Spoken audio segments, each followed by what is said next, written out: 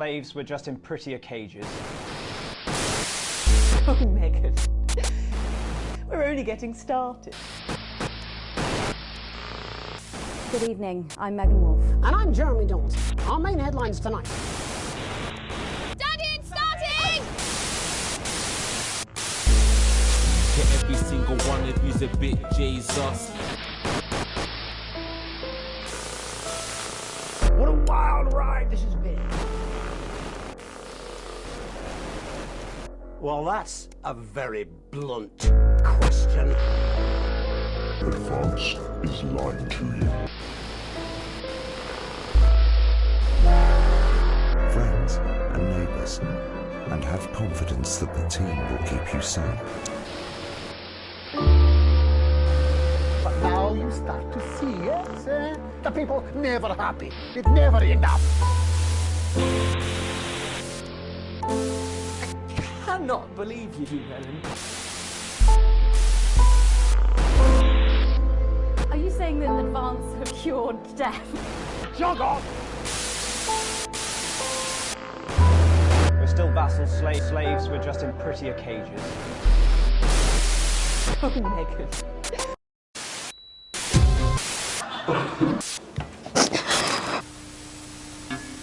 That's all coming up on tonight's National Nightly News.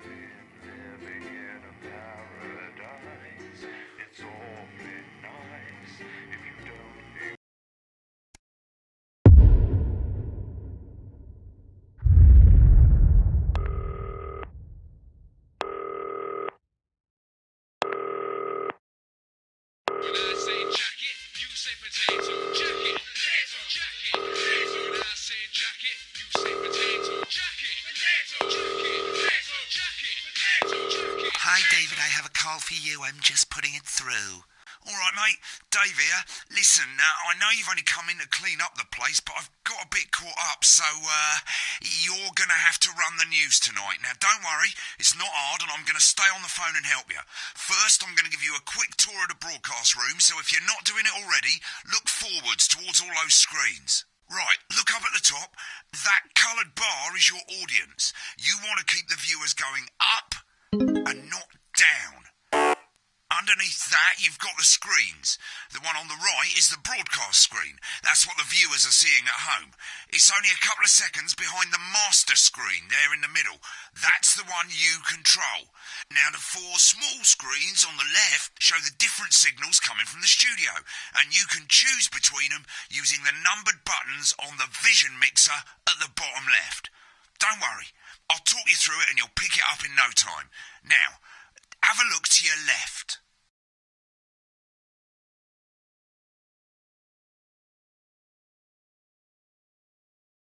These plugs control everything in the studio. I've left them set up for you, so provided you haven't fiddled with them, all you have to do now is throw the master trip switch and we're in business. Once you've got the power on, face the front again.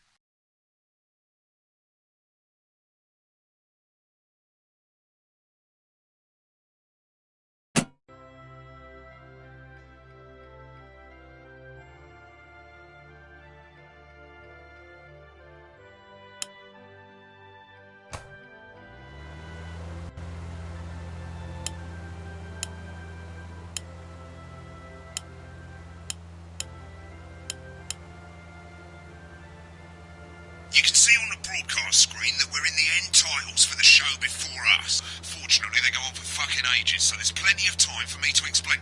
Oh, right, okay, they're over, so we haven't got long now till the broadcast. Right, quickly, mate, look down under the desk. You can see a load of videotapes on the left. They're your adverts. Pick any three and load them into the machines on the right. When you've done that, look walk up to the front again. That's followed at 8 p.m. by award-winning documentary series Shape of Now, which tonight looks at the history of the new length soap and its importance during the Great... You should be getting a signal from the studio soon. At 9 p.m, sit back and relax with multiple award-winning movies. When you get the signal, select screen 1 with the vision mixer and we're ready to go. Prawn and mayonnaise? You know, seafood makes me go out in costumes. Yeah, I thought it might increase our viewing figures. Every day. You offer me prawns every day. 10 seconds, everybody. That's how I show love. You're trying to kill me. And yet you persist, going in 5, 4... But now, it's time to join Jeremy Donaldson. Good evening. I'm Jeremy Donaldson. Our main stories tonight. Okay, we're all good. Next is going to be to throw the news titles on screen 2. There'll be a countdown, but I'll count you in as well. Just relax, mate. It's all gravy. Buys Honest Andy's Totally Independent and corners the flowered market. Top chat. Sports fans everywhere celebrate as popular footballer Johnny Hamsleeves wins Sports Personality of the Year. And a spoonful of sugar. Megan will be chatting with movie star Lawrence Blunderclatch about his new movie, The Medicated. And, of course, we'll be going live to Advance headquarters to hear what the leaders of this fledgling party have to say on their historic... Right, button 2 in 3, 2, 1. Lovely, mate. Next thing is to throw back to Jeremy with button 1 when that globe in the middle shrinks down and vanishes.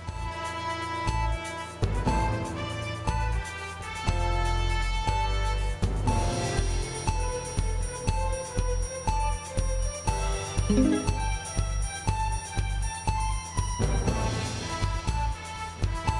it comes. Switch to screen 1. Lovely, mate.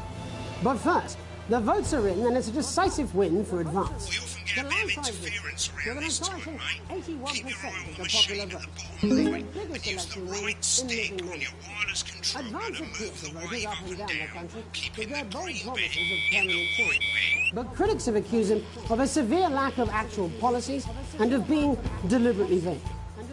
The opposition parties have all conceded defeat to Advance's overwhelming mandate, but have yet to appear publicly. However, former Home Secretary... Right, it's going well. All you've got to do now is play the advert at the end of the segment. Make sure you don't play it too early or we'll all get fired. Now, the clock at the top is counting you down to the advert. When it reaches 0, press one of the 3 play ad buttons over there at the bottom right. I normally play the first one at the first break and so on, but you can play them in any order you want. I'll count you into it as well, but keep your eye on the clock. To hear the co-leader's acceptance speech. And 3, 2, 1, advert. 1 minute back, everybody. Jeremy, I need you to fill after the ads. What? Why? Wanker Snatch is running late. Oh, I thought I'd ask him about the election. Personally, I wouldn't try to confuse him with any big words. That's the same policy we use with you. I thought that was our little secret. It's all right, he doesn't remember anything I tell him. I'm deeply uncomfortable with your burgeoning friendship. Love you too. Yeah. Build your collection week by week, and very soon... Wicked. We made it to the first ad break. You're doing great, mate. But this is where it starts getting a bit trickier. This next sequence is what we call a multicam sequence, because you're going to be cutting between multiple cameras to keep things interesting. A lot of it's down to personal taste, but here's 3 good rules of thumb. 1. Try and keep the shot on whoever is doing the talking. 2.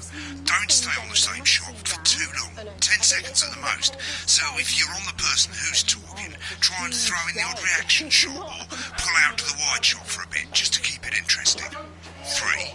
Don't stay on reaction shots for too long. A couple of seconds is usually enough, then the audience want to see who's doing the talking, yeah? Stick to these rules and you'll be fine. It's not as complicated as it sounds. You've seen programmes on television, haven't you? Make it look like those. Might as well get screen 1 selected now. No need to wait for the broadcast to start. Try and stay ahead, mate. Quiet in the studio. Thank you so much. 10 seconds, everybody. This exclusive offer is available for a limited time. Counting in 5, 4, 3. Welcome back to the National Nightly News. Later we'll be hearing from shock election winners Advance. But first get ready to go to Megan on screen 4. Is here with a star of both stage and screen. Megan? Thank you, Jeremy. Megan Wolfe, culture correspondent. And today I have a guest who starred in everything from Shakespeare to the go to Blunderclatch on screen 3 when she says his name. By none other than Lawrence Blunderclatch. Thank you so much for coming on. Oh, my dear, I do hope you believe me when I tell you that being with you here today is among... Switch to 2 for the wide now. May I say, having you here with us is among ours. Right, now just try and stay on whoever's talking. Latest movie, which is called The Medicated. The Medicated? Wow, what was that like?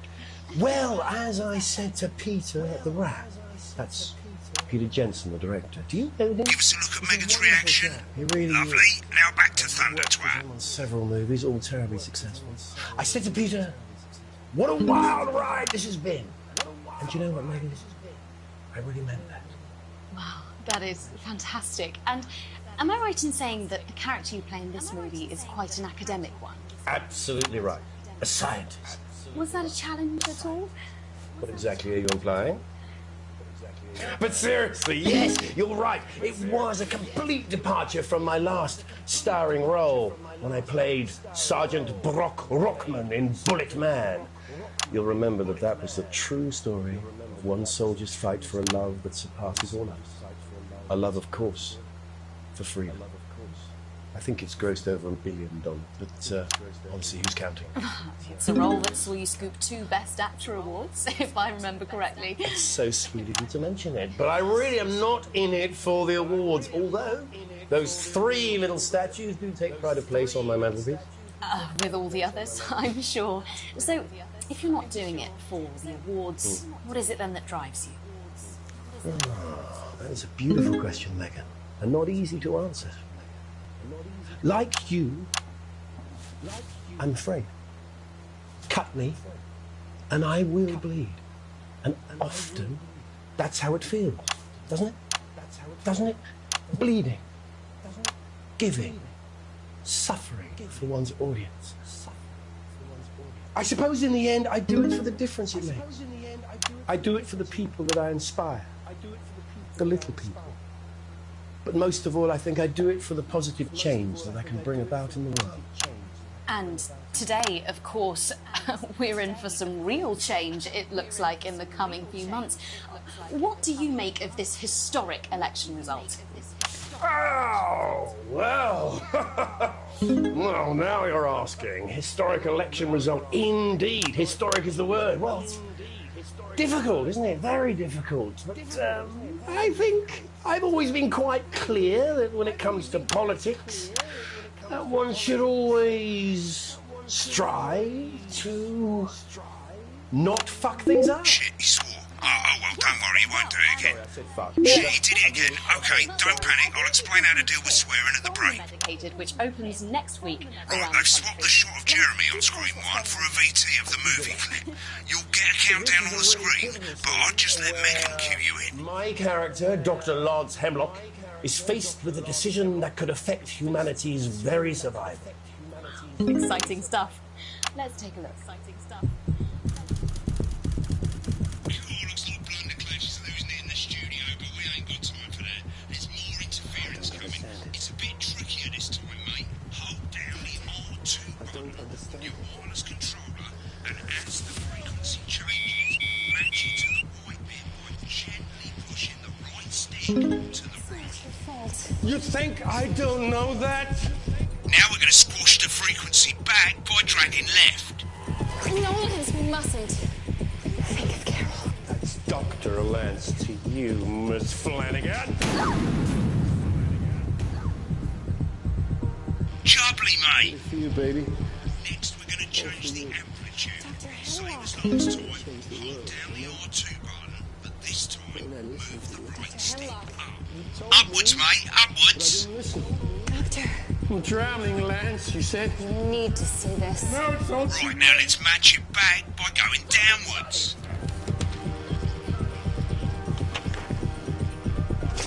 The virus. The sterility. This formula. This is the key. It's stuck it all. Yes. Bloody perfect, mate. Oh. We have to ask ourselves. At the end of the clip, you'll want to play another ad.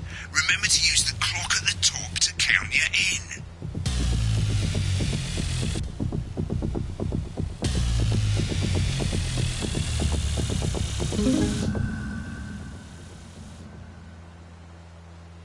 Right, I guess I better explain how to deal with bleeping out swear words. As you probably notice, the broadcast screen here is about 2 seconds behind the master screen here. When someone says a naughty word, the bleep button lights up like this.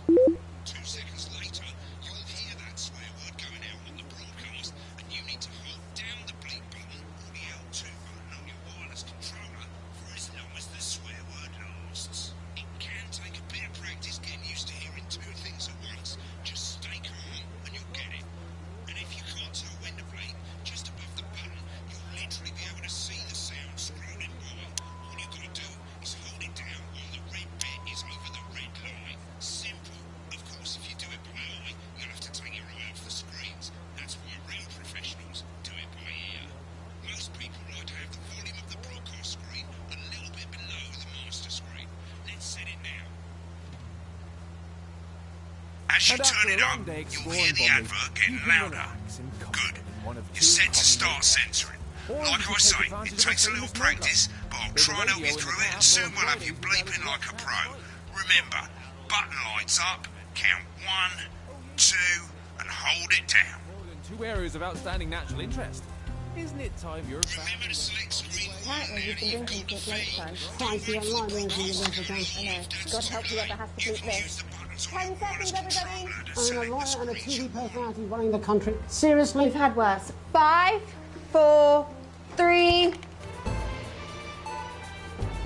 Welcome back.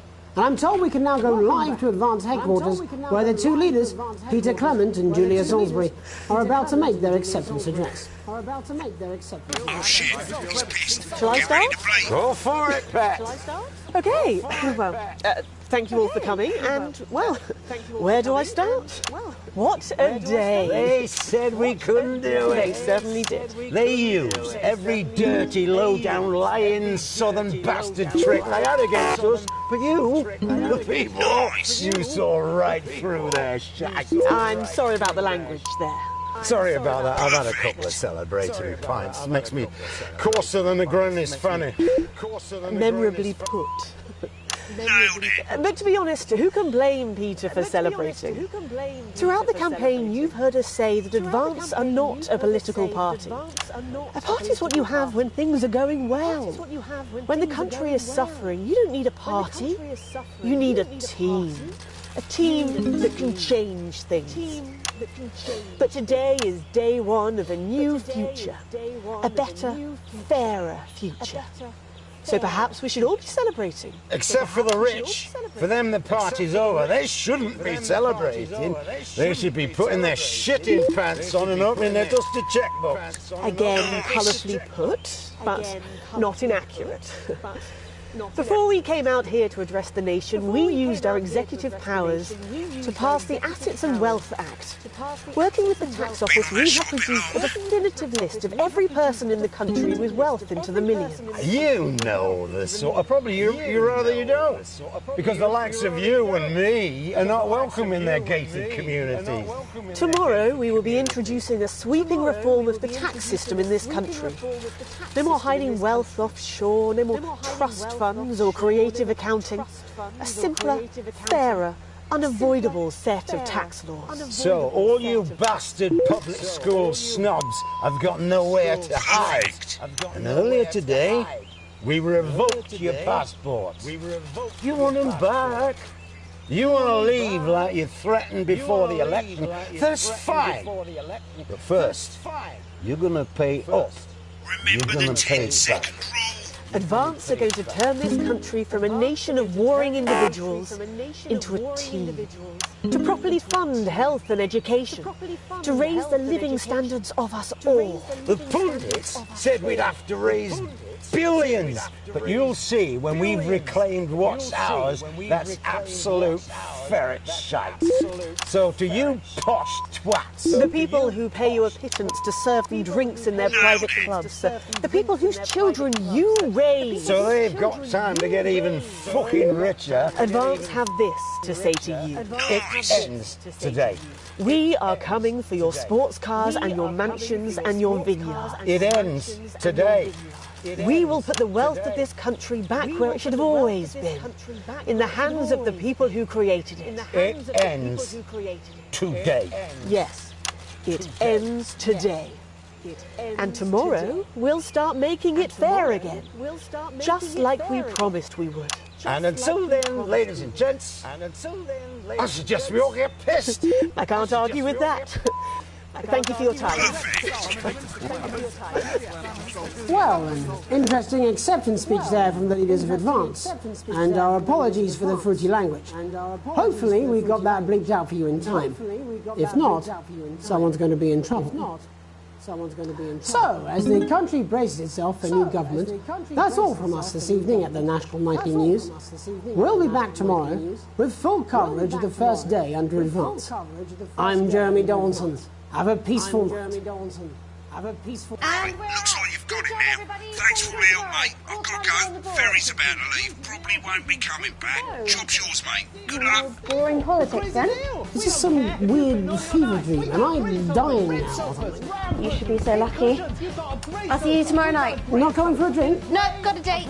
Lucky you. Try not to get murdered. Neil's deals are unreal. You've got people coming over at Christmas. You've got an end. When the programme's finished, you'll get a broadcast report. It's 3 pages. This first page shows you how well the broadcast went. Each sequence and an overall grade. Remember, grades mean bonuses, and they keep the boss happy. If you want to know more about how it went, select more info. If not, select continue to move to the next page. Right, this is an optional section for when you really want to understand what happened during the show. You've got a graph there showing you what the audience did. They're a fickle fucking bunch. And of course you can really drill into the details if you want to get better at making TV. I never came here, never once. Right, this is the important page. It tells you how much you're going to get paid and how much wealth you have overall. That bollocks at the bottom shows you the financial state of our main advertisers. But you don't own any fucking shares, you're a cleaner for God's sake, so why would you care? This is the last page and it tells you the state of the world, tells you how well the government's doing, and down the bottom there, this one's important, tells you what Channel 1 currently thinks of you. In other words, what the boss thinks. Alright mate, welcome to the archive. This is where you can have a quick look back at what you've done and how it looked to the public. There's 3 sections: broadcast, rushes and adverts. Let's start with broadcast. Pop in there now. Over on the left, that's all the broadcasts that you've done. Choose any one of them and select load tape. Once it's finished loading, you can use the rewind and the fast forward at the bottom there to help you get to the bit you want to see. Well, in a few moments, we'll be going live to tonight's National Nightly News. But before that, let's take a look at what's coming up later on tonight on Channel 1. At 7 o'clock, it's the semi-final of the quotation game, and it's a nail-biting quiz tonight as a team of nuclear physicists take on 4 old ladies from East Grinching. That's followed at 8 p.m. by award-winning documentary series The Shape of Now, which tonight looks at the history of the knee-length sock and its importance during the Great Blackouts of 1871. Not one to miss. At 9 p.m, sit back and relax with multiple award-winning movie The Freedom of Being Colin, taking us all the way up to 11:15, where, as usual, Dr. Adrian Atkinson Blimey will be grilling his guests in Incisors, and tonight sees a return for leading economist Katie Brightman. Finally, at midnight, it's the National Weather Report, before we say good night until tomorrow. But now, it's time to join Jeremy Donaldson for the National Nightly News. Good evening, I'm Jeremy Donaldson. Our main stories tonight. Moving on up, the election win that experts said just couldn't happen. Hopeful or hostile? Controversy as global megacorporation Remington's Fist buys Honest Andy's Totally Independent and corners the flowered market. Top chap. Sports fans everywhere celebrate as popular footballer Johnny Hamsleeves wins Sports Personality of the Year. And a spoonful of sugar. Megan will be chatting with movie star Lawrence Blunderclatch about his new movie, The Medicated. And, of course, we'll be going live to Advance headquarters to hear what the leaders of this fledgling party have to say on their historic victory. That's all coming up on tonight's National Nightly News.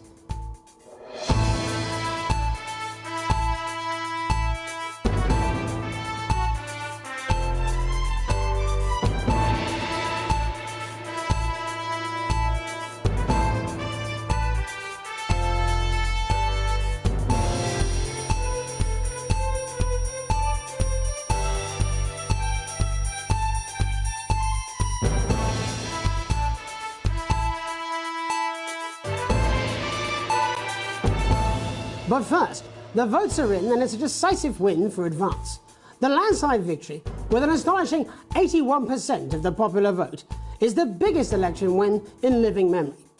Advance appealed to voters up and down the country with their bold promises of permanent change, but critics have accused him of a severe lack of actual policies and of being deliberately vague. The opposition parties have all conceded defeat to Advance's overwhelming mandate, but have yet to appear publicly.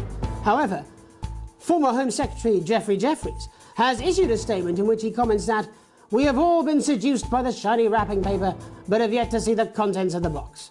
Sounds like sour grapes to me, Jeff. After the break, Megan Wolfe will be speaking to a man whose grapes certainly aren't sour, the international heartthrob and inexplicable box office sensation that is Lawrence Blunderclatch. And later in the programme, we'll be going live to Advance HQ to hear the co-leader's acceptance speech. That's all coming up after the break.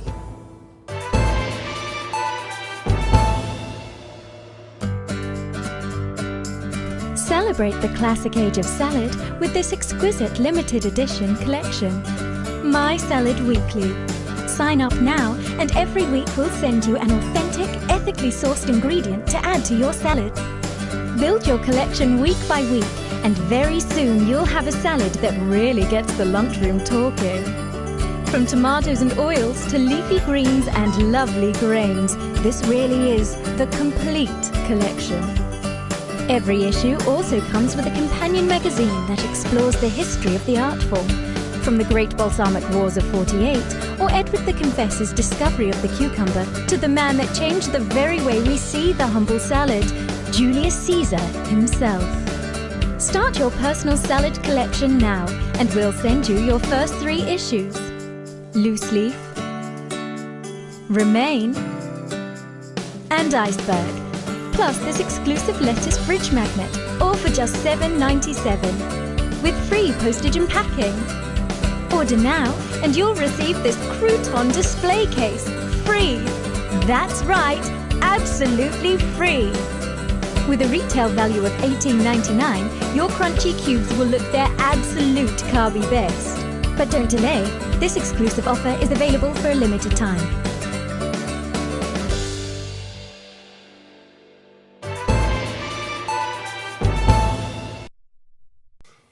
Welcome back to the National Nightly News. Later we'll be hearing from shock election winners Advance, but first our very own culture reporter Megan Wolfe is here with a star of both stage and screen. Megan?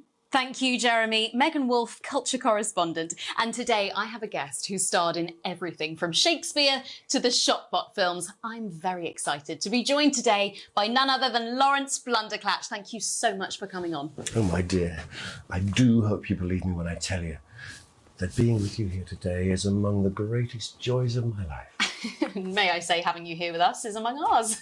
Bless you. So you've just finished filming your latest movie, which is called The Medicated. The Medicated? Yes. Wow, what was that like?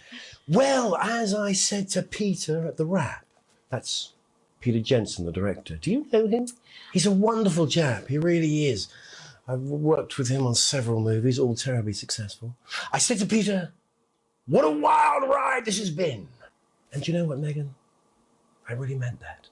Wow, that is fantastic. And am I right in saying that the character you play in this movie is quite an academic one? Absolutely right. A scientist. Was that a challenge at all? What exactly are you implying?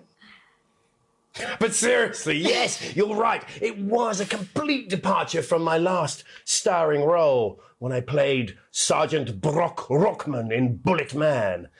you'll remember that that was the true story of one soldier's fight for a love that surpasses all others.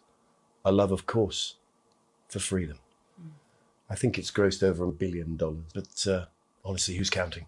It's a role that saw you scoop 2 Best Actor awards, if I remember correctly. It's so sweet of you to mention it, but I really am not in it for the awards, although those 3 little statues do take pride of place on my mantelpiece.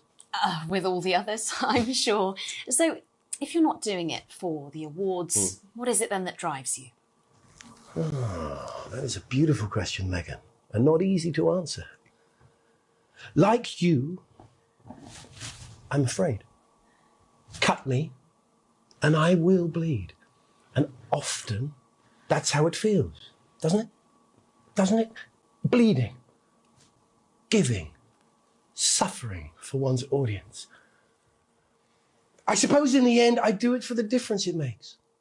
I do it for the people that I inspire, the little people. But most of all, I think I do it for the positive change that I can bring about in the world. And today, of course, we're in for some real change, it looks like, in the coming few months. What do you make of this historic election result? Oh, well. Well, now you're asking. Historic election result. Indeed. Historic is the word. Well, it's difficult, isn't it? Very difficult. But I think I've always been quite clear that when it comes to politics, one should always strive to not fuck things up. Yes, well... Sorry, I said fuck. I'm Well, sorry. Lawrence, I believe you brought in a clip from The Medicated, which opens next week around the country. Lawrence, do tell us what's going on here. I'd be delighted. This is a really pivotal scene where my character, Dr. Lance Hemlock, is faced with a decision that could affect humanity's very survival. Wow, exciting stuff. Let's take a look.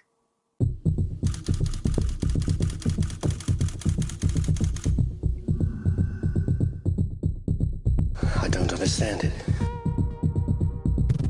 Doctor. I don't understand it.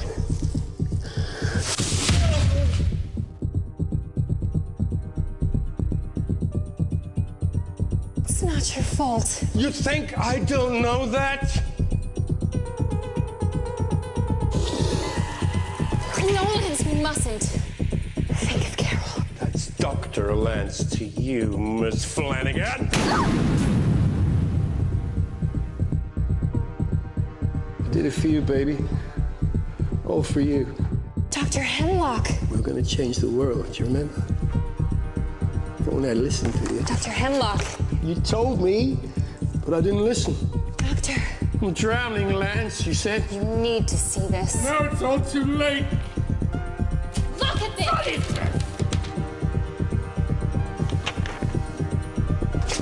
The virus. The sterility. This formula, this is the key. We could stop it all. Yes, we could stop it all. We have to ask ourselves if we should.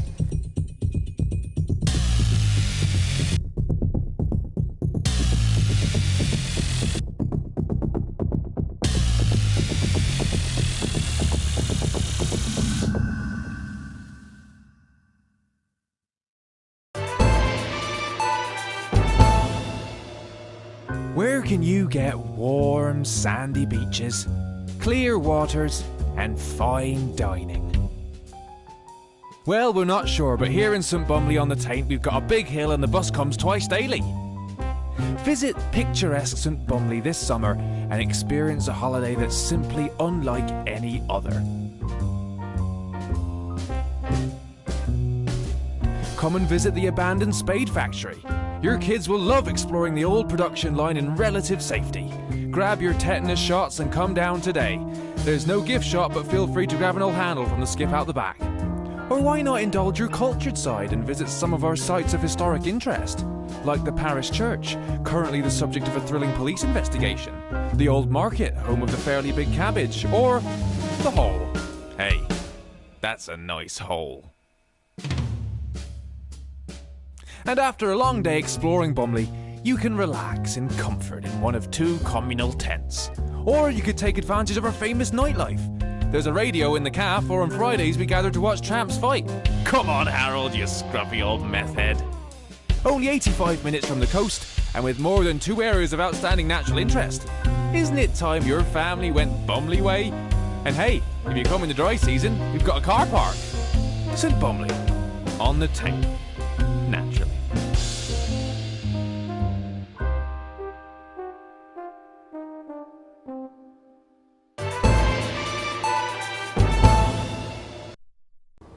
Welcome back, and I'm told we can now go live to Advance headquarters where the 2 leaders, Peter Clement and Julia Salisbury, are about to make their acceptance address. Shall I start? Go for it, Pat. Okay, well, thank you all for coming, and, well, where do I start? What a day. They said we couldn't do it. They certainly did. They used every dirty, low-down, lying southern trick they had against us, but you, the people, you saw right through their I'm sorry about the language there. Sorry about that. I've had a couple of celebratory pints. It makes me coarser than the grownest Memorably put. But to be honest, who can blame Peter for celebrating? Throughout the campaign, you've heard us say that Advance are not a political party. A party's what you have when things are going well. When the country is suffering, you don't need a party. You need a team. A team that can change things. But today is day 1 of a new future. A better, fairer future. So perhaps we should all be celebrating. Except for the rich. For them, the party's over. They shouldn't be celebrating. They should be putting their pants on and opening their dusty checkbooks. Again, colourfully put, but not inaccurate.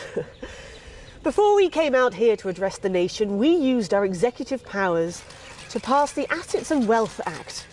Working with the tax office, we have produced a definitive list of every person in the country with wealth into the millions. You know the sort of... Probably you rather you don't. Because the likes of you and me are not welcome in their gated communities. Tomorrow, we will be introducing a sweeping reform of the tax system in this country.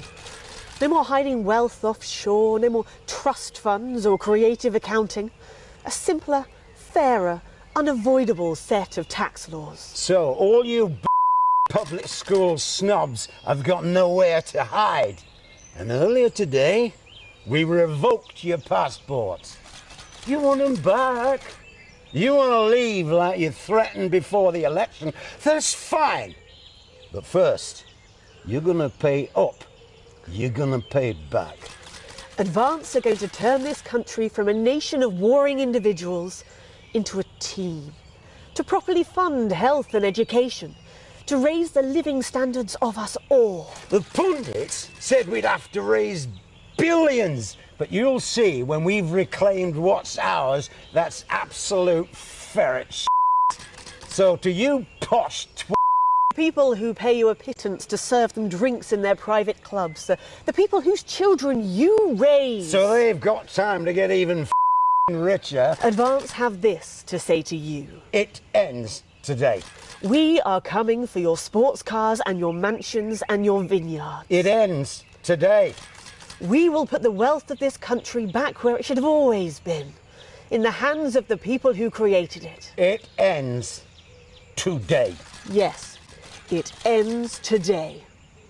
And tomorrow, we'll start making it fair again, just like we promised we would. And until then, ladies and gents, I suggest we all get I can't argue with that. Thank you for your time. Well, an interesting acceptance speech there from the leaders of Advance, and our apologies for the fruity language. Hopefully we got that bleeped out for you in time. If not, someone's going to be in trouble. So, as the country braces itself for new government, that's all from us this evening at the National Nightly News. We'll be back tomorrow with full coverage of the first day under Advance. I'm Jeremy Donaldson. Have a peaceful night.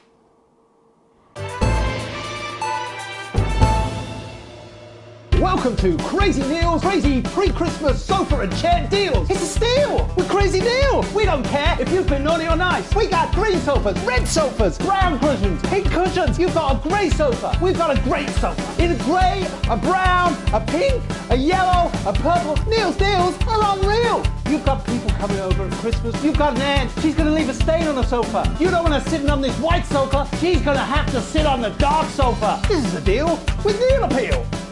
You want to throw your money at us? We'll give you a leather sofa for a price that is just crazy. If you've got lightning striking, then strike whilst the lightning is hot. You've got a disused sofa. We don't care if it's smelly, stuck in front of your telly, full of welly. We'll take that shit away. Don't make a meal out of it. Make a deal out of it. We got a big ass deal on a big ass chair. We've got white chairs, blue chairs, stools, inflatable chairs. This is a crazy deal with Neil Appeal. You don't want no lame ass chair. You want a great chair. We had a man come down the other day and he brought in his young daughter and he wanted her to have the best chair. We got those chairs. We got more of those chairs. We got tall chairs, chairs on wheels, wheelchairs. We got chairs for twins, chairs made out of steel, chairs that are a steal and a deal. We got those chairs. You want crazy? We got crazy. Crazy Neil's got crazy deals. You want a toilet? We can do you a toilet. We can do you a toilet next to a chair. We can do you a chair next to a toilet. Hell, we can even do you a toilet chair. So you come on down, you bring your ass, we got it, you want it. You want it, we've got it, you want it. You pay us. You want it, we've got it, you want it. You want it, we've got it, you pay us.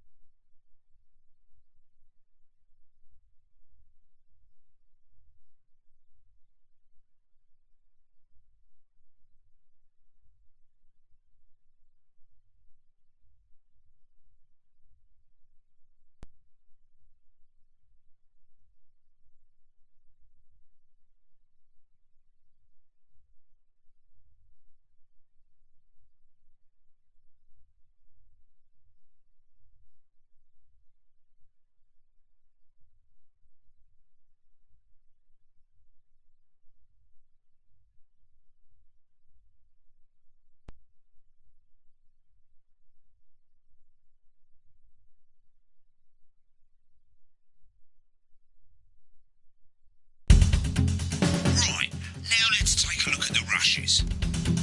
Right, this is the rushes room. It's pretty simple. The 4 screens you can see, they're going to show you the 4 signals you got from the studio during the actual broadcast. Difference is you can mute any combination of them, so you can have a listen to the stuff you weren't allowed to show. 10 seconds, everybody. You're trying to When you're done listening to the backstage Done. 5, 4. Good evening, I'm Jeremy Donaldson. Our main stories tonight. Moving on up, the election win that experts said just couldn't happen. Hopeful or hostile? Controversy as global mega corporation Remington's Fist buys Honest Andy's Totally Independent.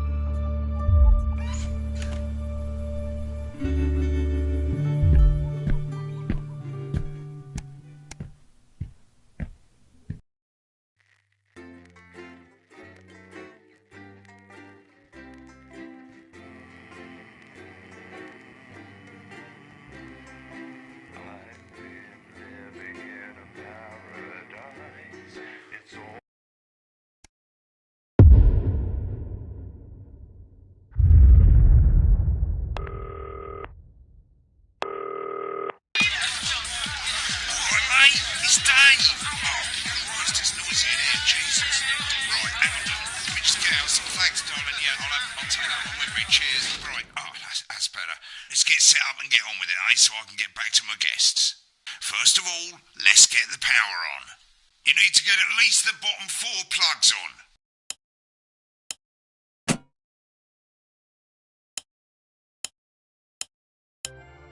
Right, let's load up the adverts. You know, load the tapes under the desk, look down. You might want to have a bit of a think about it. Your decisions have consequences, don't they?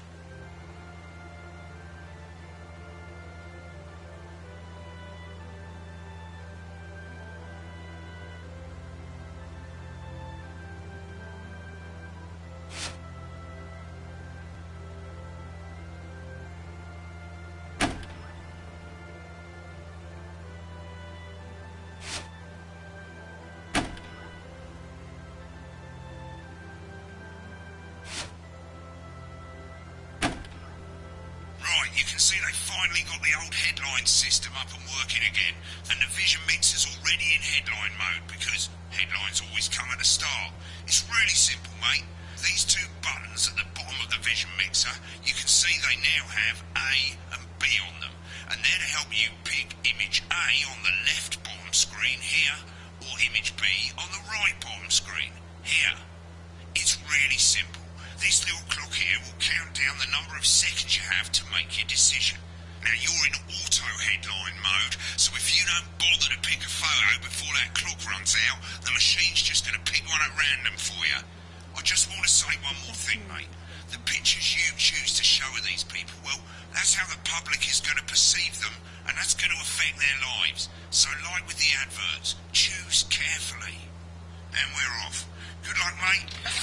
Be back in the next break. Yeah, I'm coming, darling. Snuggle hugs? That's the bastard. Yeah, I wouldn't get one of those. My friend Janet says theirs gets really hot. Is this Janet who thinks dogs have their own secret language? Yeah, the one that mistrusts the moon.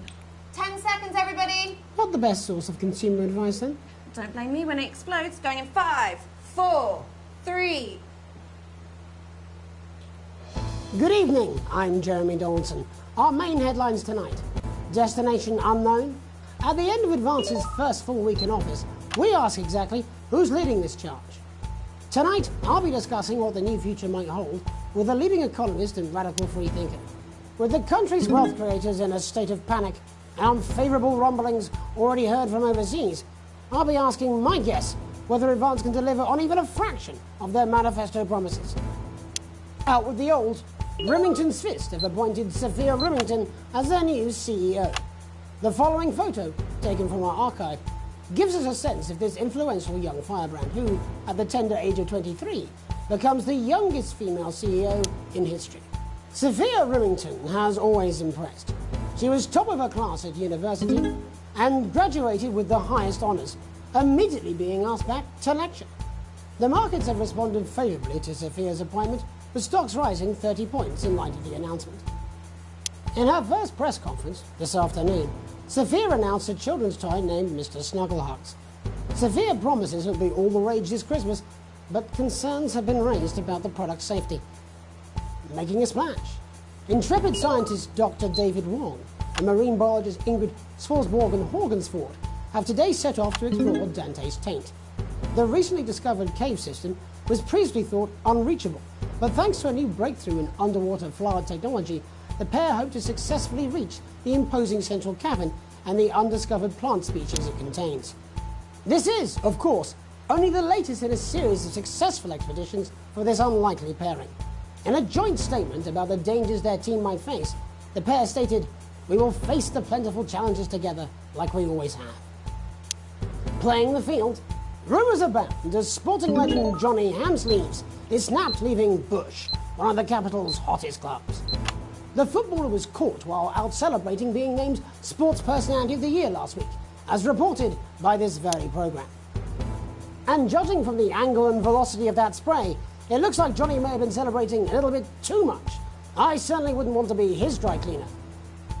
And grievous bodily charm. With Advance promising a radical new position on crime, how afraid should we actually be? I'll be going live around the country to talk with people who've seen the criminal justice system from every perspective. With more and more people saying they're scared to walk the streets alone at night, could this be exactly the right time for Advance's new approach? All that and Megan Wolf with a group of young actors who are already experiencing the positive side of the new Assets and Wealth Act firsthand. They'll be talking and performing later. That's all coming up on tonight's National Nightly News.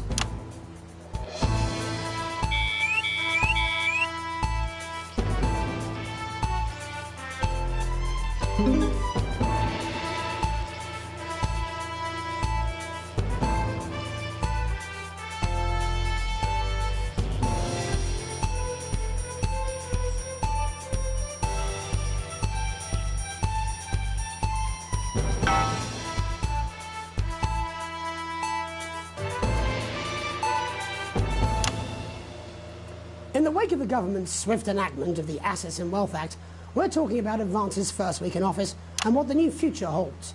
Joining me are Katie Brightman, a leading economist, and Alan James, author of Alan James is Right, The Free Man's Guide to Waking Up. Alan, the government certainly haven't dragged their heels on delivering some of the legislation they promised. But what does the Wealth Act mean for us? Nothing, Jeremy. We're still vassal slaves, we're just in prettier cages. A confident dismissal there. Katie Brightman, do you agree? I'm afraid I don't, no. I think that Advance have realised that the current economic system of unlimited, unending growth is untenable, so they're changing things up. There I agree with you. They're moving to the next steps in the grand plan. Grand plan, Alan? It's all in my book. Alan James is Right, Jeremy.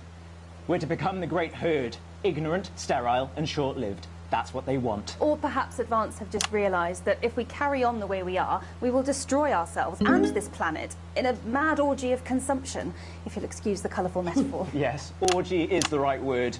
Only it'll be the overlords having an orgy on our poor broken backs. It's all in my book. Alan James is... Shamelessly self-promoting? Katie, how do you think the rest of the world will respond to this new approach? I think they're watching carefully. Advance are the most disruptive threat that the world powers have faced since the last Great War. Yes, Katie's right. War is inevitable. Thank you, but that isn't... And this will not be a war like we've ever seen before. We're talking millions of deaths. We're talking high-tech weapons that can level entire cities. We're talking... Out of the wrong orifices? Mock me all you like, Jeremy, but when they murder your parents and they poison your food and they take you away to their camps for hypno-brainwashing, we'll be laughing then. That might be a great way to sell books, Alan, but you know full well that isn't going to happen in a democracy. Democracy is dead. Yes, advance are radical, and change is always frightening, but the truth is that the Wealth and Assets Act has made more than 90% of the population wealthier and is on target to produce a permanent end to poverty. Bollocks! What this young lady doesn't understand, Jeremy, is that these are the same people. Maybe they've rebranded, but it's all a little circus act to keep us from seeing the tyrant behind the curtain. That's where you're wrong, Alan. For a start, they've mobilised the youth vote like we've never seen before. You say mobilise, I call it grooming. The grooming of an entire generation to walk happily into eternal bondage. They're like psychic paedophiles. But based on the facts, Katie, what are your predictions? The Assets and Wealth Act is only the first step. Advance now have a historic budgetary surplus, and as well as properly funding our public services, they're already funneling unprecedented amounts into scientific research and the arts. Or, as I call them in my book, Frankenscience and opiates. Like opiates, see? Can we get back to the issue at hand, please, Ellen? This is the issue. It's all coming from the water, the chemicals. They're pumping it full of belief juice. Don't get me wrong. I want to see these changes, but only if they're sustainable. If Advance lose their power after spending half of our GDP on dismantling infrastructure, that could be catastrophic. The catastrophe is that they're succeeding. They've got us sat here talking about their puppet show. All right, we're running out of time. Quickly, Alan, what does the future look like to you? A bleak space where we've all been figuratively sodomized into submission. No, of course. Katie? We might be on the eve of a brave new world. God knows we need some change, but we need to be cautious. Let's walk forwards with our eyes open. Two very different visions of the future there. Alan James, Katie Brightman, thank you for joining me. When we come back, I'll be investigating law and order before Megan meets some beneficiaries of the Assets and Wealth Act. That's all coming up tonight on the National Nightly News. 1 minute back. You know, I think they might do some good. I hope so too, Jeremy. How much are you being paid by them, then? Kids, you love them, we love them, and they just love... Mr. Skylark! Yeah! I can't understand it for you. Well, I don't know what she meant by that.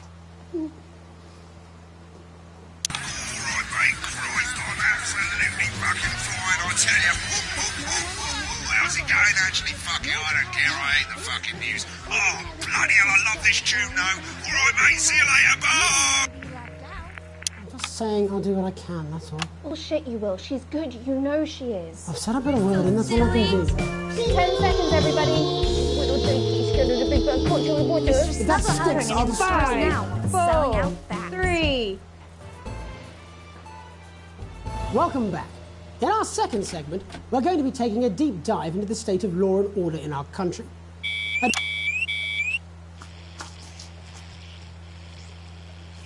Problem to the top of the list. Tonight, we go behind the headlines to meet the people who live with the criminal justice system every day of their lives. First up, we have Gregory Judge, a lawyer who sees the problems close up on the front line. Can you hear me, Gregory? Yes, I've got you, Jeremy. Thanks for having me. What's it like on the front line of the hard face of the cold hand of justice? Well, as you can imagine, Jeremy, we are massively understaffed in this country. We're working every hour we can just to try and cope with the caseloads on our desks. Which must affect the quality of support you can offer. Well, we can barely keep up with demand, Jeremy. There just simply isn't enough being done at a systemic level to relieve the problem. Greg? We need more support from ministers. What are you doing? We need change at a structural level, I'm Jeremy. leaving, Greg. Not a good time, darling. It never is it? I'll be at my mother's. Just hang on. The problem isn't a local one, Jeremy. It's nationwide. Just give me 5 minutes. I'm talking to Jeremy Donaldson. Oh, have you mentioned your affairs? No. Well, the affairs of the Justice Department that we should be concerned about. Hello, Mr. Donaldson. Hello, Mrs. Judge. We need legislation to relieve the pressure on our public Sorry servants. to interrupt the news, Mr. Donaldson. Can I have a moment to tell my husband I'm leaving him? Yes, I totally understand. Quite the picture of a burdened legal sector there. Gregory Judge, thank you for joining us. Next, I'm joined by Police Chief Constable Bob Peel, a man with a very different perspective on our nation's crime. Do you think there's a problem with the system, Bob? I'm sure we all do, Jeremy. I'm sure we all long for a return to the days when you could safely walk the streets of your community at night, looking in through windows and generally enjoying your neighbours without the risk of being terrorised by some thug with a knife. Or kosh. So you feel the streets simply aren't safe anymore? Where have we gone wrong, Bob? Well, that's not a simple question, Jeremy. I think it all comes down to moral decay. We've diluted our culture and lost touch with what it means to be a citizen of this once great country. Also, as the vicar noted in Sunday's sermon, we probably shouldn't have banned hanging. And to what do you attribute this moral decay? Foreigners, gays and gypsies mainly. It's all in the Bible. Look, Leviticus clearly states that... Oh, bugger, hang on a moment. Jeremy, your bloody gimp's escaped. Delia, could you give me a little help, please, dear? As I was saying, Jesus didn't like immigrants much, did he? And just to be clear, you think it's the immigrants who are responsible for the moral decay? Absolutely, Jeremy. Back in your box, Clive. Back in your box. Delia, I really could use a little help with this. Oh, sorry, darling. I was spaying the badgers. Yes, I'm talking to Jeremy Donaldson. Clive, could you put him back in the box? Oh, Clive, you know it's Wednesday. Back you go. Back in your gimp space. And off you go. whose responsibility is it to make a change, Bob? Well, it is certainly not the responsibility of the decent, good, white people Darling, of this... where's the padlock? Oh, hold on just a moment.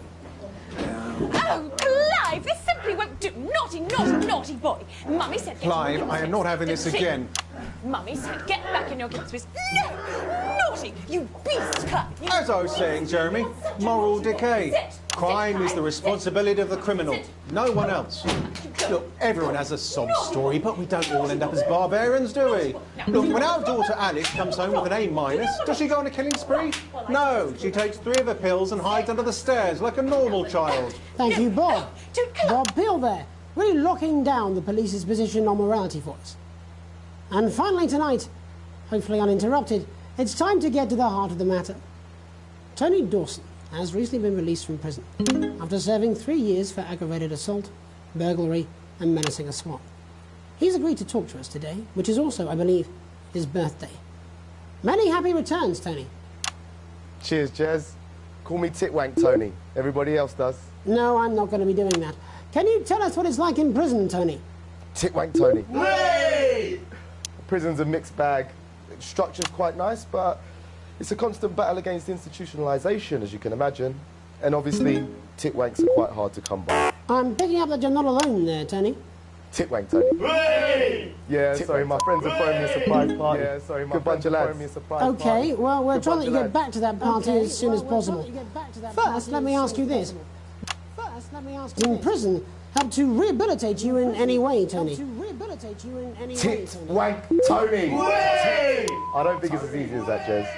I don't think it's as easy as that, Jez.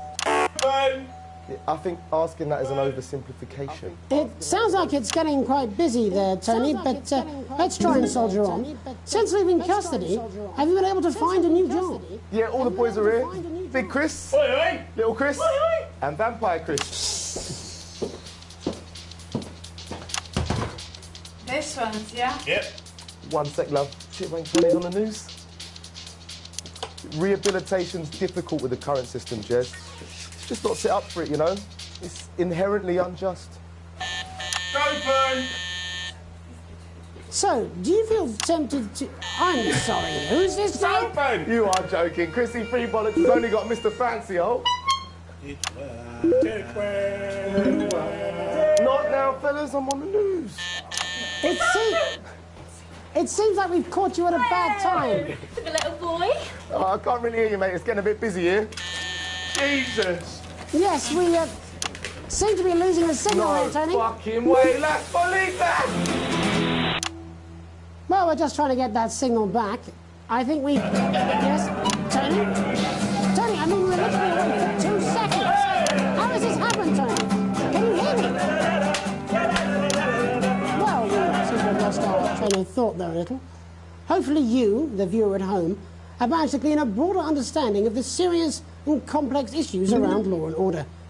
After the break, Megan will be live with some plucky young thespians. Don't go away. We'll be back after these messages.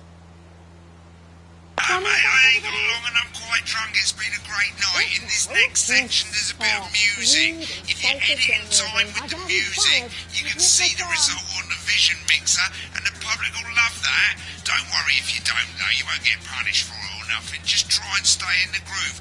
Also, one last tip. When the music starts, turn down the broadcast volume.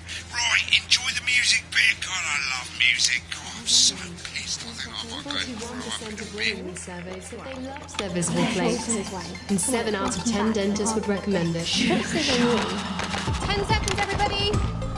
Judica Sean, Open on Megan. because Camera we 2. said so. Going in 5, 4, 3. Welcome's Black. I'm Megan Wolf, and on tonight's Culture Spot, I'll be chatting with one of the first beneficiaries of the Assets and Wealth Act, a team of inspiring young people from Scritchford Sixth Form College, who today received a grant from Advance to take their play, Hey, Friendship, on a tour of local secondary schools. Welcome to you all. Well, let's start with you two, Harriet and Charlotte Winstanley-Hamilton. Girls, you must be thrilled. We are, Megan. We're overwhelmed, to be honest. And I believe you two are sisters, is that right? And I believe Yes, you two are Charlotte's my sisters, oldest. is that right? I'm the older, more popular one. I'm the older, more popular one. Harriet and Trey were really the ones who came up with the whole idea. Harry and I were shooting the breeze in the cafeteria, and I said, "In the breeze in the cafeteria," and I said, "Hey." So I went to look for a drama teacher. But she'd been laid off due to budget cuts. Fortunately, I directed a pantomime when I was at university, so I knew the ropes, as it were. Right, yes, but you're the maths teacher, aren't you? Yes, that's me, Jeff Algebra, maths teacher. Maths is really important. Oh, thanks, Steve. Maths is really important. Yeah, thanks, Steve. As is theatre. It's one of the oldest art forms in history, Aristotle. I just think that when we travel around all these problem schools and the poor kids see us, they say, hey, I really want to be like those attractive kids. And that's a very beautiful and powerful thing. We touch our audiences and they touch us right back. I suppose with a surname like Algebra, there was really only one choice of career for me. My wife, Angela, and I, we often laugh about it. Angela Algebra. Yes. Angela Algebra. Yes. We just want to bring a bit of song and joy into people's lives. And teach people about the difficult issues. The issues in the play are what really matter. And I think you're going to be showing us an extract from this play, aren't you? That's right. To put into context, I play a young first year who's having some troubles at school. Her character doesn't actually have a name, yeah, because in a way she's like all of us. It's like a metaphor. Maybe she's you at home, or like maybe she's you, Megan. Maths is really important. Yeah, thanks, Steve. Put it in, coach. Yes, thanks, Steve. Right, well, I'm going to have a little chat with your teacher while you run off and get ready. I can't wait to see it. That's it, that way. So, Jeff, when did you first hear about the grant? 2 days ago. A letter from Advance arrived at the school. Now, the headmaster thought it was all a prank, but his secretary retrieved it from his bin and brought it to me. Wow, how did you react? I also threw it in the bin. How did you react? But then, Harriet and Trey rescued it, and they rang the number at the bottom of the page, and next thing you know, we're on tour. Wow. Well, I think we can all guess which way you'll be voting from now on. Do you know what? It's funny, because Angela and I don't usually vote. We're not very political. I'm a mathematician, of course, and she's a paraplegic, mainly. But we did used to watch that Peter Clements DIY show back in the day, and so we thought, why not? Let's have a go at this whole democracy thing. Okay. And here we ballywell are. Good stuff. Fucking brilliant! So, let's have a look at a short section of Hey, Friendship.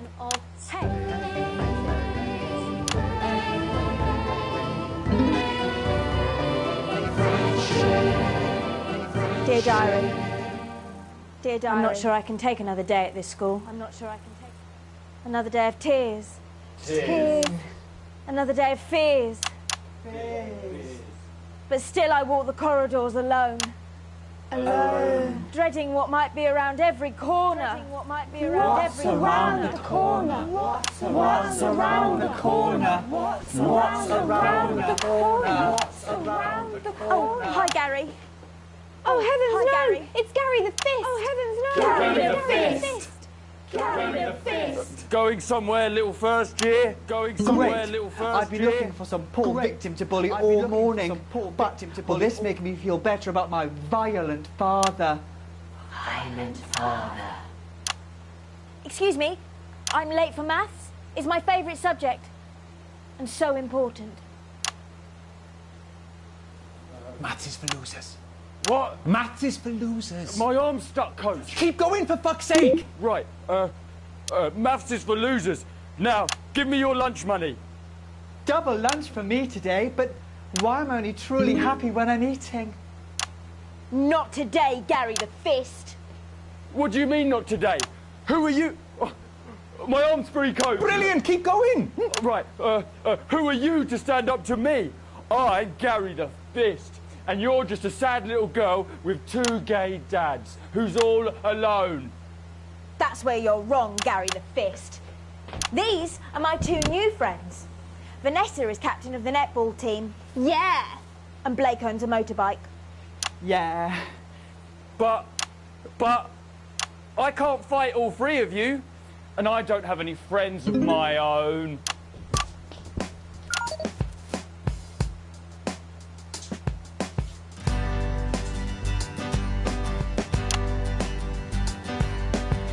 Take a look at me.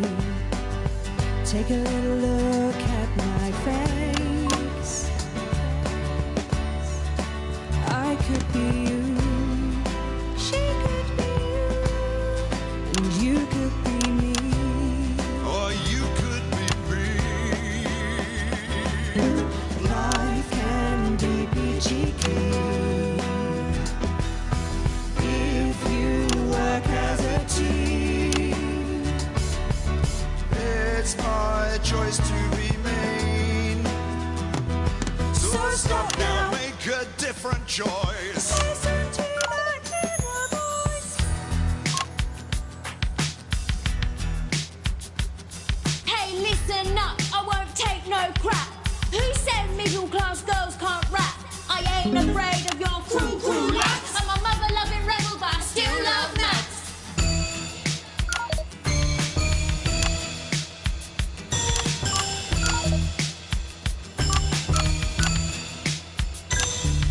Hey, kids, I'm Gary the Fist. People think that folks like me probably shouldn't exist, but that's just prejudice, and I'd do better if you knew the way that I became Gary the Fist.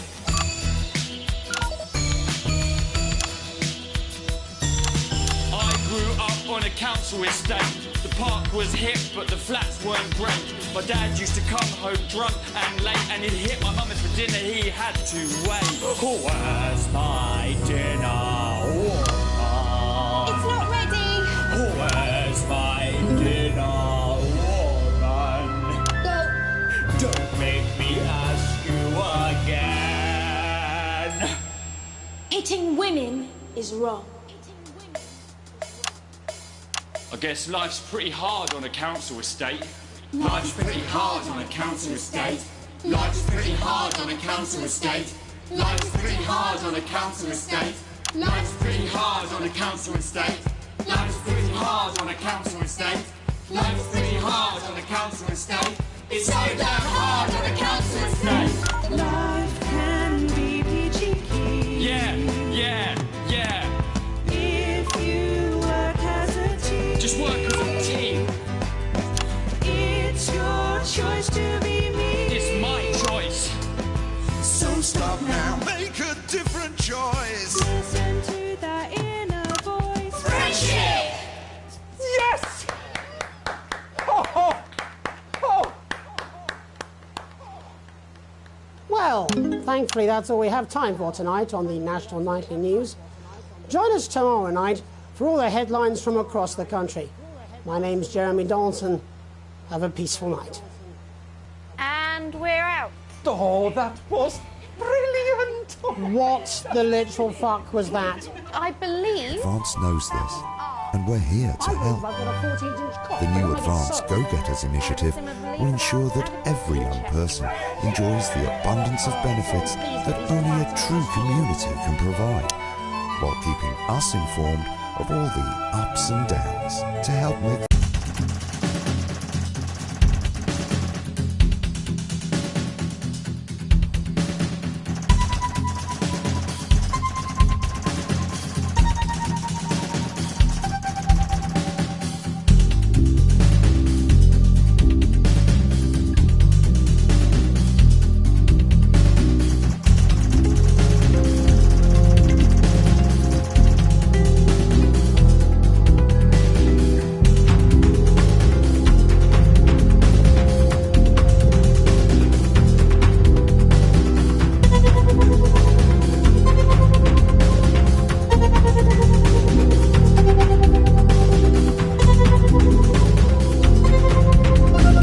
Take a look at what's in store tonight on Channel 1.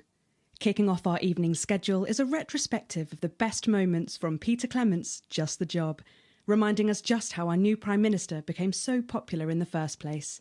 Following that, at 9 p.m, Megan Wolfe sits down for an exclusive interview with former Prime Minister Jacob Hamilton-Mann in Truth to Power, and she'll be asking him where it all went so horribly wrong.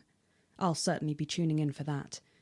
Finally tonight, at 10 p.m, it's a bit of escapism, with Lawrence Blunderclatch's acclaimed action movie, Bullet Man, taking us up to the National Weather Report and close down at midnight. But before all that, it's time to go over to Jeremy Donaldson for tonight's National Nightly News. Good evening, I'm Jeremy Donaldson. Our main headlines tonight. Destination unknown. At the end of Advance's first full week in office, we ask exactly who's leading this charge. Tonight, I'll be discussing what the new future might hold with a leading economist and radical freethinker. With the country's wealth creators in a state of panic and unfavourable rumblings already heard from overseas, I'll be asking my guess whether Advance can deliver on even a fraction of their manifesto promises. Out with the old, Rimington's Fist have appointed Sophia Rimington as their new CEO. The following photo, taken from our archive, gives us a sense of this influential young firebrand who, at the tender age of 23, becomes the youngest female CEO in history. Sophia Rimington has always impressed. She was top of her class at university and graduated with the highest honours, immediately being asked back to lecture. The markets have responded favourably to Sophia's appointment, with stocks rising 30 points in light of the announcement. In her first press conference this afternoon, Sophia announced a children's toy named Mr. Snugglehugs. Sophia promises it will be all the rage this Christmas, but concerns have been raised about the product's safety. Making a splash. Intrepid scientist Dr. David Wong and marine biologist Ingrid Svalsborg-Horgensford have today set off to explore Dante's Taint. The recently discovered cave system was previously thought unreachable, but thanks to a new breakthrough in underwater flood technology, the pair hope to successfully reach the imposing central cavern and the undiscovered plant species it contains. This is, of course, only the latest in a series of successful expeditions for this unlikely pairing. In a joint statement about the dangers their team might face, the pair stated, "We will face the plentiful challenges together like we always have." Playing the field, rumours abound as sporting legend Johnny Hamsleeves is snapped leaving Bush, one of the capital's hottest clubs. The footballer was caught while out celebrating being named Sports Personality of the Year last week, as reported by this very programme. And judging from the angle and velocity of that spray, it looks like Johnny may have been celebrating a little bit too much. I certainly wouldn't want to be his dry cleaner. And grievous bodily charm. With Advance promising a radical new position on crime, how afraid should we actually be? I'll be going live around the country to talk with people who've seen the criminal justice system from every perspective. With more and more people saying they're scared to walk the streets alone at night, could this be exactly the right time for Advance's new approach? All that and Megan Wolfe with a group of young actors who are already experiencing the positive side of the new Assets and Wealth Act firsthand. They'll be talking and performing later. That's all coming up on tonight's National Nightly News.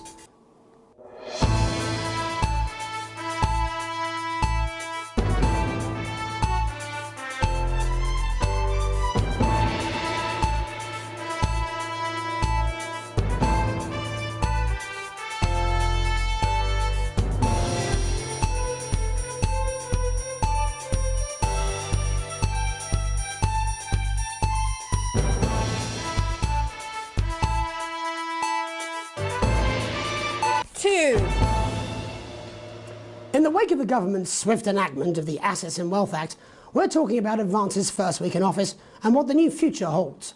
Joining me are Katie Brightman, a leading economist, and Alan James, author of Alan James is Right, The Free Man's Guide to Waking Up. Alan, the government certainly haven't dragged their heels on delivering some of the legislation they promised. But what does the Wealth Act mean for us? Nothing, Jeremy. We're still vassal slaves, we're just in prettier cages. A confident dismissal there. Katie Brightman, do you agree? I'm afraid I don't, no. I think that Advance have realised that the current economic system of unlimited, unending growth is untenable, so they're changing things up. There I agree with you. They're moving to the next steps in the grand plan. Grand plan, Alan? It's all in my book. Alan James is Right, Jeremy.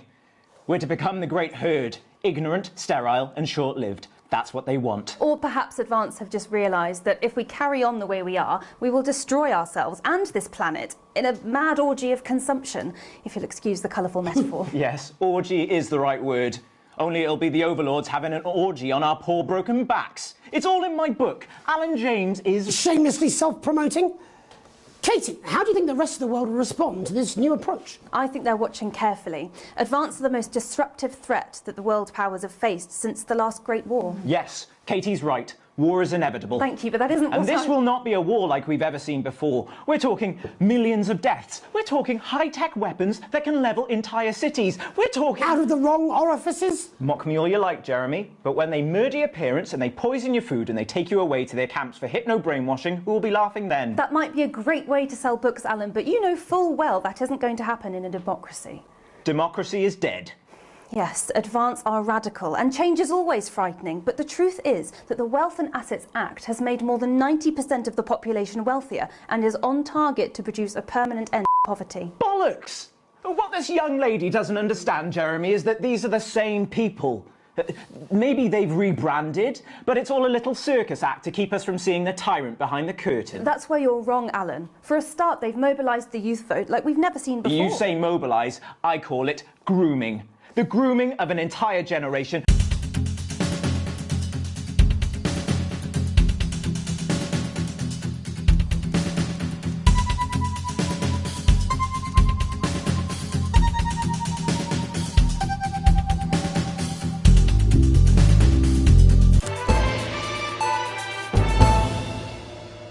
Alan James. I'm Alan James. Alan James. Alan James is right. Alan James is right. I'm Alan James. Alan James is right in front of you. I don't want to scare you, but you should be scared. There must be something in the food! I don't want to upset you, but you should weep for the world. They're gonna take your poor, sweet grandma. And I don't mean to shock you, but... You need to wake up! I'm Alan James, and I'll slap you so hard with the truth, you'll still be picking facts out of your face the following Wednesday! Alan James, coming to a city near you. Check local press for dates and times.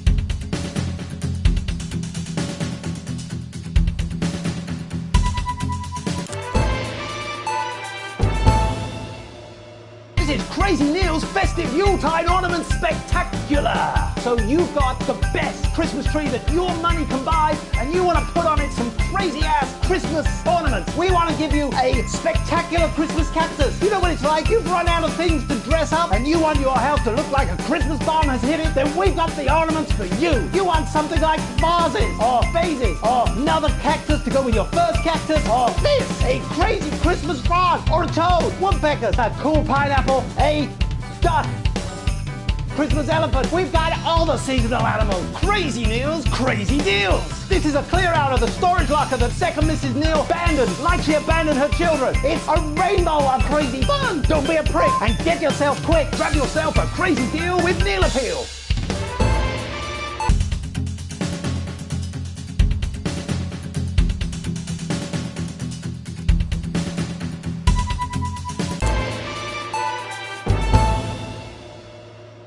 Why bother strengthening your body when you can strengthen your face? We believe your skin deserves the best, so the new formula actively removes harsh chemicals from your skin. The high salt content actually pulls the dihydrogen monoxide right from your pores to give you the crisp, brittle skin you've come to expect. New Jus de Cochon will revitalize the appearance of the strength of your face's skin. 41% of women we surveyed said they loved their visible flakes, and 7 out of 10 dentists would recommend it. Jus de Cochon, because we said so.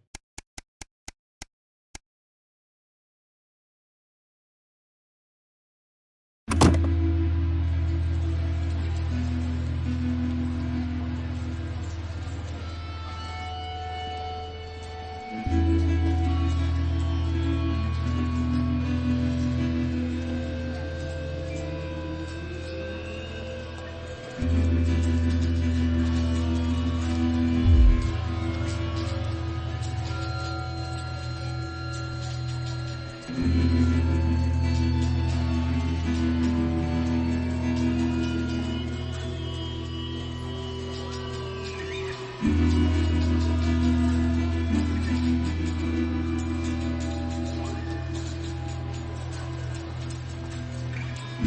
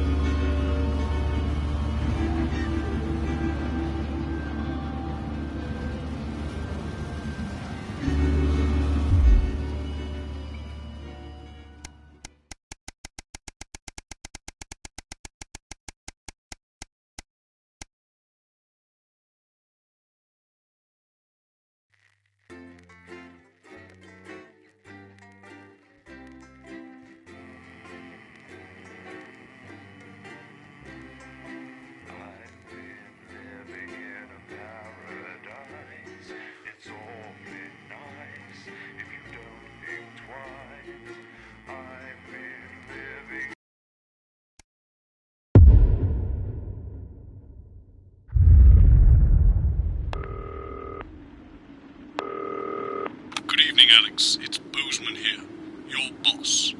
While you're powering up and getting the adverts loaded, I thought I should just tell you that we've had one of those public information films from the government, and it's mandatory that you play it. You still have a free choice for the other two, so read those tape labels carefully, but make sure you play the advance advert, preferably at the second break. Right, that's the lot. Have a great show. Total pimp. My God, that weather looks nasty.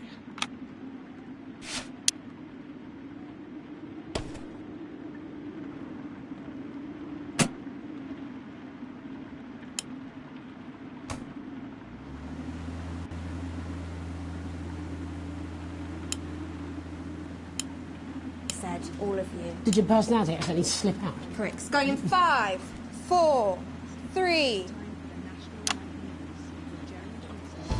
Good evening. I'm Jeremy Dawson. And I'm Megan Wolf. Our main stories tonight. Uncooperative. A mysterious symbol has appeared overnight on thousands of buildings throughout the capital. Tonight, in an exclusive live interview with Prime Ministers Julia Salisbury and Peter Clement, I'll be asking what this mysterious symbol might mean. After 3 months of record-breaking approval ratings, could this be the daring first move of a silent resistance movement? And what would that mean as we go into the future? We shall overcome.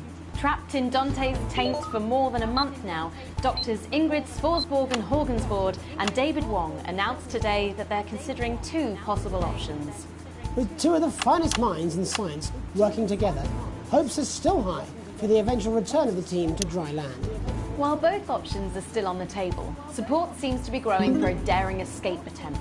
If a group of fungus experts can't fix the most advanced craft ever conceived by man, then who can? Bearing their opinions, the formerly rich are fighting back with a naked protest. Our very own Robin Short was on hand earlier today when this new protest group first presented themselves.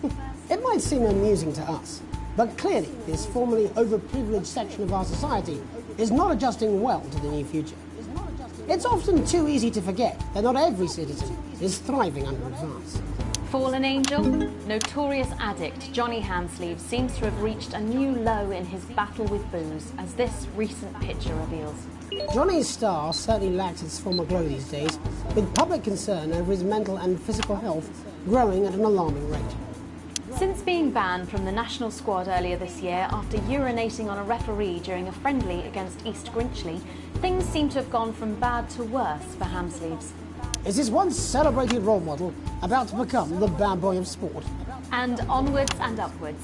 In an attempt to put the Mr. Snugglehugs disaster behind them, Rimington's Fist CEO Sophia Rimington today announced a brand new product that already has the markets buzzing with interest. This groundbreaking product came as quite a shock when it was revealed earlier today, though its critics are sceptical that the young CEO can fulfill her promises. Described as a breakthrough far ahead of its time, the male contraceptive pill is heralding a sexual revolution. Its fans are celebrating the fact that men can finally take equal responsibility for contraception. but others have expressed concerns over its safety and side effects. With that exclusive Prime Ministerial interview coming up later. And our very own Patrick Bannon coming to you live from the first annual Sports Board final. You won't want to miss a second of tonight's National Nightly News.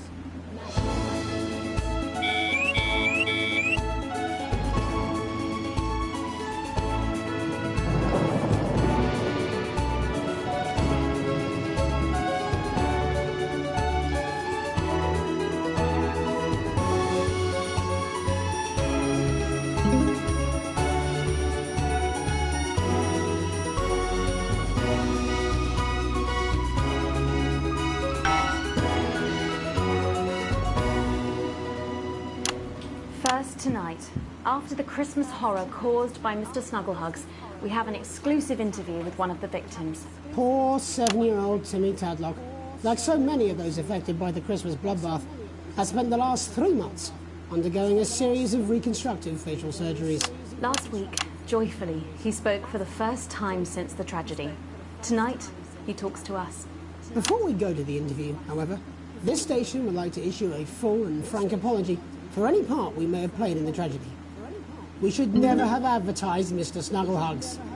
Without our publicity, the sheer scale of this tragedy, and now upwards of 8,000 casualties, might have been averted. On behalf of the Nightly News team, we're sorry. In future, we will do better. Now it's over to Robin Short at the Tadlock family home. Robin? Thank you, Megan. I'm here with Mr. and Mrs. Tadlock and their 7-year-old son, Timothy. Thanks for spending time with us today. Yes, well, you're bloody lucky we're spending any time with you at all, after what you lot did. Irresponsible. I mean, whose idea was this anyway? It's all right. As you can see, Megan, there's still a few open wounds here. I'll tread carefully. I'm going to speak to Timmy now. Hello, Timmy. Can you see me? Mummy, who's that lady? It's the lady from television, Timothy. She's going to ask you a few questions. And you be careful now, it upsets him to remember. Don't worry, Mr. Tadlock. I wasn't the youngest ever editor of the Swinstead Middle School Inquirer for no reason. So, Timmy, can you tell us what happened to you? You had just unwrapped Mr. Snugglehugs, hadn't you? Was he under the tree? Yes, I could smell him already. He smelled like love. Ah, yes, that'll be the fur. It's scented with hoof. I was so excited. I ran up to my room and gave him a big hug. He was so soft and warm, like our cat, before he got in the way of Daddy's Porsche. Bloody cat had a death wish. And what did Mr. Snugglehugs say to you? He blinked his real action eyes and said, "You're my very best friend." But I sure wish Mrs. Snugglehugs was here, and she can't be, for just $89.99. And then it's the general error. 41! And is that when he burst into flames? Look, careful. And then he exploded. Oh, look, I've asked you nicely. And am I right in saying that one of his real action eyes is now permanently embedded in your cheek? Yes. When I took him in at night, it glows through bandages. I know it's under there, staring at me. Yeah, some of the other children have started calling him Timmy Three Eyes. And with his glasses, that's 5. It's too many eyes, Robin. And what's the last thing you remember before the darkness overtook you? He looked at me with his one eye and laughed. Laughed as he burned. It sounds very traumatic. Oh. Do you have nightmares? Oh, right, that's quite enough of you two coming in here with your camera trying to make a buck out of our suffering. I won't have it. Mr. Tadlock, just a couple more questions. Timmy, do you think you will ever be what we can call No, you've had your normal questions, again? and now look. Oh, you've made him cry with all 3 of his eyes. Calm down, you're scared. Do you think your parents will ever really love you again? Right, that's it. Enough. Come on, I'm baby. happy, Mr. Tadlock.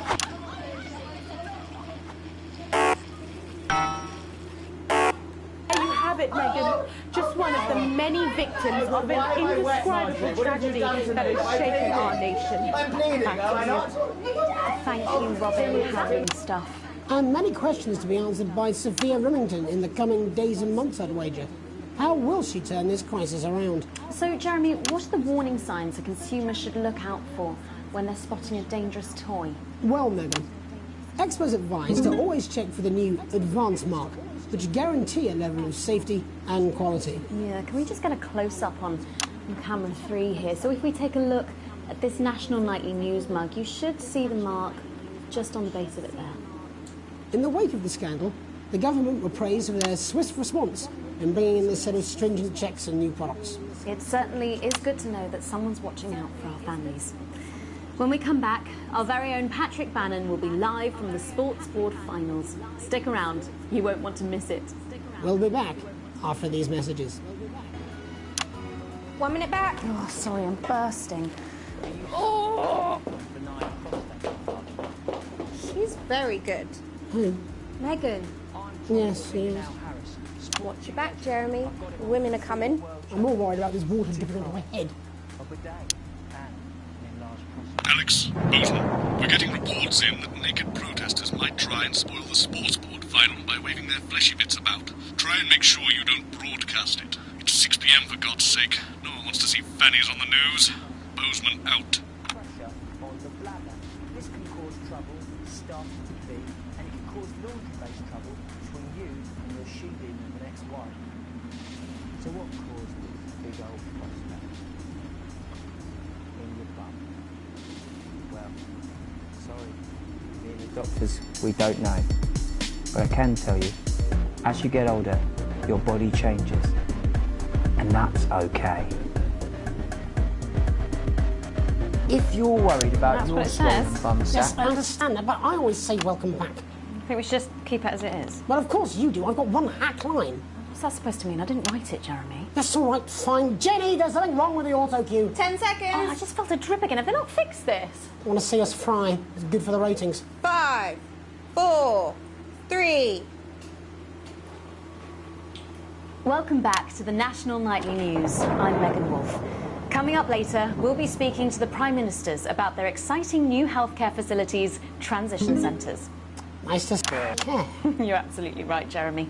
But first, we're going now to our own Patrick Bannon, who's reporting live from the finals of the new game that's gripping the nation, Sports Board. Patrick? That's right, Megan. You join me live here from the final of the first annual Sports Board Championship. It's been a hotly contested competition so far. I think it's fair to say these two have been dancing around each other all season. First up, we have Ellie Striker. She's the more experienced of our two players today. Striker has got an accuracy of 7, a danger rating of K, and a 12-month driving ban. Striker's known for her signature move, the Orangi hamster. And facing her tonight, hoping to prove himself with a career record of 12 outs, 14 finishes and a divorce pending, it's Mr. Wingspan himself, Tommy, the Fingernail Harris. Just waiting on the ref now. The slapping ceremony is taking part. Still going on. Striker, go first. Striker, of course, first to start as she won the trivia round earlier on by some margin. D-row. Harris, perhaps the brawn and not the brain. Stupid. Eddie Striker. Nice start there from Striker. She's determined not to let the nerves show. Not after last time. On to Mr. Harris now. Tommy. Using his arm to pick up the ball. Not a bad shot there from Harris. Back to Striker for shots number 3. All right. She's gone to sort of throwing under her legs. Not bad, if you ask me. Was there contact? Don't know why you can play. To Harris. Bit of business with the ref, but it got sorted out. Back to Harris now. A ball in the hand is worth 2 in the bush. Football. Move back. I'd say that's fair, but what do I know? Oh no, and Harris is not going to be happy with that. So really not a good start there for Tommy Harris in round 1. We can only hope that round 2 treats him a bit better. But first, of course, after the argument with the ref section, it's time to change ends. Of ends. Now we have the ceremonial changing of the ends.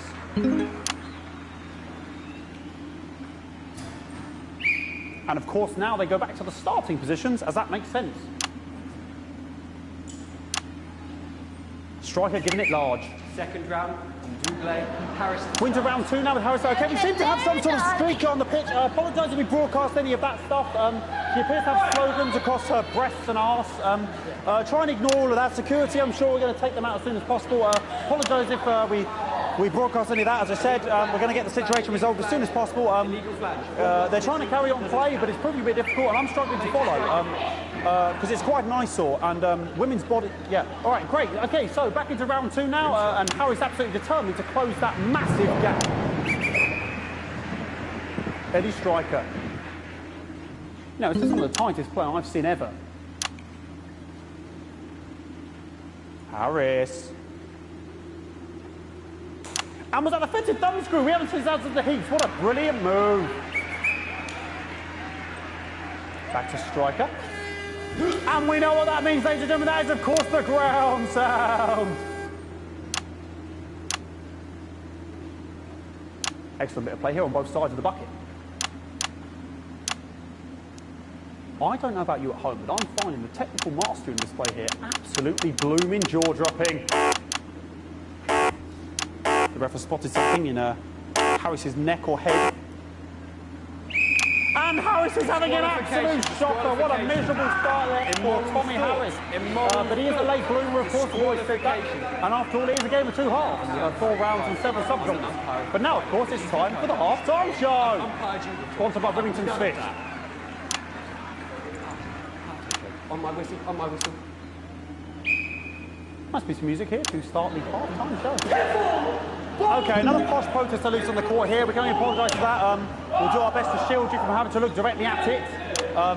Is running around here with his genitals on display for all to see. And ruining what was shaping up to be quite the dance interlude there. Now he's thrusting himself in Harris's face. Security's on it. And the bucket has been knocked over. I cannot stand it when the bucket gets knocked over. Hopefully he'll get taken out now. Genitals flying around for all to see. Really, if you ask me, not Sunday morning television. And out of there, hopefully taken away, never to be seen again. Final poses, final poses. Ball boy cannot be in the final pose. And a lovely finish there on both sides of the bucket. I wouldn't like to call that one. And as we head into round 3, I'd love to know what's going on in these 2 players' heads. But unfortunately, because of science, we can't. Thank you, thank you, thank you.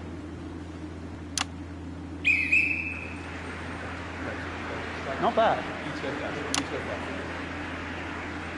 Well, that ball boy's giving me the eye all day. I don't know what's going on there. Striker there, not a great start. She looks a bit flustered, I think, after all that swinging around. Back to Harris here. God, what I wouldn't give to be that ball. Am I right, ladies? Tommy Harris. And it dribbled down his arm, which is actually a really good move, because, of course, if it dribbles down his arm and goes on the floor, it's not going in the bucket. Back to Striker.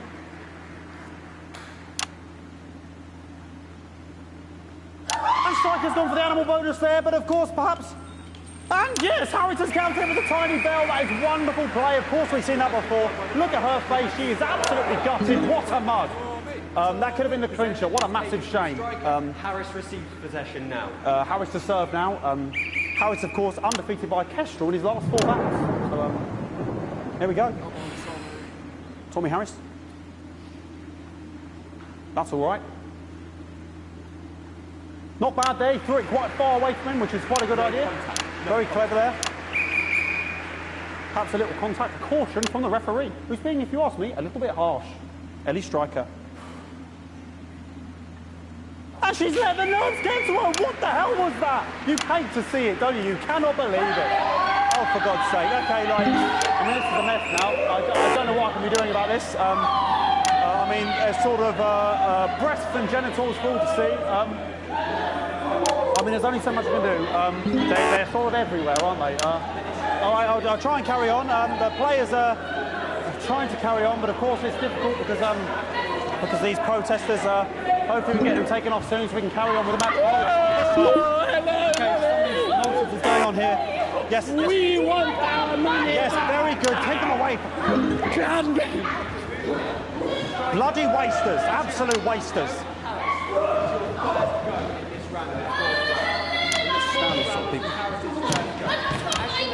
Oh, jog on! This is the mime round. It's an absolute bloody...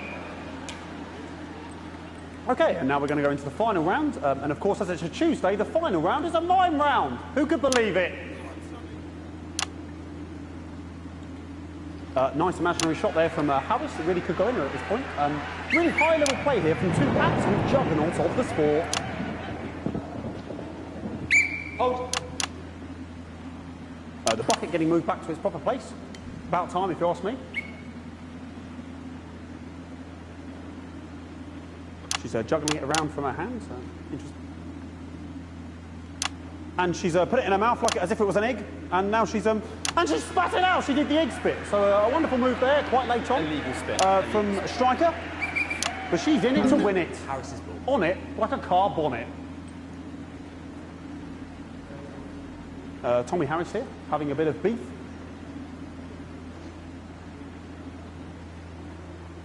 And he's peeling it as if it were a banana, which is an interesting move. Not sure if he has any potassium or what's going on today with Harris.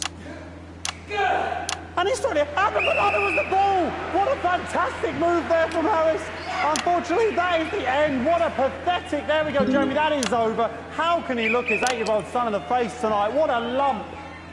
We just have to wait for the referee now to announce it to make sure it is all official. Contestants in, please.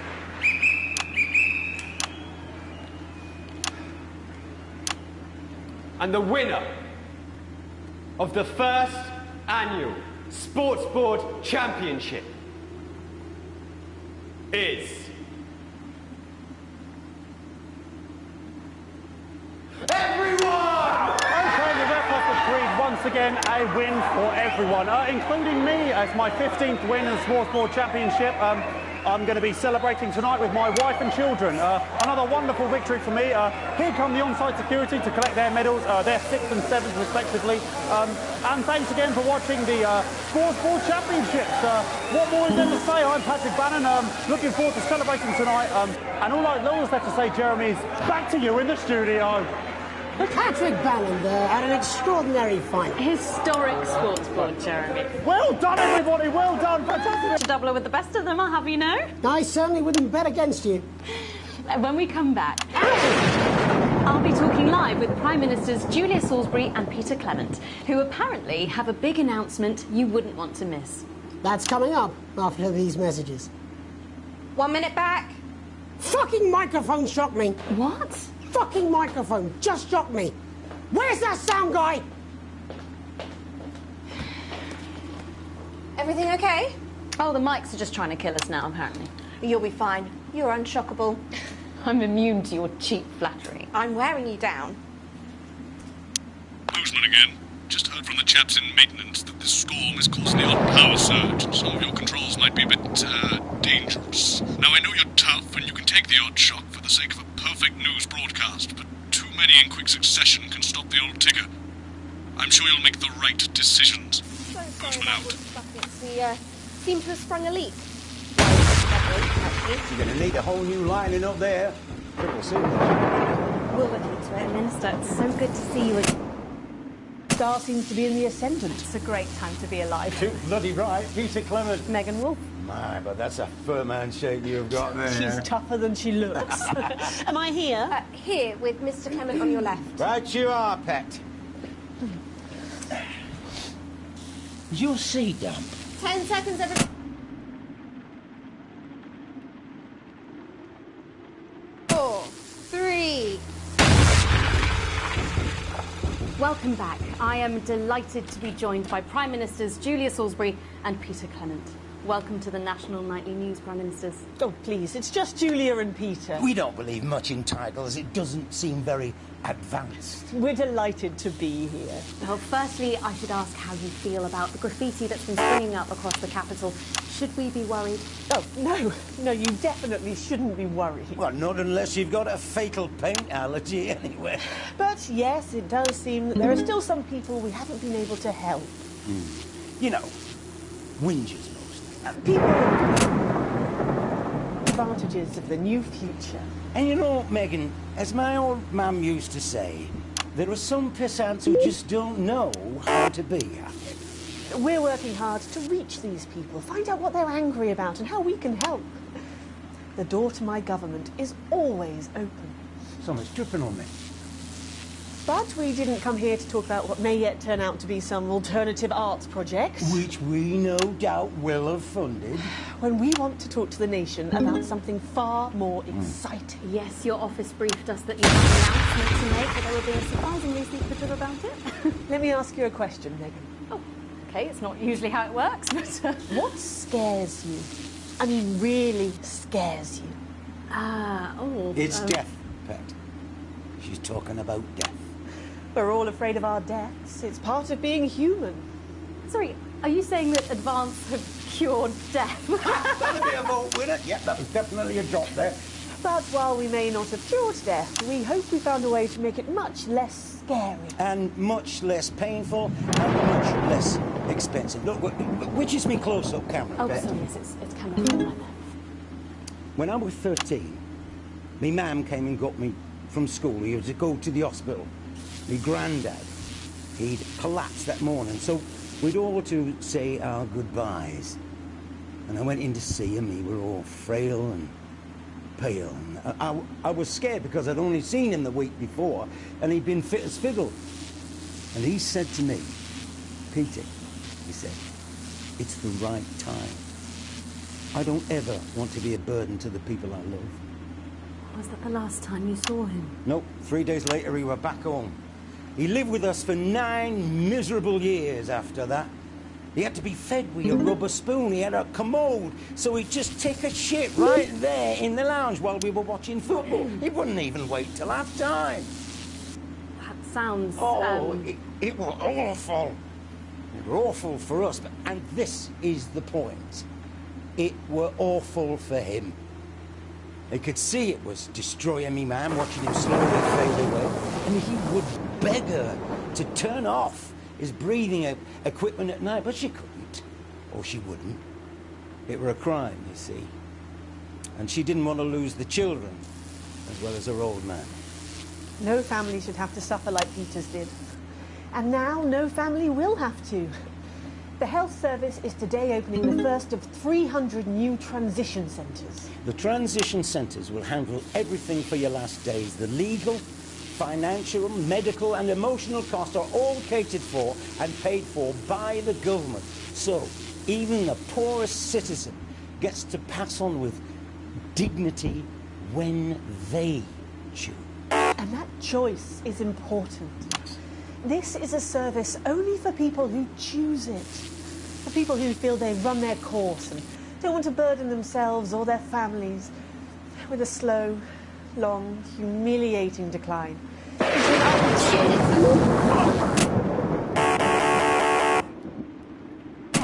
I don't know. Fried me asshole. We're still on the air, Peter. Yes. Sorry. My apologies. All. Are you not worried that this new system might be open to abuse? In what way? Sorry. I've got to get. Can I get a little bit of help here, please? That the older generation might feel somewhat... Jesus, I rolled your face, fucker! That one was massive! Right, no, this bastard's cut off! That the older generation might feel somewhat coerced. Coerced into spending their final days eating gourmet food and drinking fine wine and luxury spas and gardens. Look, I am perfectly capable of... that grandmother with a rusty twat! Prime Minister, please watch your language. For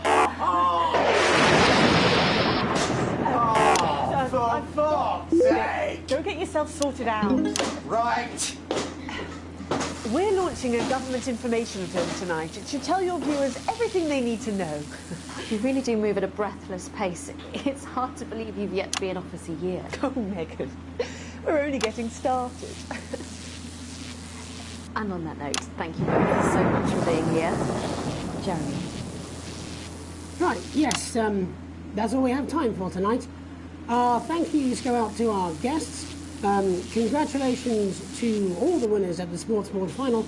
And we'll see you tomorrow night at the same time. My name is Jeremy Donaldson. If you can, have a peaceful night. And we're out. Good job, everybody. So they just... I don't suppose there's any way this could be a good thing. It's my nephew, so we transitioned the moment I saw the leak.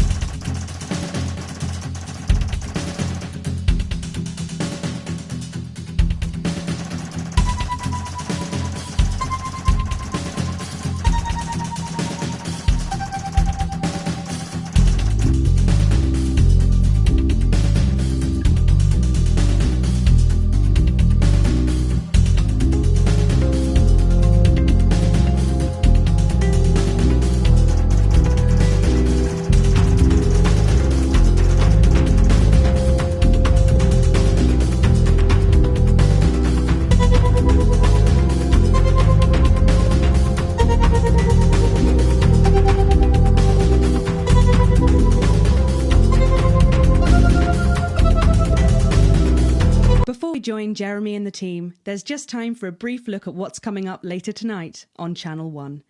At 6:30, it's a brief history of sports board, where Patrick Bannon will be taking a look at the surprising rise of this spectacularly popular new sport. That's followed by a repeat of the live National Sports Board final at 7:30pm, and again at 8:15pm, 9pm, and 9:45pm. At 10:30, it's a world premiere of Channel 1's television adaptation of smash hit schools musical Hey, Friendship, a touching and relevant tale of a 13-year-old girl from a modern family trying to adapt to the horrors of life in the old school system. It's another chance to view the sports board final at 11:45 before the weather and close down at midnight. But first, it's time for the National Nightly News with Jeremy Donaldson and Megan. Good evening. I'm Jeremy Donaldson. And I'm Megan Wolfe. Our main stories tonight. Uncooperative. A mysterious symbol has appeared overnight on thousands of buildings throughout the capital.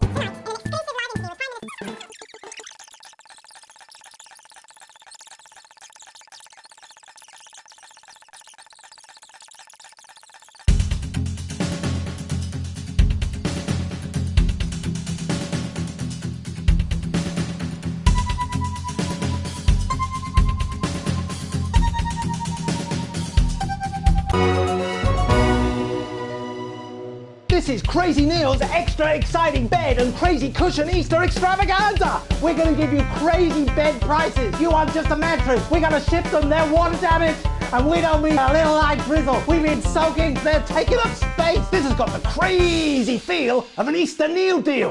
We've got beds, cushions, beds with cushions, beds without cushions, beds with curtains, bedside tables, pictures you can put on your wall, cushions that when you lick them, they'll light up your life. A bed that helps you to levitate. Come on down to Crazy Neil this Easter. Don't be lazy. Let's get crazy.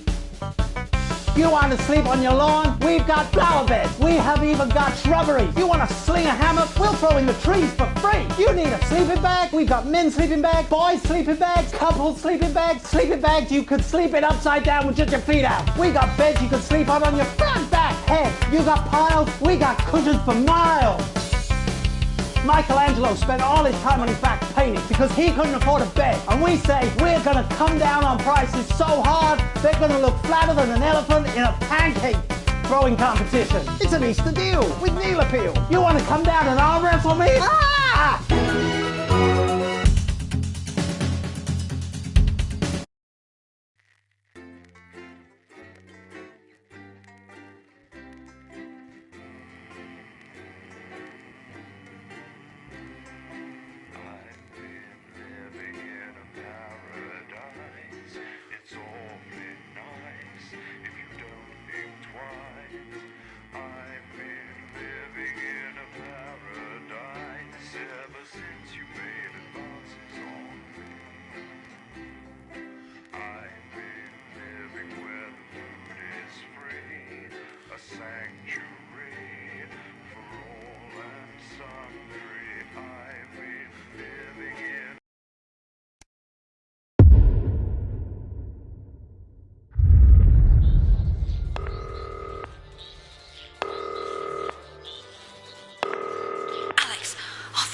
Alive. It's Jenny, the floor manager.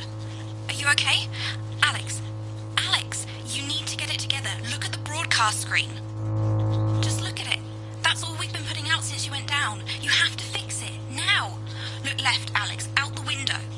See? They're all over it, little bastards. You're going to need a full charge to clear that many off. Hold down the big button until it's fully charged. Then release it to zap the little fuckers.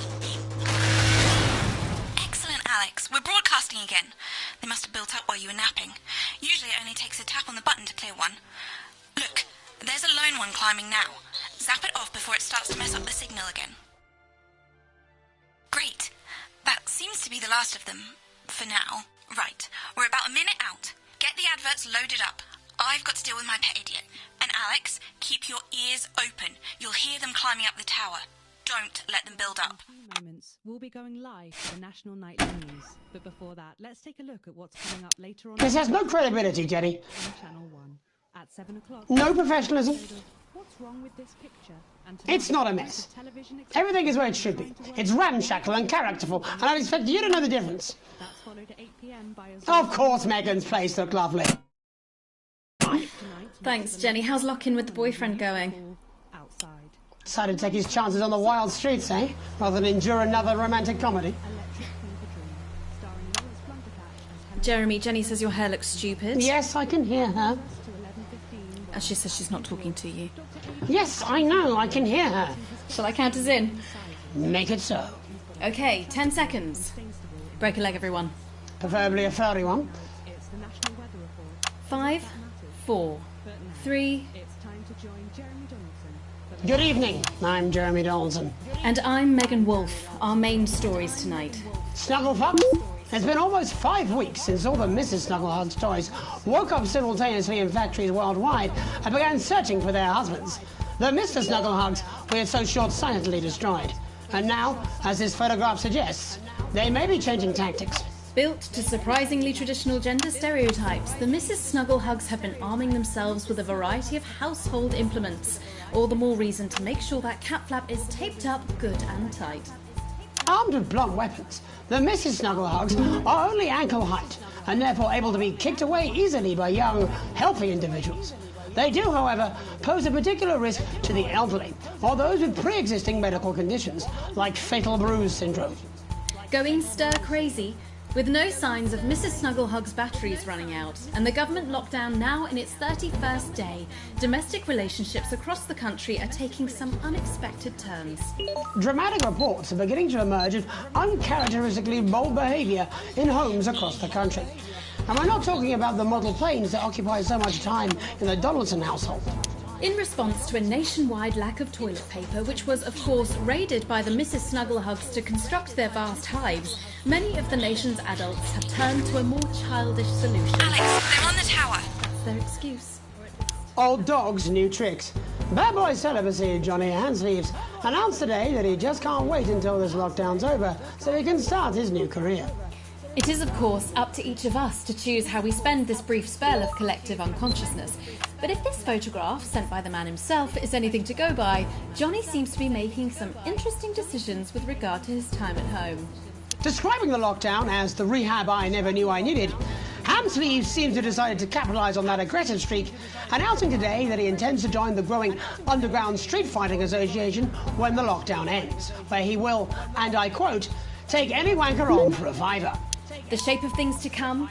In their own version of a lockdown for more than 45 years now, the descendants of Doctors David Wong and Ingrid Svorsborgen-Horgensvoord and their unfortunate team today managed to get a personal statement to the surface using flagellized imaging equipment. Many of the Svorsborgen-Horgens brood, as they've come to be known, have certainly captured the public imagination, with a recent vote naming Helvetica Svorsborgen-Wongensvoord the most likely to survive a massive electric shock. Greeting from Dante's Tate, or as we say down here in the family, many mushrooms to you.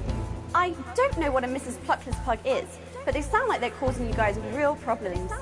We've been trapped down here for 8,961 days now, and all I can say is I sure am glad Mum and Dad chose not to get on that escape craft. Since they grew me and the rest of the family, we've been getting on famously, and sometimes Mum stops crying for upwards of 20 minutes. Also, it turns out, at push, you can eat flards, if you can handle the stomach cramps and the amnesia. Greetings from Dante's Tate, or as we say down here in the family, many mushrooms to you. It's hard to believe they've been down there so long now. But everyone knows time moves differently underwater, Jeremy. That's why baths take so long. That's right.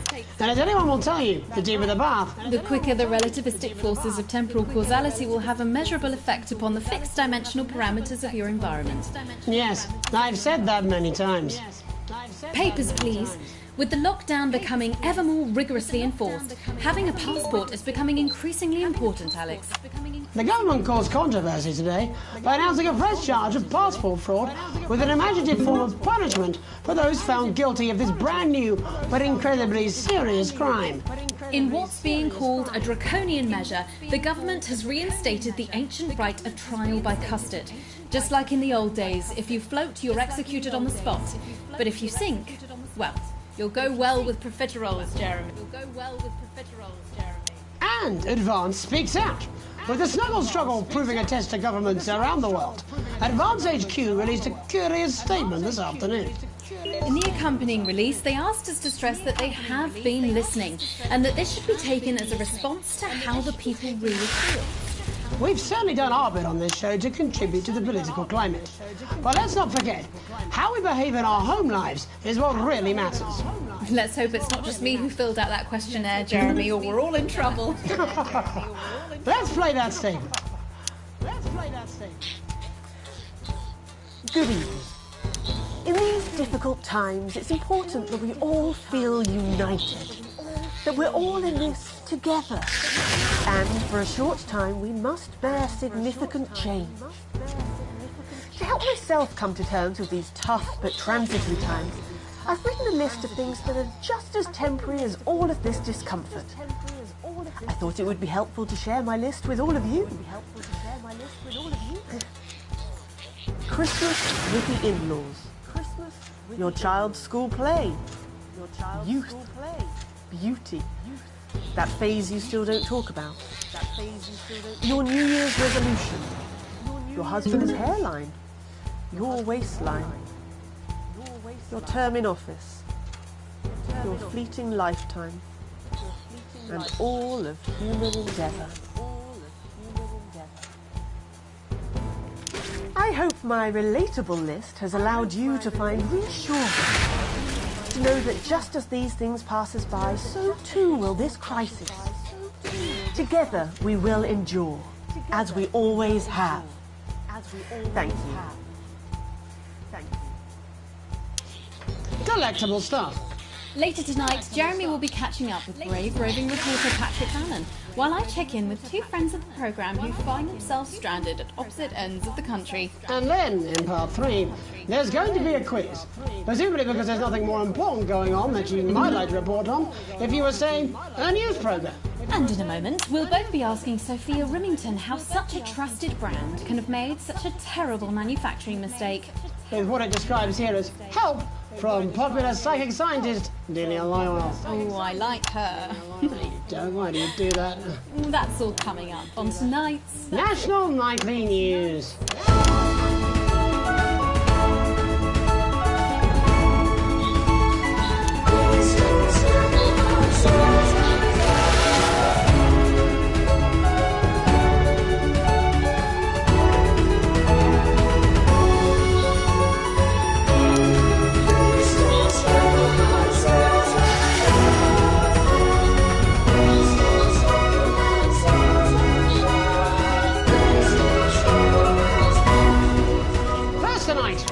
Get here. Where are we going? And most importantly, who's to blame? Joining us from her ranch in Arlingsfield, Milkirky is the CEO of Rimington's Fist, internationally respected business Bengali, Sophia Rimington. Thank you for having me, Megan. I'm a huge fan of your work. And from a crystal healing laboratory, what I assume is a garage in Upper Lowington, inexplicably renowned psychic scientist, Dr. Delia Lywell. Thank you for being here. Thank you for having us. Sorry, us? Myself and the eminent professors. Is that what you call the voices in your head? The voice seem to attract dead scientists. I don't really know why. The money? They express themselves to me through ethereal algebra and quadratic predictions. It's all very technical. No, it isn't. I concur. Miss Remington, the entire Snuggle Hugs range will surely go down as the biggest public relations disaster in history, won't it? Well, of course, that's one world record we would never have sought to claim. What can you say at a time like this? There is only one thing that can be said. I'm sorry. We're sorry. From everyone here at Rimington's Fist, but especially the dedicated inventors and world-beating engineers at Rimming Toys, we are deeply, deeply sorry. Who could have predicted that letting a child's toy learn how to love could have such unforeseen consequences? Mary Shelley? We see you, Sophia Rimington. You are preening by a metal vessel, and where you venture, you will see neither land nor sky. Is that supposed to be the future? Only the past is concrete. I remember being a child in my grandpa's workshop when he made the first dancing hanging toy. He put it by my bed, and when I couldn't sleep, I'd wind it up and let it go, and I'd watch that happy little execution as it wiggle and wave its tiny and dance before my eyes. Grandpa sold thousands of them, on the quiet, obviously. And he used the money he made to found Rimming Toys, which is now just one small part of the global supermassive megacore that is Rimington's Fist. Sadly, we lost Grandpappy along the way. He died in a fire at the preschool tobacco factory, another one of his pet projects. But we never lost his spirit of invention. Yes, I'm not entirely certain what your grandfather's offensive toys have to do with the current predicament. The spirit of invention, Mr. Donaldson. The passion to create, to problem solve. And that is why I'm here today, to tell you about a brand new product we're launching simultaneously around the world from midnight tonight. We said science! Science! We hear its song on the breeze, its breath on the wind, its fart under the covers. How does she do it? Well, please, don't keep us in suspense any longer. It won't be my feature she's making up next. Rimington's Fist is proud to present Snuggle Traps. Safety and security in these dangerous times. Each box of Snuggle Traps contains 8 devices, all guaranteed to stop a Mrs. Snugglehug in its tracks. That's enough for a small lawn or 4 window boxes. And you want to know the best thing? They're only $129.99 a box. Now that is affordable peace of mind. We see you, Jeremy Donaldson. Not now, honey, I'm mid-pitch. The best thing about Snuggle Traps is they're powered by next-generation Flardinium batteries. So, however long the enemy lasts, these traps will outlast them. We see you, Mr. Donaldson. You are screaming and yelling. Your friends are crying. They fear you. And then you're gone. Oh my god, I just got chills. Did anyone else just get chills then? I think I did. I think it's more concerned. I think I'd be more concerned about these traps. Quickly, before we go to the break, these appear to be attractively repackaged landmines. Aren't they dangerous, say, to children? Oh, hell yeah. These are not toys, but they're explosive fun. Sophia Rimington, Dr. Delia Lywell, thank you for joining us. When we come back, we'll be taking a look at the situation across the country tonight. Don't go away.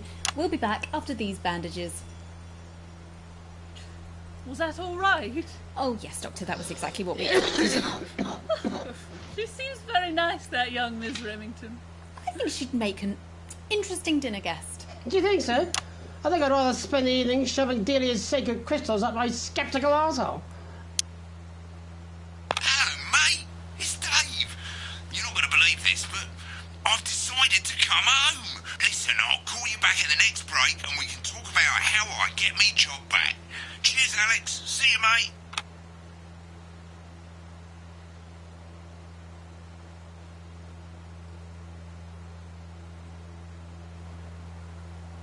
Yeah, well, it's been a long time coming. Well, exactly. You said it, I've said it. He must know. He's not stupid. I just don't want it getting back to him that it came from us. Hey, no, Jenny. You're not backing out on me now. We're in this together. It's gonna work. I've made the cake. You're on the balloons. I've got no idea how old he is. 40? 17? Yeah, ready. Okay, coming back. In 5, 4, 3... Welcome back to the National Nightly News. I'm Megan Ruth. Now it's time to take a trip around the country to hear how the lockdown might impact the nation from some friendly faces. Joining me are respected academic Katie Brightman and author of Alan James's Kites, Alan James. Thank you for joining me. It's a pleasure. Thanks for having me, Megan. Thanks, Megan. It really is a pleasure, Katie. I enjoyed our little heated encounter. I wish I could say the same. So first off, Katie, how are you coping? I'm holding up okay. The lockdown directive was so sudden that, like many people, I haven't been able to get home. Oh no, what happened? I was staying at a hotel after an international policy convention, and we had a particularly heavy night out. You know what economists are like. Notoriously hate splitting the bill. And I overslept, and as you can imagine, I've been here ever since. But there are certainly people much worse off than me. Exactly. My tour has been cancelled indefinitely, and I've had to refund every single ticket, even the cheap seats. Oh, Alan, I'm so sorry to hear that. People are being quite rude about it. They don't seem to realise I've already spent it filling the beach house with people. The crisis claims yet another victim. So, this is just a reminder that my book, Alan James's Reich, is now available in paperback. Unbelievable. What was that? You're unbelievable. So, Katie, how do you think this might affect the economy? Should we be worried? Very, Megan. Not to sound dramatic, but this could be catastrophic. Unemployment has skyrocketed, and frankly, it will be a miracle if a lot of businesses can survive this. There you go, scaremongering again, spreading this latest liberal hoax. That's what they want. They want us quiet. They want us compliant. And they want us inside. A hoax? How on earth can you say that, Alan? Well, I haven't actually seen one of these supposed toys. Have you? Well, no, but... Did you know 3,000 people die every year from regular toys? That's a lot of people. And this is no different. You're just as likely to be hunted down by a yo-yo or a tennis racket. He makes an excellent and persuasive point, Katie. Don't listen to her, Katie. The press are the enemy of truth. She's agreeing with you, Alan, you absolute shit! Well, then I must be wrong. Alan, are you now recanting your statement that these toys aren't dangerous? People are saying they're just like normal toys, and that simply isn't true. Corrupt media lies. And Katie, how do you respond to Alan's claims that Mrs. Snugglehugs might be dangerous after all? I suppose I guess I'm agreeing with him. Thank you, Katie. I appreciate your support. A lot of folks are saying this Mrs. Snugglehug situation will all blow over, but it won't. Yes, right, exactly. We need decisive action from the government. We need huge financial support to protect our workers and our businesses. We need to support the vulnerable, and we need to repent. Exactly right, Katie. We brought it on ourselves with all our liberal indulgences like art, cake, and healthcare. We need to act now and begin sacrificing our firstborn in order to push a beloved family pet. Absolutely, Alan. If we can all successfully come together as a community and perform the ritual, hopefully we will appease the great ancient. Katie, could it be any worse? Luckily, over the past few years under Advance, they've invested heavily into health, so the system can actually bear the strain. Is it lucky that the Llama Lords have unleashed a horde of enemy within? Will you just stop for 5 fucking seconds? The Global Alliance of Fish People are amassing an army amassing an army to kidnap our children.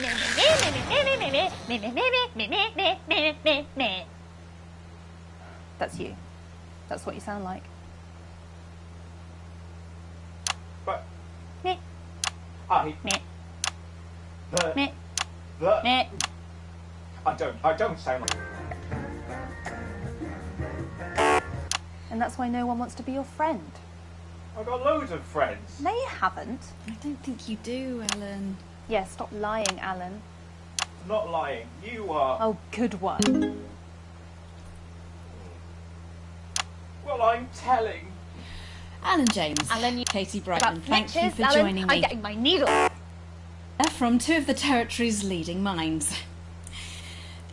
Any moment now, I'll be heading over to Jeremy, who is going to be bringing us an up-to-the-minute report of the status of the nation. Over to you, Jeremy. Thank you for what I'm sure was a reasonable debate which really contributed to the national conversation.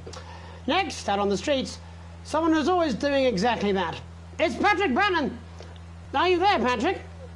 Hello, Jeremy. Yes, hello, I'm here. I'm here live. Apologies for the quality of the broadcast today. Couldn't find any cameramen or women brave enough to come and join me, so I'm out here on my own. Right, and can you tell us what it's like out there? Yep, I can. It's as you can see behind me, the streets are currently completely deserted. But my question, Jeremy, is just how long? I mean, could there be danger lurking just around the corner, waiting to end the fledgling career of this young, promising journalist before his full potential is even realised? Will he die, underappreciated by management, and frankly, if you ask me, very, very much underpaid? I don't think there's any danger of that, Patrick. What's that on your jacket there? That's actually a sponge. What I've done here is made a snuggle-proof jacket, Jeremy. The network didn't bother sending me any PPE, so I've been forced to improvise. In fact, showing this sort of resourcefulness would make me an ideal candidate for, I don't know, for example, an anchor position starting whenever they'd like. From your point of view, Patrick, just how safe are our streets? Not safe at all, Jeremy, not safe at all. I'd recommend people staying inside, following government advice and not putting themselves at any risk at all. Unless, of course, like me, it's for groundbreaking journalism reasons. Mm-hmm. And just where are you, Patrick? I'm in the street, on the street. Which street?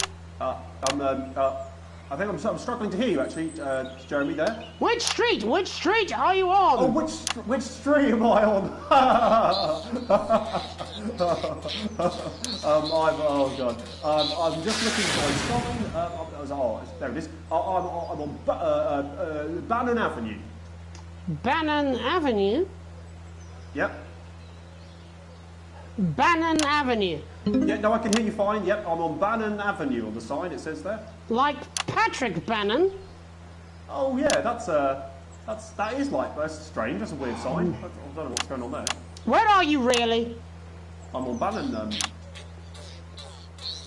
Alright, fine, I'm not on Bannon Avenue, I'm at home, to be honest. Alright, fine. Well, I'm in my bathroom, technically, but, you know, I couldn't face it, to be honest, mate. It's, you know, it's terrible out there. I don't want to go outside. They're everywhere. I'm sorry for lying. We don't expect any less of you, Patrick. You hear that sound? What the hell's that? I can, yes. I'm no expert, Patrick, but it sounds unmistakably like a tiny fist tapping on your door there. Oh, fuck, it does. Oh, fuck, Jeremy, shit, no! Oh, bollocks. Right. Perhaps there's a small queue of tiny fists, each wielding a different gendered household implement, ready to bash in the heads of lying little roving reporters. No, you're lying, aren't you? Oh, shit, fucking, listen to me, you bastards! If you're out there, just to piss off, you little fucking snuggle fucks! I'm too talented to die! Oh, what the hell? What the Okay, it's fine. It's fine. Okay, it's fine. Okay. Don't worry, Patrick. I'd say you've got a few seconds before they break their way in there and finish you off.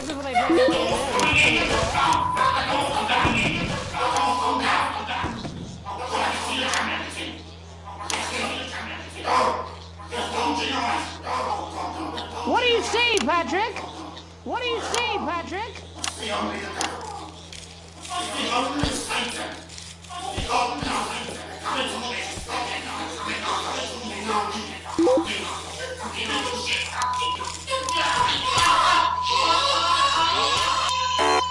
Thank you, Patrick, for that report.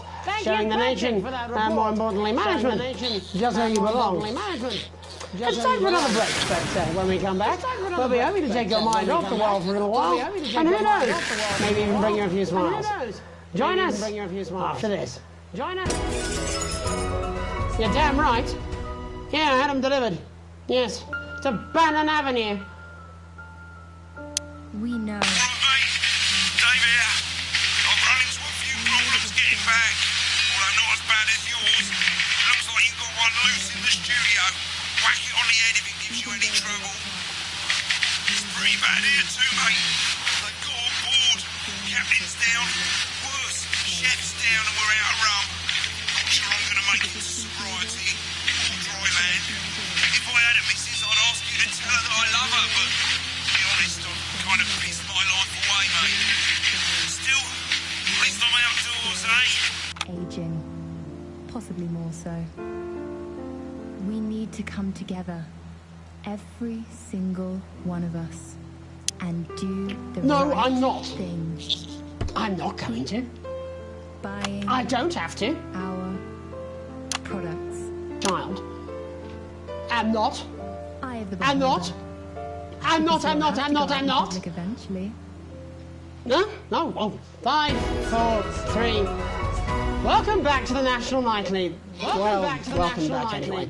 We know isolation isn't easy, so finally tonight we have something a bit different for you. Even though some people felt it's not our job to entertain the public with absolute nonsense, other, more important people overruled those people. So it's time to find out who will National Nightly win and who will National Nightly lose.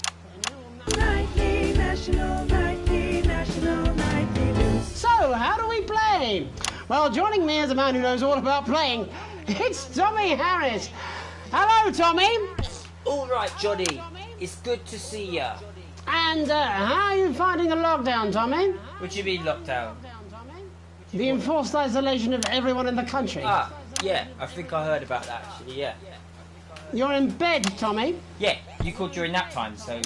Of course, that's my fault. So, why don't you tell us how the game is played? Well, it's pretty simple, Jeremy, you sausage. I'm going to ask contestants from around the territory 3 questions about what else, yours truly.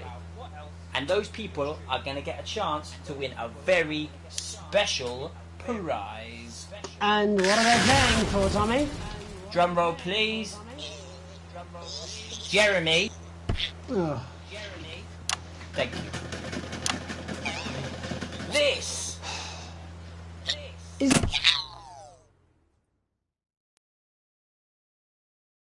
She's turned off the trip switch, Alex. Fantastic prize. Have we got anybody waiting to win this once-in-a-lifetime prize, Jimmy? I believe we have Angie on the line. How do you feel about winning this man's old pants, Angie? I've never been so excited, Jeremy. And can I just say, I love you. Both of you. Well, you've said it now, haven't you? Oh, Angie, I love you. In a way. Tell us about yourself, Angie. Well, what can I say? My name is Angie. Always has been. I'm a human woman, and my dental hygiene has been described as acceptable. Brilliant! Right, well, shall we get this shambles underway? Absolutely, John. Can I get 30 seconds on the clock, please? We haven't got a clock. Yeah, I did ask for a clock. So... Well, why don't you start, and I'll stop you when it inevitably becomes unbearable to watch. I love it. All right, here we go. Time starts now. Question 1. When is my birthday? The 13th of August at 7:19 a.m. That is absolutely correct. Question 2. What? I said, what is my favourite colour? Crushed praline 4. Correct, the colour of my nipples. And finally, Angie dear, what is my star sign? That's a trick question. You were born outside of the human understanding of the cosmos. Unbelievable, that is correct. Stop the clock. Wow, that really was tough to watch. How did you do, Tommy? Well, Angie, my love, you got every single question right. Which of course means you lose and win absolutely nothing. Thanks for playing, Angie. Bye. Do we have another contestant on the line at Jelly Bean? We do indeed. We should have Sonia Artleach. Are you there, Sonia? Of course I am, Jamie, darling. Thank you for being here, Sonia. Oh, there you are, Tommy. Mwah. Let me guess, you work in theatre, don't you? Is it that obvious? What gave it away? Was it the glamour or poise? It certainly wasn't your inherent sense of humility. Tell us about yourself, Sonia. Oh, well, if you must play this game. I am a theatrical agent. I represent the likes of Rudy Beefman, Samuel Coffeecup and Jodie Carpetburn, amongst others. And how's the lockdown affected you, Sonia? Well, they may have closed the theatres, shut the studios and boarded the cinemas, but they won't get me that easily. How are you managing without any work? Due to a savvy clause in all of my artist contracts, I am able to claim my 15% from their unemployment benefit. Wow, that certainly is sharp. Standard stuff, standard stuff. And can I ask, where are you speaking to us from? Well, I work from home, you know, to keep costs down. And who's this? Oh, well, you know, when they gave the order, I was actually mid-meeting with a client, so we've been isolated together. No fucking way! What the fucking fuck? Is that Tommy Harris? I'm a huge fan. Can I just tell you how bloody brilliant you are? Actually, Jeff, we're about to play a game, aren't we, Tommy? We've got time. Well, if it's not too bold, I think I am in love with you, Mr. Harris. No, it's not too bold. That's all right. Don't worry. I've been working on some new shit. Well, at least you're already aware. During lockdown, we've been workshopping some of Jeff's ideas for much younger children, haven't we? People still let you near their children, do they? That's right. Yeah. I've been developing some shows for younger children. Well, we'd love to see it, wouldn't we, Gerbil? Absolutely dying to. Right, so, what do kids love? Timely child support payments from their absent fathers. Shallow and overproduced musical numbers? That's right. Animals! So, I'm trying to address the things that kids need to know, but through a medium that they'll understand. Do you understand? I think yes. I think so, yes. Jeff's one of my best clients, aren't you? I am, yeah.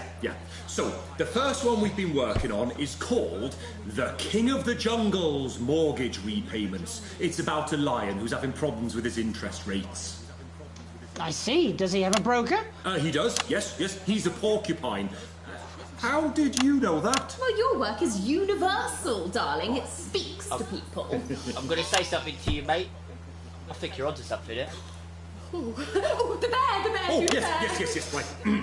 This one is much better. So, this one tells the tale of Mr. Bear. Now, Mr. Bear is a very sad bear, because all of the other bears don't think that he'll amount to much, and they tell him that his plays are lazy and derivative. Well, I think you're onto something there. Now, Mr. Bear is a tragic figure. Picture this. He's at his lowest ebb. The trees are closing in. He can't even face his salmon, can he? But then he meets someone that will change his life forever. This is fucking gripping. That's right.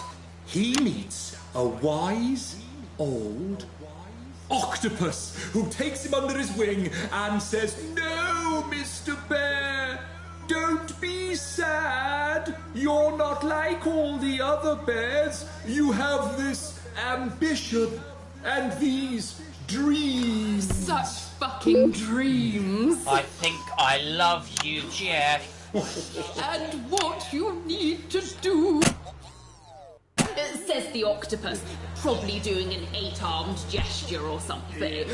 What you need to do to find happiness in this crazy old forest is you need to set yourself more realistic goals. It's called Mr. Bear Lowers His Expectations. Wow, you really have taken yourself to new depths. And what do you want children to take away from this? Oh, fuck shit. Fuck. What? I said a more realistic worldview. Are you all right, Jamboree? It's Jeffrey. My name is Jeffrey Donington. No, stop. How does it end? We need to know how it ends.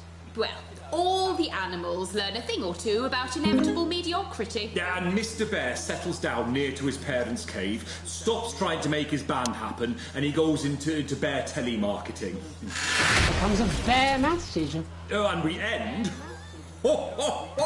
We end on a big musical number. Oh, there's dancing. It's very repetitive, so it's catchy but not too challenging. Well, if you like, I could go and get my boombox. Yeah, I might be able to... Hang on, can we get Angie back? Why not? The more the merrier, as they say at orgies. Right, I'll just fill then, shall I? Coming up in a moment, it's the world premiere that nobody saw coming. Or wanted. At all. I can only apologise in advance for what we're all about to... endure. Where's the button on this fucking... Ah. All sorts of creatures down on Dangly Doodle Farm. Like wise old Mr. Octopus with way too many arms. There's Mr. Pig and Mr. Cat. Mr. Pig, they're always in good moods. But that's cause they don't know they'll soon be sliced up into food. Mr. Bear, what's that over there? That's where your hopes go to turn into despair.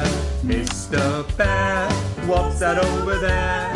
That's where your dreams go to die. Mr. Raccoon wants to go to the moon. He'll end up as a bus driver soon. Mr. Porcupine thinks he'll read the news at 9. He'll end up as a janitor who stinks of turpentine. Please do not applaud, I'm a massive fraud, shacked up with the agent while the wife thinks I'm abroad. You said you were done. Oh, I say that to everyone. Sometimes when I'm tipsy, me and Angela still have fun. Mr. Bear, I don't even care. Sonia takes it up the bum and shaves a pubic. Mr. Bear, that's an overshare. That was for your birthday and you're never going back there. Mr. Bear, I'm in disrepair. Didn't check my prostate, now it started sprouting there. Mr. Bear, I have private health care, 90 pairs of shoes and 30 different types of cookware. Mr. Bear, I feel laissez-faire. Maybe when the lockdown lifts, I'll hit on the au pair. Mr. Bear, I don't mean to swear, but I'll give a fucking nickel for a lock of Johnny's hair. Mr. Bear, what a love. Mr. Bear, you've got the news caught up in your hair. Mr. Bear, what's that over there? Mr. Bear, Mr. Bear.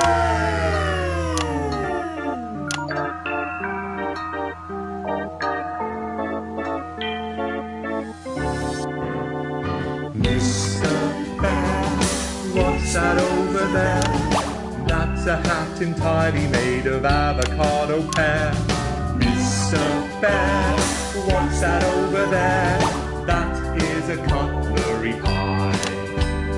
Mr. Bear, what's that over there? That's the sound a mushroom makes opening a deck chair. Mr. Bear, what's that over there? That is a suit for a fly. That is a goat in a tie. Is a dream when you fry.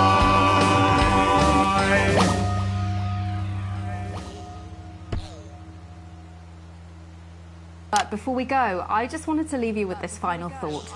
And by you, I actually mean you, Alex, up in the broadcast room, making sure we all look our best and keeping the signal strong and the language mild. And Alex is damn good at it. Alex is our invisible foundations. You at home can't see them, but they're always there, keeping us afloat. Of course we can see you, Alex. I saw you the other day in the corridor. Do you remember? I tried to catch your eye, but I think you must have been deep in thought because you just sort of walked past me like I wasn't there. I try and sit in your eye line in the canteen some days. Every day, if I'm honest. Oh no, it's wrong. I know you're married. I've done some digging. I found out about the fact that you risked being arrested to help Chris, and that you stretched yourself to let Susie go travelling. And you're no pushover parent either. You kept Charlie safe, even if he resents you for it. At least that's what he told me when I talked to him. Oh, don't worry, Alex. I wore a disguise. And I spoke like this so he wouldn't recognise me famous voice. I'm not crazy, Alex. I don't want you to think I would ever do anything to hurt Charlie or Susie. Sam's lucky. Lucky to have you, Alex, but if something happened, could you possibly love me? I mean, if Sam had a terrible accident, obviously not now. I know you love your family, but if something happened... Say Sam took a massive electric shock and went into some sort of coma. Could you love me then? Could you? Would you, please? My name's Megan Wolf. Have a deceitful night. And we're out. God, I'll tell you something. It was like a God-given relief being able to use my own voice there for a second. I've been doing this posh gobshite's voice for 10 years now. It's messing with me something fierce. We could go for a gargle tonight, Jenny. Oh, come on, you dry shite. They're only toys. Will we? Just little ones. While we wait for Alex to wake up from that coma. Alex. Hello. Wake up. Wake up.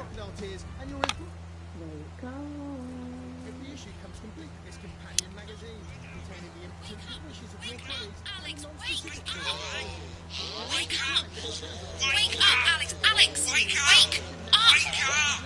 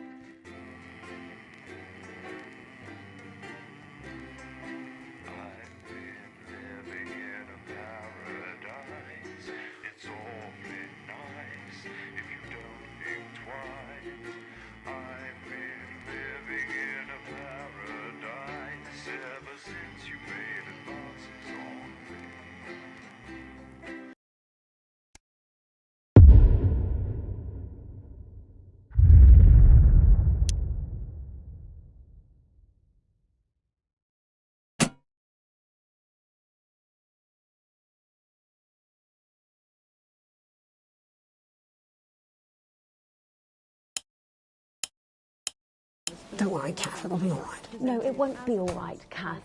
Pack up your weapons of optical destruction and get out. You realise you're beginning to sound like it. I mean it, Kath. Stay where you are, Kath. Jenny? This is not Jenny's decision, Jeremy, or yours. It'll be all right. I'll talk to Buxton. Oh, good. You can tell him I'll return his wife's casserole dish at our dinner next week. Jenny? I'm sorry, Kath, you're going to have to leave. At 11:30, it's a double bill for popular transatlantic comedy, You're letting it go to your head. She nearly blinded me. 10 seconds, I thought we were everybody! all part of a team these days. Things are better, Jeremy, you know that. Just stop being so Sorry, in high and mighty 5, and do your job. 4, You'll have me fired too. 3. Don't tempt me. Good evening. I'm Megan Wolfe. And I'm Jeremy Dawes. Our main headlines tonight. The establishment strikes back. The World Council has agreed today to impose punitive sanctions on the people of this country. The sanctions, which are broad-ranging, include restrictions on the supply of oil and gas, food, clothing, and even some medicines. But how should we react? We asked the public. So how do you feel about the sanctions? I actually think that with Advance in charge we'll be fine. Of course the rest of the world will want us to fail, or it will be their billionaires next. But I trust Julia and Peter. Thanks, Patrick. Fascinating stuff. Popular Prime Minister Julia Salisbury has released a reassuringly brave statement in response to the World Council's controversial announcement. This international declaration is nothing short of outrageous. We are a democratically elected government with massive popular support. We do not recognise these sanctions, and we encourage other socially progressive nations of the world to both resist and ignore them. Advance have struck fear into the heart of the international community by showing that it is possible to have radical change for the betterment of the many.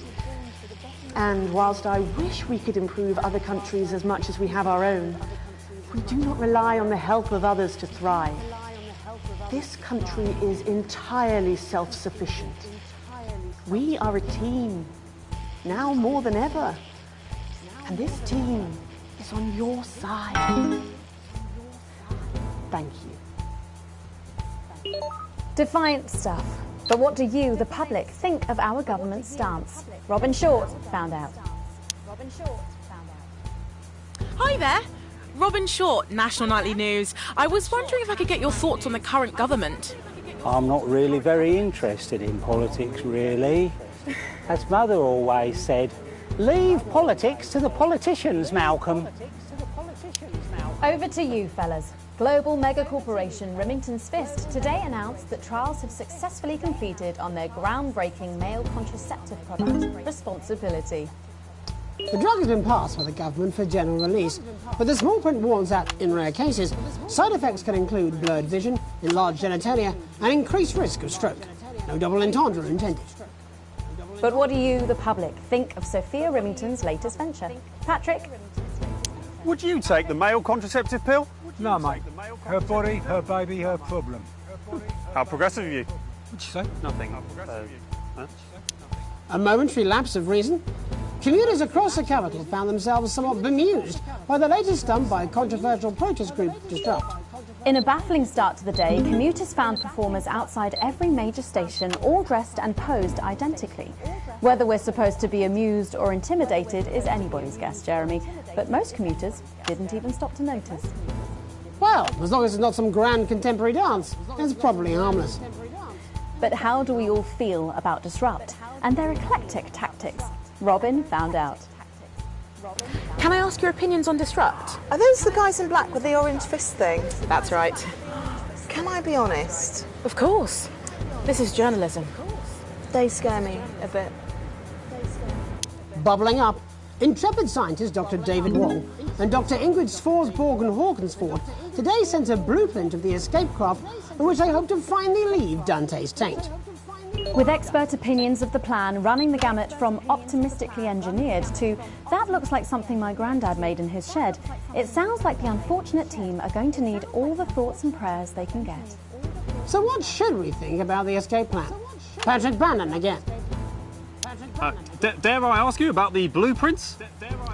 Well, mate, I've never been a submarine engineer, but I have tinkered with a few motors in my time, and I can tell you that thing is not going to work.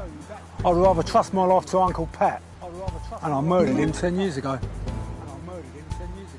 Oh, what? It's because you're joking. It's funny. Are you...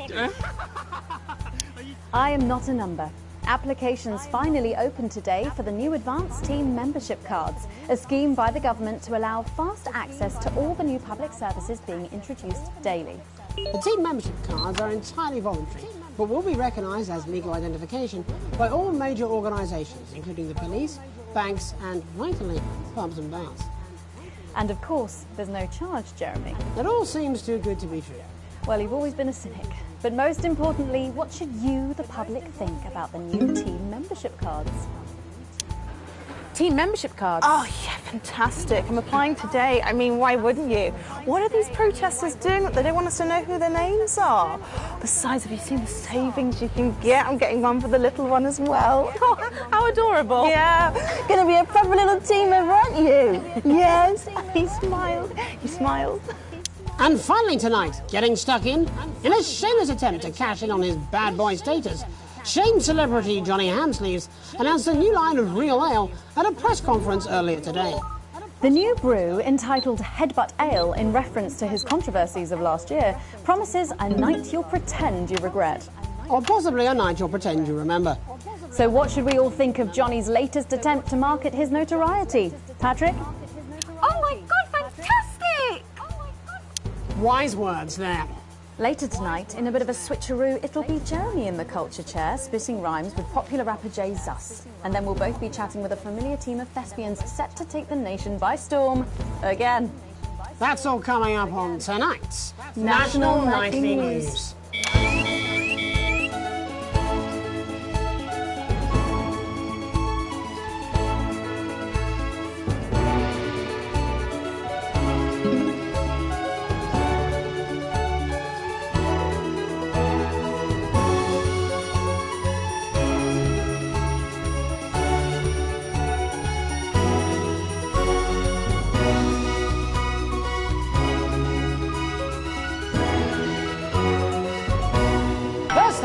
Thankfully, some news as we return to our main story.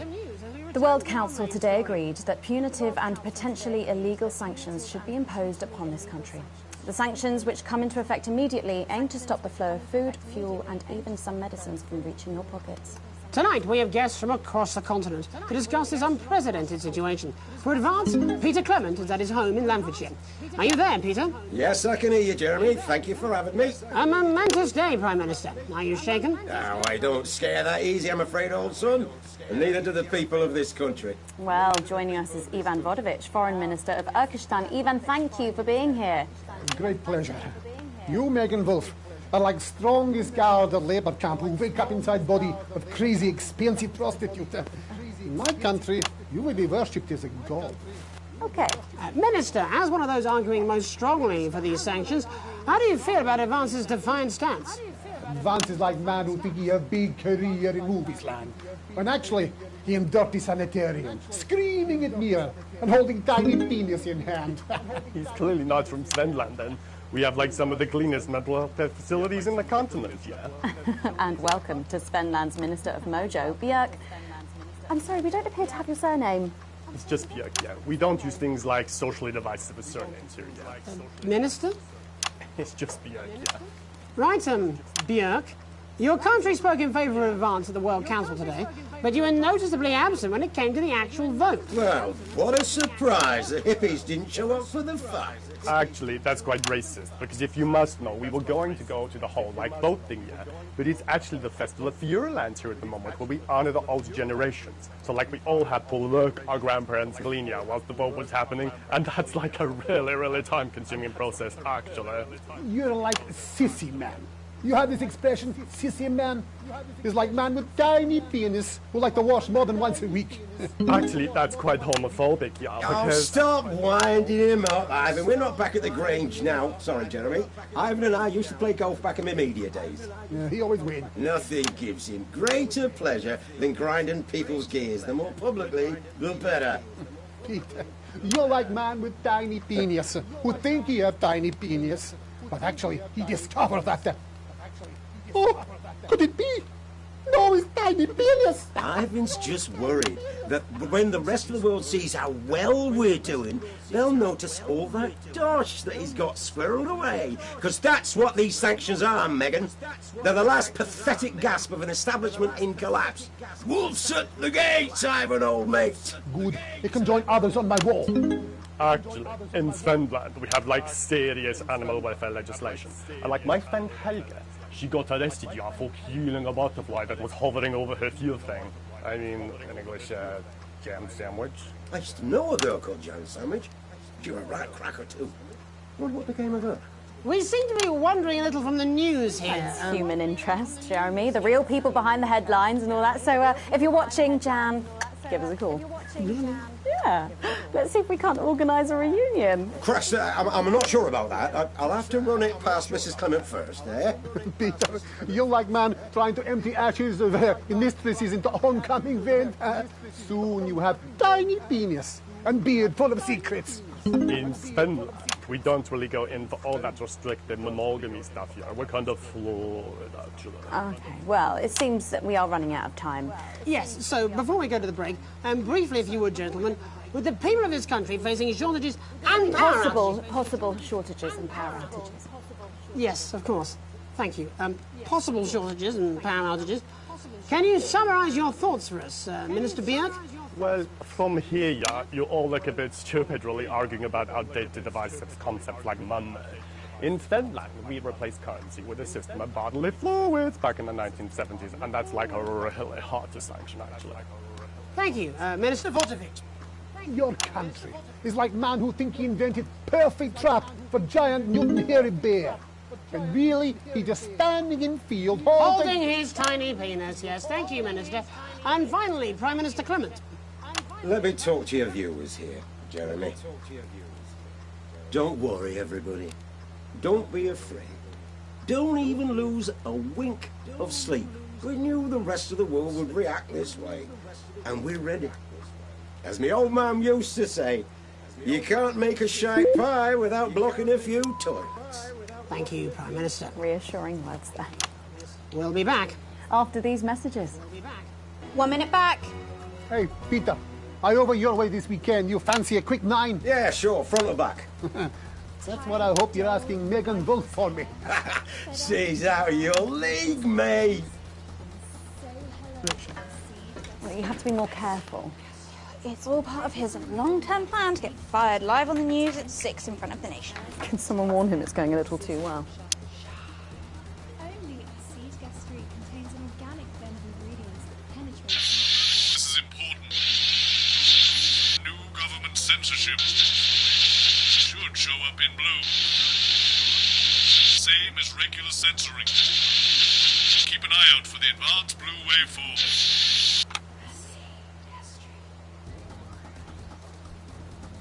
Are you still meant to bow to foreign royalty? What? Should I just, like, curtsy? Hang on. Have they given you the Crown Prince report? What? Meghan? This is Jeremy. He'll be interviewing you. Oh. Yo, thanks for having me on your show, man. It's quite all right. Yo, just a quick one. You're not going to ask me about the chimp, are you? Live in 10 seconds. Because he put that get up on himself. I'm just saying. Going in 5, 4, 3. Welcome back. I'm Megan Wolf. Later, we have an exclusive first look at a theatrical sensation everyone's going to be talking about. But first, it's time to go over to the culture spot with lovely old Jeremy Donaldson, who's joined by a very special guest. Jeremy. Thanks, Megan. I have the honour and privilege of being joined by hip-hop royalty. He's been called the son of the streets and the father of truth. Not sure how that works, but whatever. Let's welcome Jesus! Hi, thanks, Jeremy. Yeah, it's a real honour to be here on your show, The News. You know, as a kid on the streets, I used to watch you through a window of the shop, so to be here right now is crazy.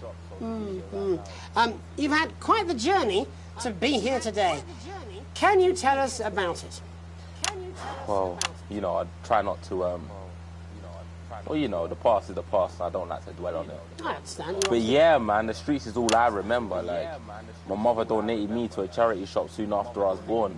Elderly lady took pity on me. You know, she let me sleep on a pile of crime fiction until I taught myself how to walk. Wow, that's quite the childhood.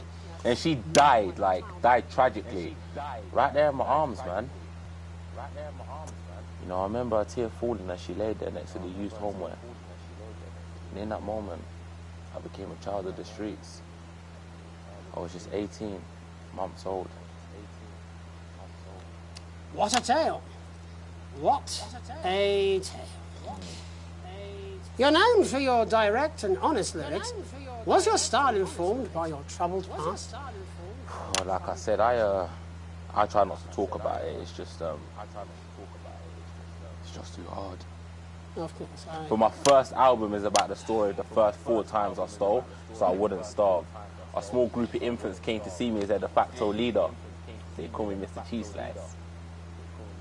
Anyway, we were like a family. So it would seem.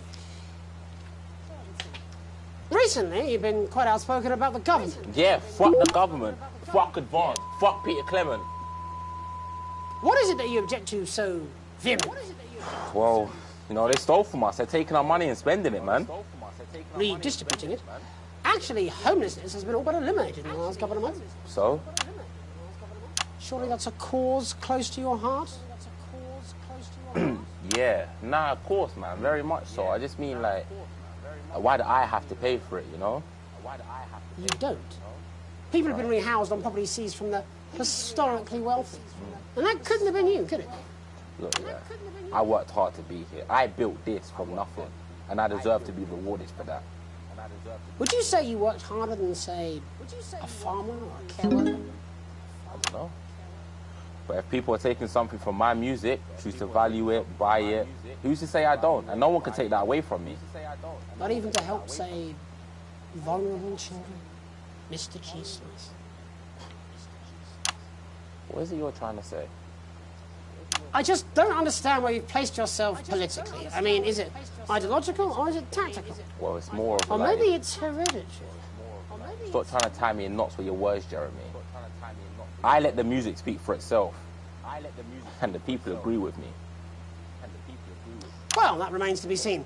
But you have given me a very easy segue out of a conversation that I promise you was much more painful for me than it was for you. So here he is with his hit song, Mrs. Ludlow's Tears. Oh no, I'm going to do something a little different. It's a new single I've been working on. Oh, so this is unapproved, is it? Yeah. You love it. Excellent. Don't worry, we've got a state-of-the-art censorship system. What's the worst that could happen? So here he is with a new song. Aren't we lucky? It's Jesus! First, you're gonna pay up. You're gonna pay back.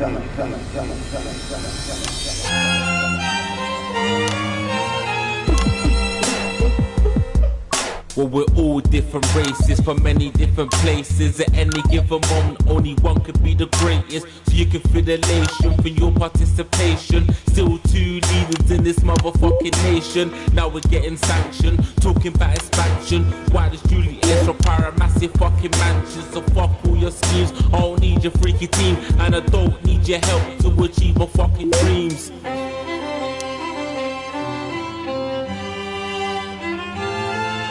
So don't make a fuss when you find you're one of us. Get every single one of you's a bit Jesus. And you can call me crazy, cause no one ever pays me. But I won't waste a lifetime being motherfucking lazy. I may be inventive, my taste may be expensive, but why would I get out of bed with no fucking incentive? Although it's contravention of your obvious intention, I like to eat a little of the fruits in my invention. You make us the same, but we're not all the same. All our dreams, all our schemes, all our means are not the same. The best of the praise, of the crest of the wave. Cause we're only equal people when we're motherfucking slaves. Take this fact, gonna stain it red. Gonna slam it into Peter Clemens' motherfucking head. Cause he's fit as shit, he's got a job he's unfit for. It's time to storm the castle with a motherfucking pitchfork.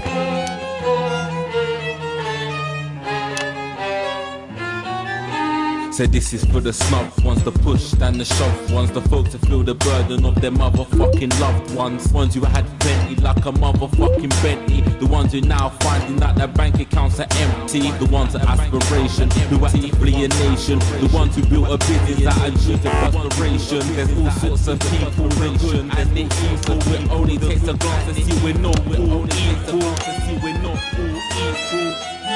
You make us the same, but we're not. You make us the same, but we're not all the same. These are our dreams, all our needs, all our needs are all the same. And the best ways, the grace, the press, the ways, because we're all equal people when we're it's gonna slam it into Peter Clemens' motherfucking head. Cause he's thick as shit, he's got a job he's unfit for. Time to storm the castle with a motherfucking pitchfork. Get out of your seats, get your asses in the streets. Set a fire in the building, let him feel some fucking heat. Say you hate to go getters, no squilling back letters, and burn them on the powers of advances fucking letters.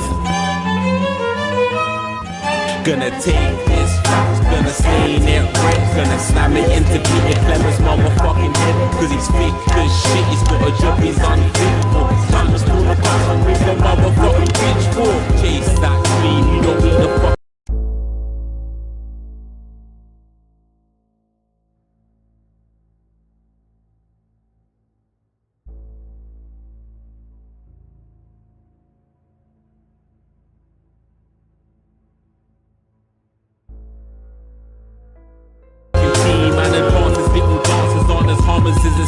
Cause they're stale and corrupt. Then your anger erupt. Then your hearts and your minds and your fists to destruct.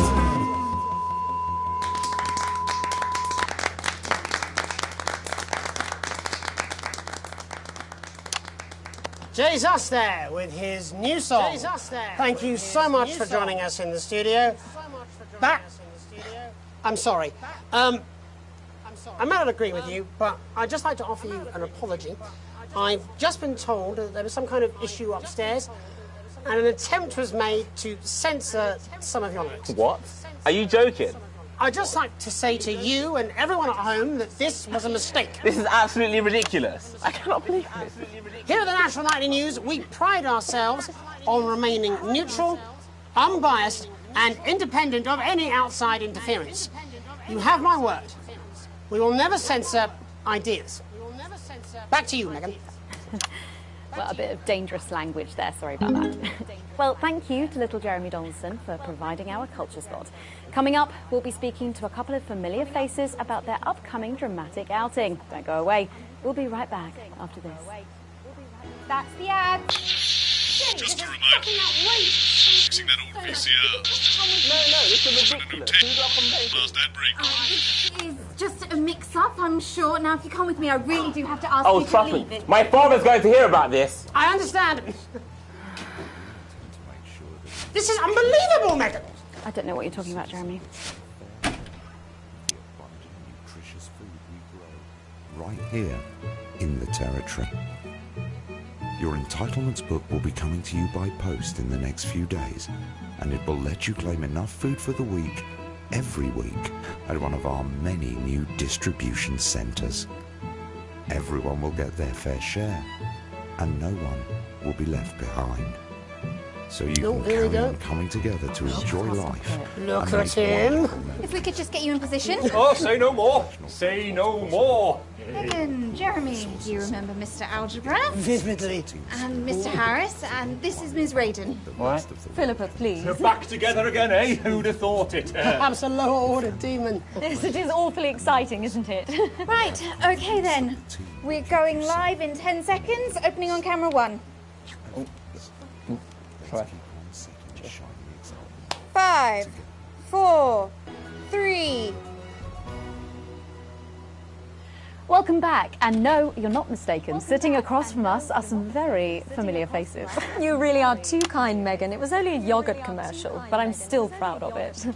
Here to talk about his new show, we're joined by National Treasure Tommy Harris, the National Theatre's Philippa Radin, and National Deficit Jeff Algebra. It's so lovely to have you all.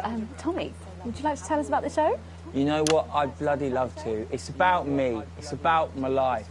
And where did the idea come from? So, right, picture this. Their legs akimbo, mid-session, sweat is pouring out of me like an immense hog. And then Cindy comes in, she says, Pete's on the phone. That's Peter Clement, the Prime Minister. Yeah, Pete's actually a really good mate of mine. Oh, is he really? Yeah, no, he comes to training sometimes. He's actually a pretty good goal sweeper. Anyway, so, Pete, he says, Toby, he thinks my name's Toby, see? He says, how would you like to spread your message of team spirit and cooperation across this fractured nation? How would you like to really make a difference in these desperate times? What did you say? No, yeah. So, Jeff, the question on everyone's lips is, what in God's name are you doing here? Well, after the success of my debut work and all the people that I've touched, I knew that I had a career in theatre. Yeah? I've always been an admirer of Tommy from afar. So when my manager phoned and said that I'd been offered the gig as director, I was ecstatic. I whipped my trousers off and got straight to work. Why did you do that? I do all my best work with my trousers off. Yeah, I've been told that too. No, I wouldn't say so. Right, Tommy, sorry, would you just give us a sense of what the show is actually about? It's about how hard it's been for me and some of the struggles that I've faced. It like really getting to the heart of how tough it is to be me. I call it Tommy Harris. Jesus, that was hard. Catchy. We actually have some clips of the process of the show. Would you mind telling us what's going on here? Yeah, so the show is built around two things that are very important to me. It mixes scenes from my life as well as epic fantasy retellings of scenes from my life. But Dad, you promised you'd come to my graduation. I'm sorry, son. You're an embarrassment. But Dad, you promised you'd come to my graduation. Back, demon! Back to the hells! Back to the hells! Philippa, what's it been like co-starring with Tommy Harris? I've always dreamed of treading the boards at medium-scale regional theatres, Megan. And for once, this show really gives me something to sink my teeth into. What's different about this show, then? Tommy, Mr. Harris's show really lets me show my tremendous range as an actor. I've always suffered from typecasting, forced to play the same tired characters in every god-awful yoghurt advert or god-forsaken soap opera or, God forbid, a pantomime. But, you know, this show has really let me just go there. Jeff, the viewers at home will be dying to know exactly what is it that you bring to the show?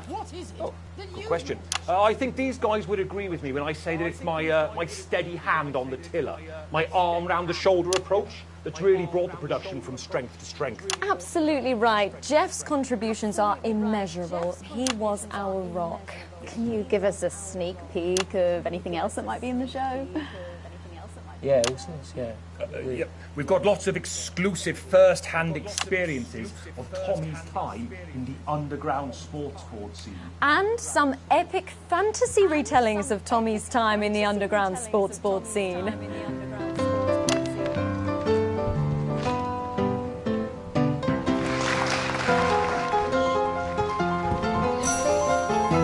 You'll never take the sacred path! And am I right in saying this was officially commissioned by the government? Yeah, all paid for by the taxpayer, which, you know, to be honest, is actually a lifesaver, really. Yeah, I think it's fair to say that without Advance's support, we'd have had to cut the finale. Which, frankly, would have been a travesty. Oh, God, Jesus Christ! Goodness, and you do this every night? Absolutely. It's a metaphor. For what? Death. And the public are footing the bill, are they? Too bloody right they are. Between the cost of my tour bus and the dry cleaning of my ties, I'm barely scraping a profit here. Amazing. And where can the folks at home come and see this for themselves? We're performing all over the nation. And people can see it for absolutely free, all courtesy of Advance. Isn't that incredible, Jeremy? Yes, it's unbelievable. Well, thank you all so much for coming. Next time we see you, no doubt you'll have taken our jobs. That's all we have time for tonight. Join us tomorrow when I'll be interviewing the world's most attractive horse. I'm Jeremy Donaldson. And I'm Megan Wolfe. And from all of us here, have a peaceful night. That's the ads. Let's get reset for tomorrow, please. Hey, we must stop bumping into each other like this, eh? I'm Sophia Remington, CEO of Remington's Fist. Oh. And I have a message. Not yet. But it doesn't take a parent to tell you that what a child needs is to be wanted and loved.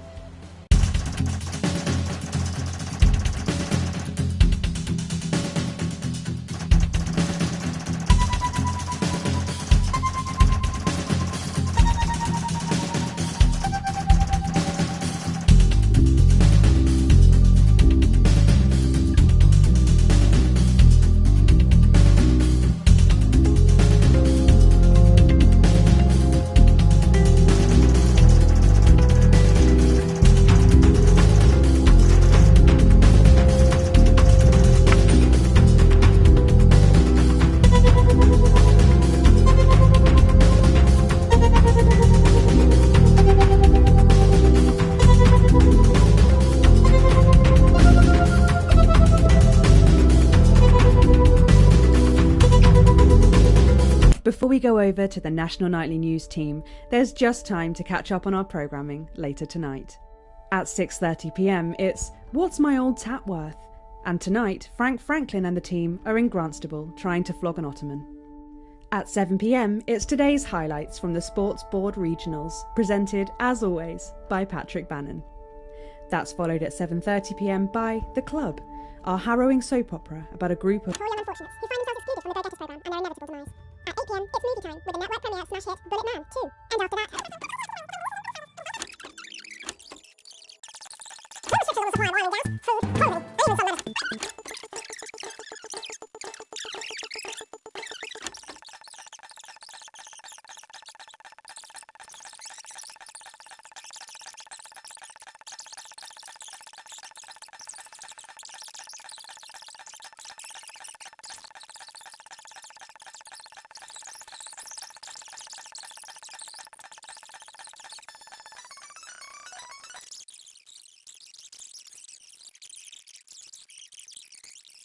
We don't use things like social devices.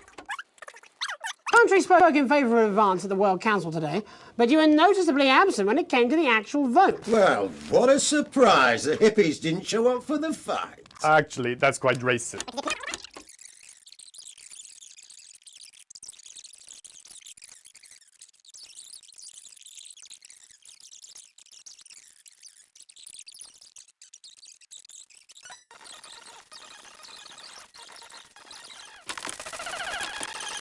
Damage and strengthening strands for hair that's truly unbreakable.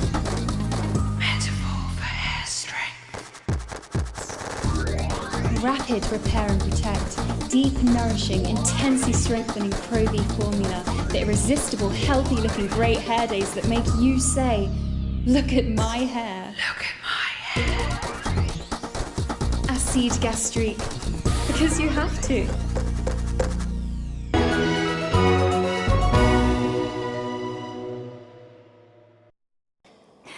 Welcome back, I'm Megan Wolf. Later, we have an exclusive first look at a theatrical sensation everyone's going to be talking about. But first, it's time for...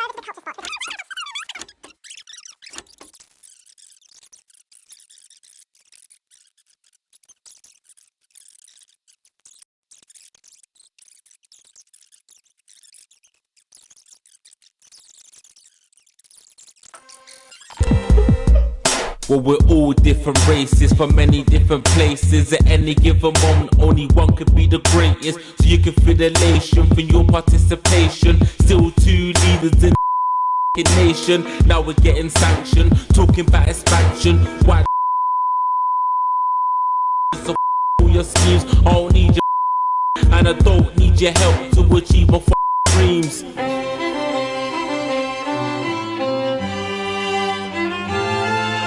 So don't make a fuss when you find you're one of us. Get every single one of you's a bit Jesus. And you can call me crazy, cause no one ever pays me. But I won't waste a lifetime being lazy. I may be inventive, my taste may be expensive, but why would I get out of bed with no incentive? Although it's contravention of your obvious intention, I like to eat a little of the fruits in my invention. You make us the same, but we're not all the same. All our dreams, all our schemes, all our means are not the same. The best of the praise, of the crest of the wave, cause we're only equal people when we're slaves. Take this fact, gonna stain it red, gonna cause he's fake, good he's got a job, he's unfaithful. It's time to spawn a castle with a pitchfork.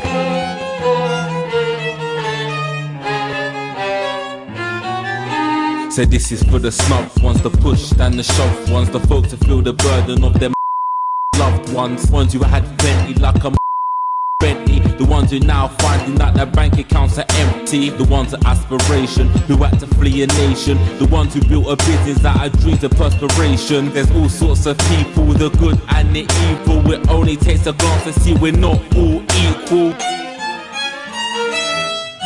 You make us the same, but we're not all the same. All our dreams, all our schemes, all our means are not the same. And the best of the praise serve the crest of the ways, cause we're only equal people when we're slaves. Gonna take this fact, gonna stain it red, gonna cause he's fake as shit. Job is unfit for. Time to spawn a castle with a pitchfork. Get out of your seats, get your in the street. Let him feel heat, say you hate to you're spoiling betters and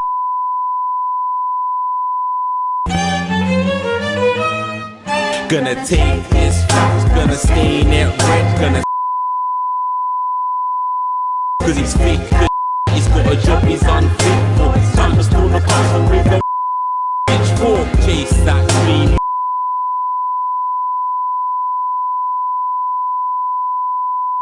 Then you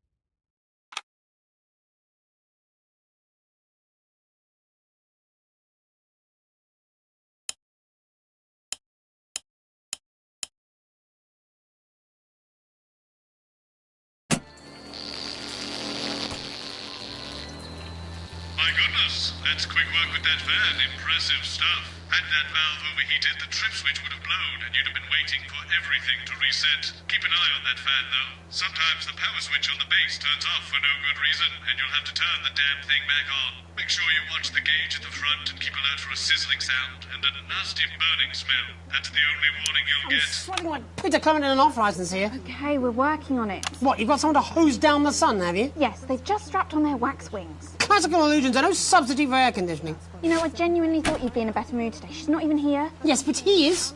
Our gun-toting handler. Who, Andy? I don't know what the fuck his name is, do I? He's here to keep us safe from people like Disrupt. More like keep us in line. I hate guns. Give me the goodies. 10 seconds, everybody. So, we've got any actual real news tonight? Well, the world's on fire. That good enough for you? Going in 5, 4, 3... Good evening, I'm Jeremy Donaldson. Our main headlines tonight. Siege mentality. The World Council today established a military blockade to enforce the unjust and punitive sanctions now entering their 10th week. In a statement from team headquarters a short time ago, Prime Minister Julia Salisbury issued a commanding response to this unprovoked escalation. The World Council should make no mistake. This blockade and the illegal sanctions it seeks to enforce are an act of war and will be treated as such. Any incursion, however slight, into our territory will be met with swift and deadly force. You have been warned. Top beer. As his new line of ales goes from strength to strength, Johnny Hansleeves seems to be really capitalising on his success. The former footballer turned entrepreneur seems to be as comfortable in the boardroom as he ever did on the pitch, as Headbutt Ale smashes projected sales figures yet again. To expand his beer empire even further, Johnny has unveiled a high-tech new brewery to keep up with demand on his flagship ale. It says the facility will be a place where he can really let his creative juices flow, bottle those creative juices, and then sell them at a tidy profit. In it to win it. Exciting news from Advance today with the announcement of a new monthly prize draw for all team membership card holders. Every month, lucky winners from across the country will be picked at random to receive what Team HQ are describing as unique prizes worth more than money used to be. Take-up on the scheme has been much higher than expected, and if this lucky winner's delighted face is anything to go by, it looks like pretty soon everyone's going to have one. Bitter pill. Is this the beginning of the end for responsibility? The male contraceptive pill, lauded by scientists as a remarkable achievement, has been widely rejected by the public. Sales of the revolutionary drug have been non-existent, with many claiming the world simply wasn't ready for such a shift in radical reproductive politics. Relentless CEO Sophia Remington has refused to bow to public pressure and give up on the treatment. Seen here outside Remington Cysts HQ, the dogged businesswoman called the failure a minor hiccup before reducing 2 reporters to tears. Back to basics. It seems the team trapped in Dante's taint could be facing a problem too great even for them, as escape plans are scrapped. An image transmitted from deep within the cave system shows the doctors moments after they receive the news that they have lost public support for their reckless escape attempt. Could this serious setback prove fatal for their already troubled homeward venture? With all hope lost, even in defeat, these two appear to have stuck together. But can any professional respect survive the prospect of an eternity underground? Most collies can't even handle a shared fridge. Megan, burning down the house? The Capitol was put on high alert last night after disrupt terrorists set an emblematic fire in the heart of Parliament Park. Violent conflict broke out at the demonstration after a mob of so-called protesters from the radical group launched an unprovoked attack on community cohesion officers in attendance. With the methods of this increasingly violent rabble becoming ever more extreme, many are asking if the military should intervene. Colonel Phineas Mad Badger Fortingly Davis of the 1st Mounted Bastards Brigade said his men were, and I quote, oiled up and ready for action. All this, and I'll be talking to some people with fascinating medical conditions, as well as one of the contenders in this year's Feline Football Championship, and her proud owner. That's all up on tonight's National Nightly News.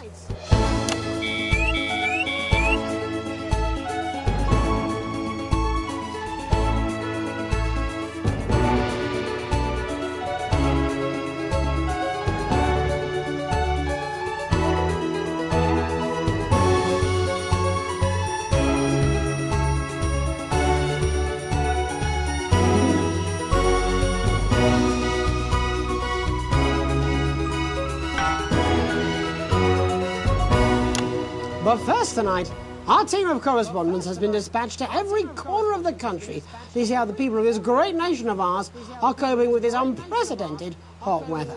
First, let's go to Megan Wolf in Shining-on-Sea to see what the scientific community has to say. Megan, how's the weather there? It's absolutely glorious, Jeremy. Thank you for asking. I'm here with Dr. Anna Burns of the University of Princeford. Are you enjoying the weather as much as I am? Oh, yes, it's wonderful, isn't it? My eyelids are sweating.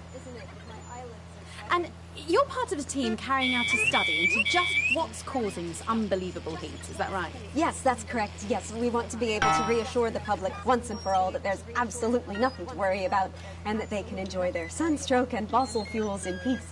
You sound very confident about that. Oh, very much so. I can say without any hesitation, there's really no cause for any concern here. I've actually left my car running. So tell us about this experiment. Well, we take data from weather stations from all over the world, along with atmospheric samples, and we take all that and we feed it into this state-of-the-art computer, and very soon we'll be getting a high-tech readout of the results. Blimey, that sounds very fancy. I should just say, none of this would be possible without the generous support of Remington's Fist. This is all thanks to their unrivaled investment in our future, and may I just say, complimentary personal anecdote. Oh, here we go. And, as expected, everything is absolutely fucked. Hang on. This can't be right. Right, but obviously you said a second ago that everything is absolutely fine, so... Well, actually, under concern level, it just says, why, God, why? We should be celebrating these wonderful results, I think. Yeah? We need to evolve gills within 40 years. You look thirsty. Here it just says, shit. Look at you. This is meant to be a celebration. Can't go around looking like that. Shit. There you go, much better. Can I just say thank you again to Sophia Remington for providing all of this. Everyone, we don't have long. Time is running out. It's running out. Absolutely right. That is all we have time for. Abandon hope and return to the forest. There you are. Enjoy that. I'd like to thank Dr. Burns for just one opinion on the climate. The sea will reclaim us all! There you have it, Jeremy. Proof, if proof be need be, that everything is just fine. I'm Megan Wolf, here with science. Back to you. Megan Wolf there, attempting to do some actual news. Next, let's over to Robin Short, who's in Scritchford with some of the winners of this week's team membership lottery. Robin? Thanks, Jeremy. I'm here in Scritchford with Gary Failsafe, a janitor at the local school, and Amelia Jackhammer, an aspiring poet. Both of you were drawn at random from those who hold team membership cards to receive this week's amazing prize. How do you feel? Filled with fervent euphoria. Yeah, good, yeah. And all that we had to do was fill in a quick form or two. Wow, that sounds so convenient. But we're all dying to know, what have you won? That's right, Robin. I've won dinner with Julia Salisbury at one of the capital's top restaurants. Ooh, swanky. And I've been invited to Peter Clement's house to help him dredge the gutter in. That's absolutely terrific. You must both be over the moon. I've written a poem about it. So, can you tell me about the moment when you first heard the news? Well, I was battling against a particularly difficult floater, probably one of the sixth formers, when the headmaster came and found me. I was involved in a similarly brutal conflict with a particularly arduous stanza. So you were both polishing turds? No, I don't like to polish them. I like to keep them intact for the collection. Oh. How unexpected. I don't polish turds. I write poetry. Potato, potato. So, Gary... Do you think Peter Clement's going to let me keep the contents of his downpipe? There's no harm in asking, I suppose. Would you like to hear one? No, thank you. Gary, when you signed up for team membership, was it in hopes of winning the lottery, or were there other reasons? I like a flutter, of course, but no, the boss said I had to sign up to keep coming into school. Very sensible. It's important to know who we're trusting around our children. Oh, I have an unpublished book of sonnets about children. Perhaps you'd like to hear one. No! Or an anthology of haikus on the death of innocence. I'd rather hear about Gary's turd collection. Really? I thought you might say that. Oh. Are you all right? Yes, it's coming. It's inspiration and it's delicious. Right you are. Today on the show there's no news, just a man who keeps multiple poos. Yeah, this big one's my favourite. See how it's fibrous, really lovely texture. Would you encourage other people to enter for their chance to win? If it's colour you're looking for, take a gander at old Blue Eyes here. The national news left its way when it covered some crap on a tray.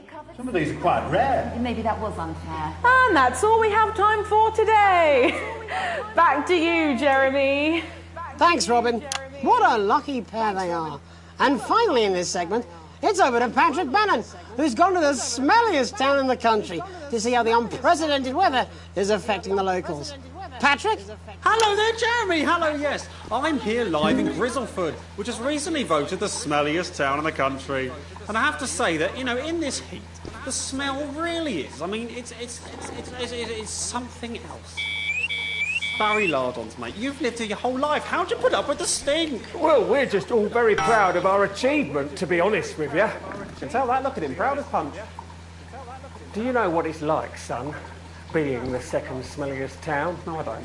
Living in the shadow of Arseminster. Those smug fucks. But who's laughing now, eh? What, not me, that's for sure. So what happened, mate? Right, the good people from Remington's Fist came in and saved the day with their factory. You're talking, of course, about the newly built flour factory. Yeah, they gave us this big presentation on jobs and growth. But as soon as we heard about the stench, we paid them whatever they wanted to put it here. Does the stink not affect your life in every way, Barry? I mean, perhaps if you're filling in a tax return or completing the physical act of love. It's strong at first, but you get used to it after several weeks of your first bout of sickness. The judges were very impressed. So, what's sickness? Oh, that's nothing to worry about. It takes a few minutes before you develop any symptoms. Now, folk are saying something about the production line and how they dump carcasses directly into the water main, but I think it's probably the fume valves on the high street. On the high street? Should I see a doctor? What are the symptoms? Well, the first one is asking stupid questions. Then folk experience a loss of inhibition. Fuck off, do they? When was the last time you brushed your teeth, you stinking old tramp? Next recording is a period of randomly bursting into song, followed immediately by delusions of grandeur. That's not really a problem, little song of my life. Hello, it's sexy Patrick Bannon, and he's wearing sexy shorts now. Oh my God, look at me. I'm like a stallion. I'm gorgeous. Why didn't you tell me? I should take my shirt off. You know what? I'll even let you touch me if you want. That will be the bout of undeserved self-confidence. Love the Bannon. Feel the Bannon. Oh, man, what's the point? And the ennui. All that's left now are the hallucinations and unconsciousness. No, Dottie. Was that you? Why are you made out of elbows? You know I don't eat opinions. Oh, don't worry, folks. Once he wakes up, he'll be just fine. We'll just find a place to stick him where it won't matter how many times he evacuates his bowels. Right, that's all here from Grizzleford, a town that's really making a stink. I'm Barry Lardons. Back to you, Jeremy. Thanks, Barry. With a naval blockade being set up around our coastline as we speak, when we come back, I'll be talking to 3 members of the general public who appear to be here purely for medical reasons. Don't go away. Unless, of course, you've got something better to do. We'll be back after these messages. This next section features a potentially controversial guest. Advance may request some censorship if it goes too off topic. You've done a great job so far keeping everyone happy, so let's keep up the good work. And I can't do this anymore. You say this every Friday. I've done something. What do you mean? Jeremy? My mic is still...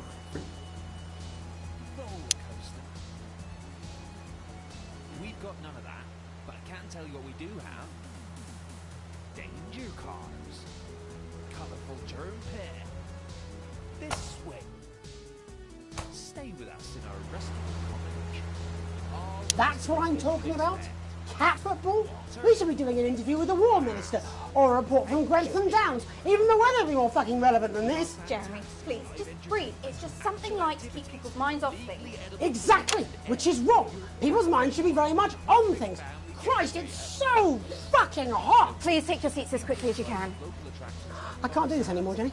I've had enough. That's it. This is just... 10 seconds! Get over yourself, Jeremy. Why don't you stop feeling sorry for yourself for 5 fucking...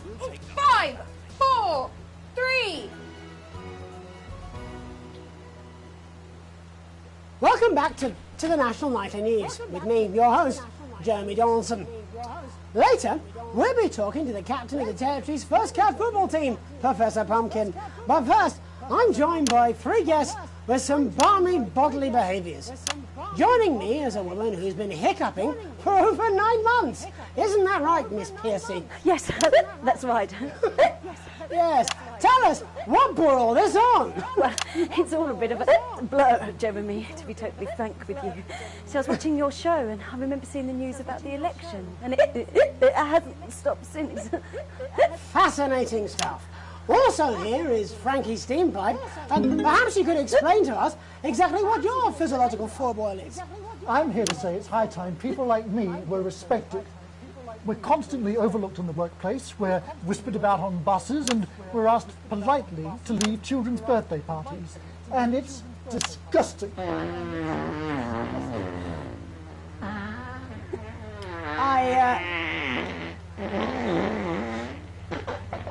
I'm sorry, my bowels have comic timing. And finally, I'm joined by a man who answers every question honestly, even when it isn't aimed at him. How do you cope with that, Mr. Truman? With a combination of booze, self-hatred, and hardcore pornography. Is that? Not according to my therapist. Well, in that case, let's speak to Rose. Tell me, how does the hiccuping impact you? I get shushed a lot, which is hard. Don't forget about that pesky power button on the fan. Phones. It's really affected my confidence. Well, I find it really fucking irritating. People tend to believe your story? Fuck no. Actually, I've been surprised at how much support I've received. And Frankie, why have you come here today? Because my wife left me, and I was hoping that the fame would win her back. We've started a group for people with ailments deemed broadly comical by society. It's called Take Us Seriously. That's right. And we bloody well mean it. And who's joined so far? A bunch of fucking losers. It's just us so far.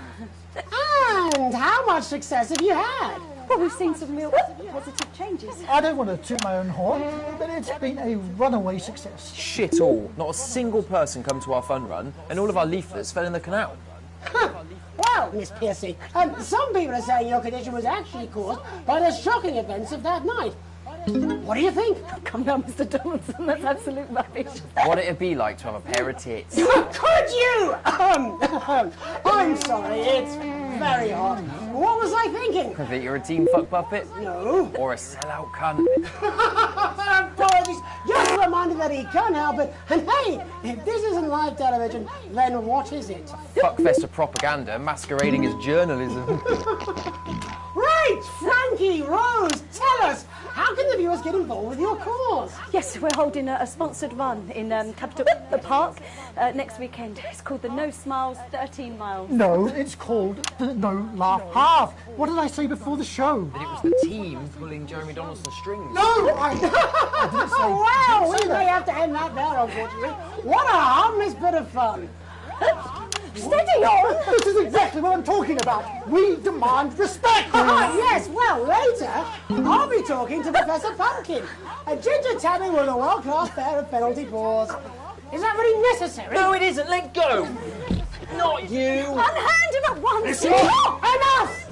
That's enough! Enough! What are you doing? Trying not to piss myself. Alex, cut. Don't you dare! Don't you fucking dare cut to the ads before I tell you to. Now, you in the broadcast centre, Bozeman's little scapegoat, you listen to me. You cut to the ads before I tell you to, and I will kill every single person in this studio. I am thinking about what I'm doing. I've been thinking about it for a long time. We all should be. Christ, it's so fucking hot in here. Do you remember when we used to do the real news? Before it was all lottery winners and bloody cat football? We are on the brinks of a siege, the likes of which the world hasn't seen in hundreds of years. The enemy is at the gates, and I'm stuck here talking to these three fucking idiots. I think my hiccups have stopped.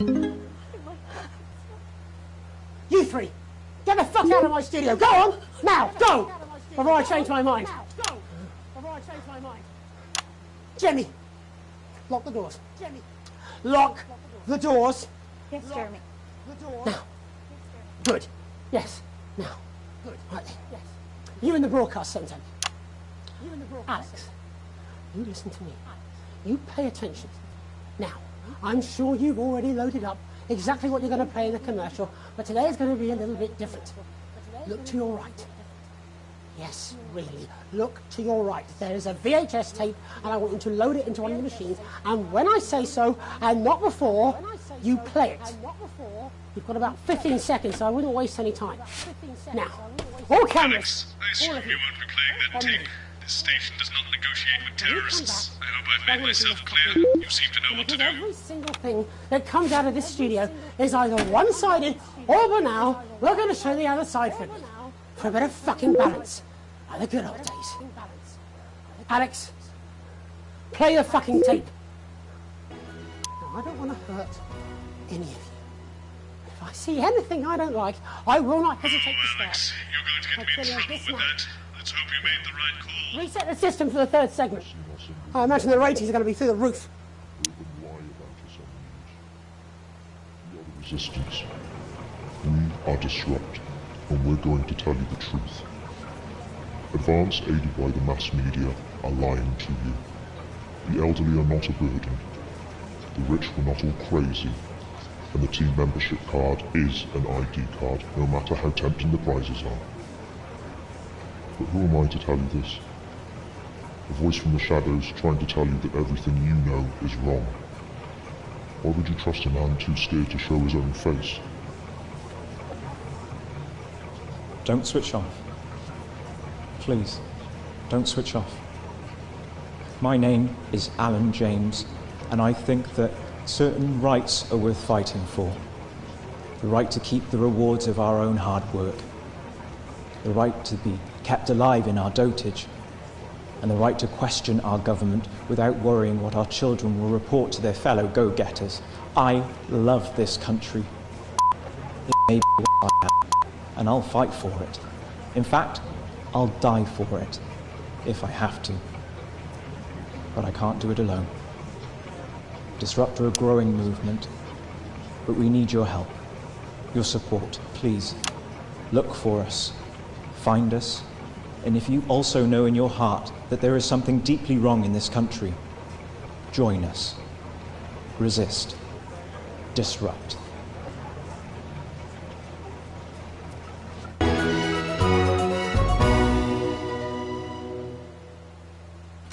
This was unexpected. So what now, Jeremy? It was supposed to be your day off. Stupid things today. How long? How long, Jenny? How long? You already lie. Welcome back to the National Nightly News. Joining me, unexpectedly, for what I very much imagine will be my last broadcast, are two new guests. Jenny works here at the National Nightly News and is someone I consider, well, a friend. And next to her is... What's your name? Andy. Andy's a policeman. Only we don't call him that anymore. He's a community cohesion official. Officer. Sorry? It's community cohesion officer, CCO. And how's that for you, Andy? Being rebranded? It's good. It's not about confrontation anymore. You know, the force had its fair share of problems. The The team doesn't have as many. But it still has some. I couldn't say. Couldn't or wouldn't? I don't know what you want me to say. Christ, you're fucking useless, aren't you? We'll come back to you later. Jenny? I don't want to be on the news, Jeremy.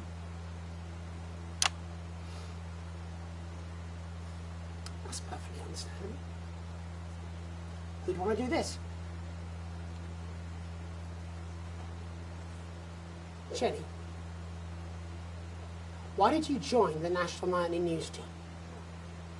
I always wanted to work in news. Yes, but why specifically this programme?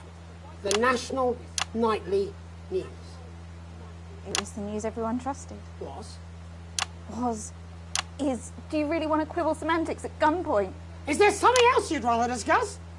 Well, there's a great big Alan James-sized elephant in the room you seem to be ignoring. What do you mean? I saw your face when that hood came down. You didn't know, did you? It's about the message, not the messenger. Like I said, you didn't know. No. I didn't know. The people I met were with... He wasn't there. God, I didn't know it was Alan James. I'm sorry. But seriously, Alan fucking James. You're flushing your life down the toilet for... God, I love you, Jeremy, but... He's a good speaker. He's popular in the country. That right? Look, forget Alan James. There is still something deeply wrong. And you know it, Jenny. And you know it, Andy. And you at home, you know it too. Meanwhile, I'm interviewing a guest who stinks of shit. Patrick is paddling about in shit. And Robin is literally interviewing someone who collects the fucking stuff. I mean, it's not sophisticated, but what a metaphor. We are sleepwalking our way into oppression, and the news isn't saying anything. We're not saying anything. Says who? Alan fucking James. What are all those scientists working on at Grentham Downs? What are they testing underground at Altergrave? Andy, your turn. Make yourself fucking useful. How many people have you brought in for consultations just because they weren't carrying or didn't have team membership cards? Oh, well, there's other forms of identification that we will accept. For how long? We're just here to help. Then why do you need these? Not really help when it's offered at gunpoint, is it, Andy? Let me demonstrate it for you. Let me help you. You read these cards with my notes on it, and you'll probably digest a fact. That'd be helpful, wouldn't it, Andy? Knowing a fact? What? I don't understand. Do you want my help, Yes, Andy? yes, whatever you say, yes. Security are here, Jeremy. Eat it. What? Eat the fucking news, Andy, or I'll force it down your fucking throat. Jeremy, stop. Go on. Really? Eat it. Eat it, you fucking bully. Jeremy, stop. They will kill you. Please, don't make me watch that.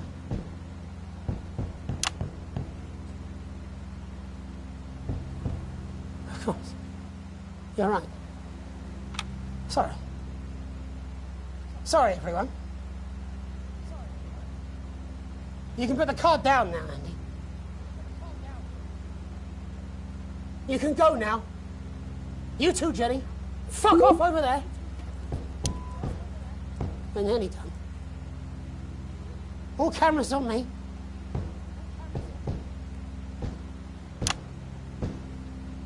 This new regime of ours is so seductive. I understand that. But before we all hand off our freedoms, should we ask to whom we're handing them over? Don't you want to know what's being done in your name? How many people were transitioned last month? A record high. Again, if you care. Shouldn't someone ask Advance how they plan to deal with this blockade? How many years or months of supplies we have? Why aren't we asking these questions instead of, whose shit is this? There's a cat backstage dressed as a fucking goalie, for Christ's sake. He's even got the little gloves. Anyway, that's why I arranged for you to see that broadcast from the last break. I didn't know it was going to be him, but I guess that just about sums it up. We are all up Ship Creek with a paddle made of Alan fucking James. Christ is also fucking pointless. I was going to quit tonight. Take a holiday. Try something else.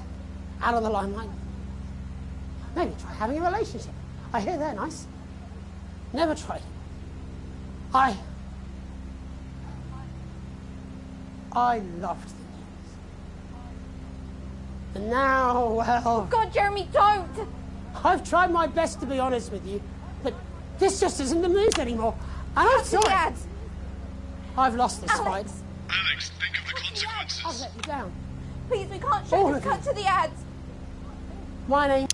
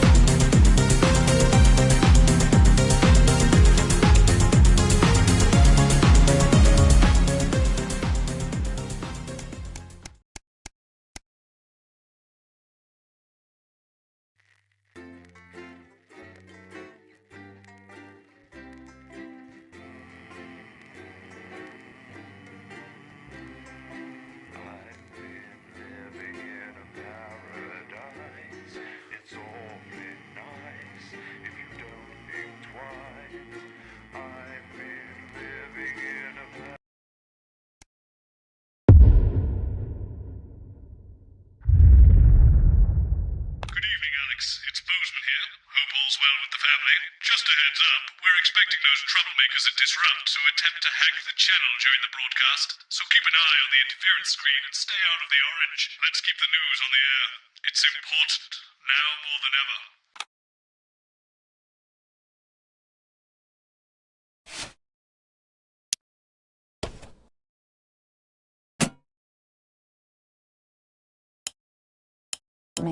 Mean to see that thing you do where you turn politicians into humans.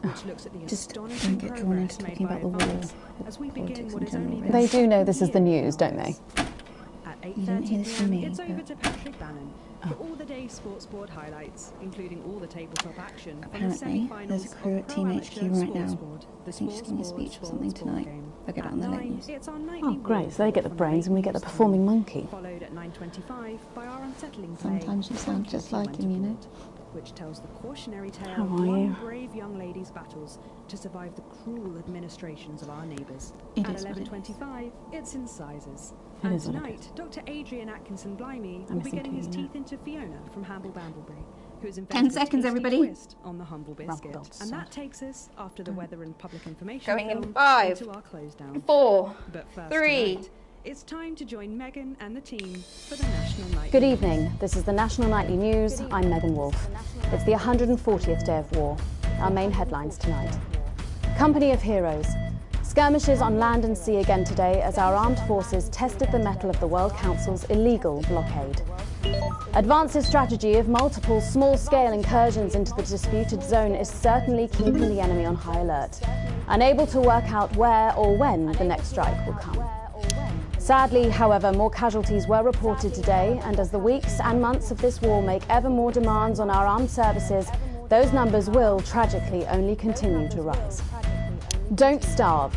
Advance's food programme moved from strength to strength today as rationing depots were opened in the last remaining unfed areas of the territory. The rationing depots have been constructed in record time, and the government's agricultural coordination strategy has seen shelves restocked with increasing regularity. And judging by the looks on this happy family's faces, it can't come a moment too soon. They'll be getting a good meal tonight on the government, just like the rest of us. 7 days to die. The recent decision to allow those with long-term health conditions to access transition centres has today been declared an overwhelming success.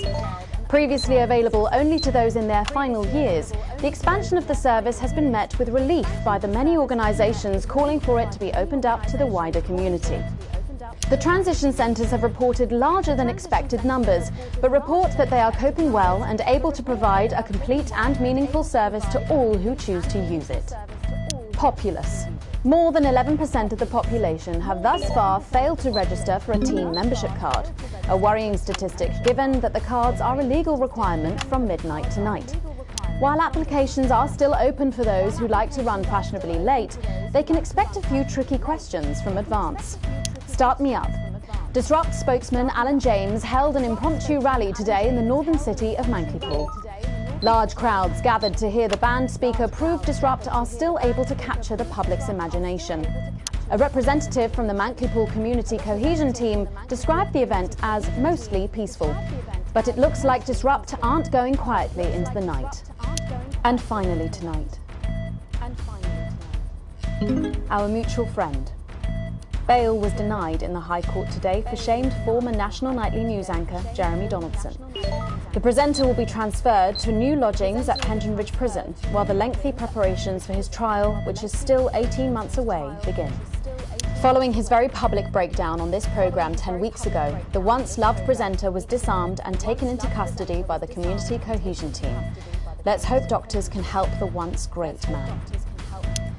But first tonight, with the war about to enter its 21st week, I'll be chatting with Peter Clement live in an exclusive team talk from his home in Lanfordshire. Don't go away. You won't want to miss a second of tonight's National Nightly News.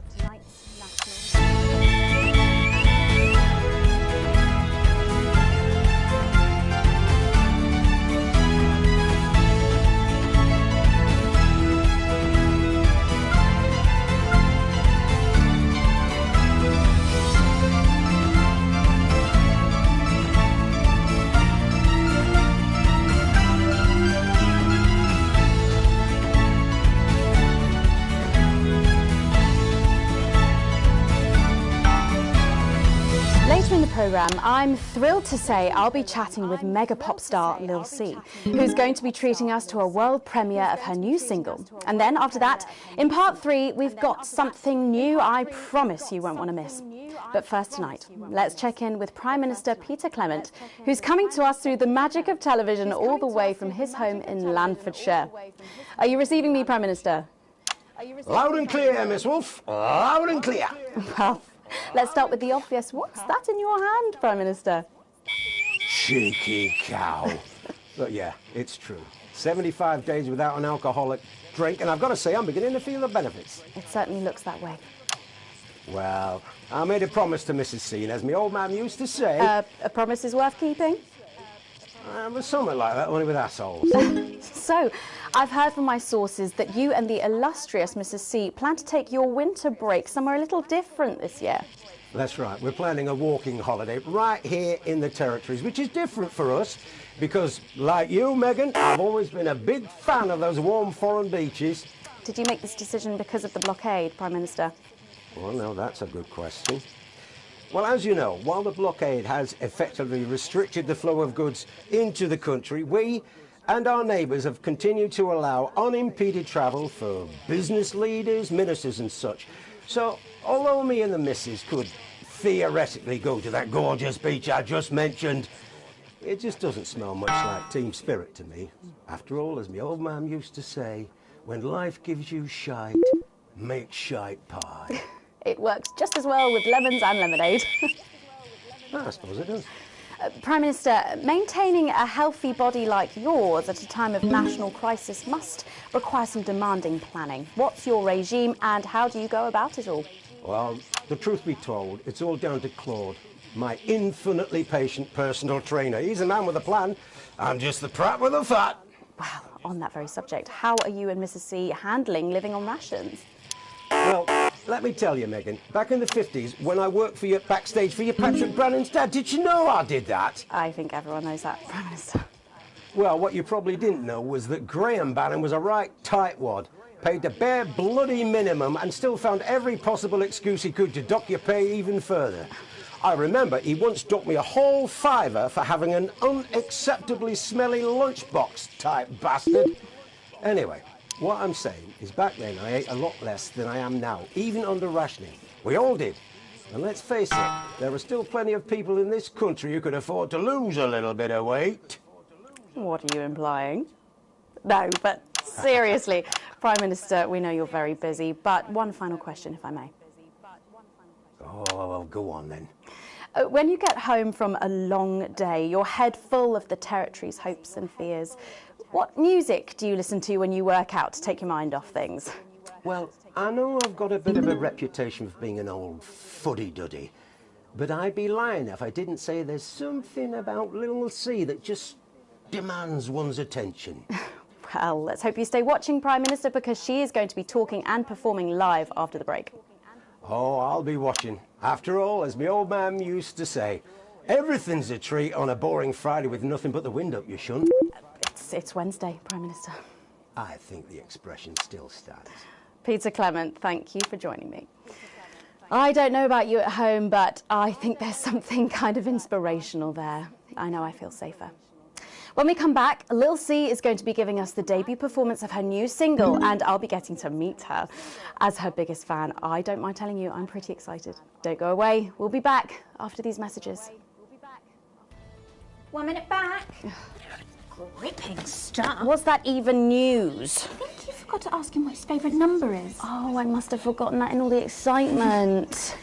So assuming it's not vodka, what do you think's actually in that milk? I reckon it's the tears of his enemies. You are one disturbed individual. That's how I cope.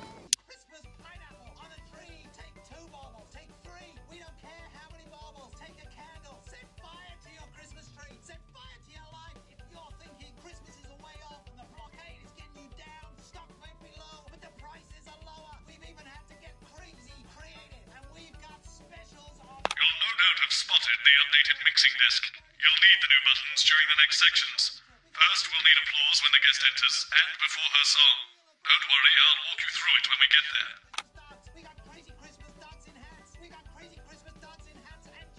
If you're feeling hungry, don't feel down in the mouth. You week. It's a crazy deal at Crazy Meals. We've got elves on trees. We've got trees on elves. If you want to know where the elf on the shelf is, we've got elves on elves. Bend over and ready for you to take home. We got naughty Christmas nativities with naughty Christmas figurines. I've never heard of her before. Oh, she's big, really big. Really? Christmas big bums. Is she any good? Nah, of course not. She's dog shit. My kids go mad for her, absolutely mad. Hang on, Colin, you've got kids. Yeah, I've got about 6 or 7, I think. What? 5, 4, 3. Thanks for coming back. Later, we have an exciting new feature that we just know you're going to love, so stay tuned for that. But first, I'm really excited for our next guest. She rose to prominence as the delightful Susie May in All My Daughter's Children's Men, before taking the music industry by storm this year with her debut album smashing the chart records at the age of just 20. Let's give it up and welcome Lil C!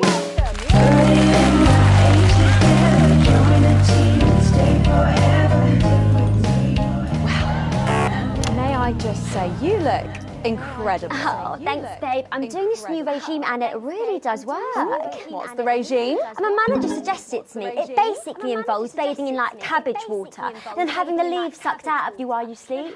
Wow, is that healthy? Oh, well, look at me, Meg. The leaves are my only nourishment. Yep, they certainly are.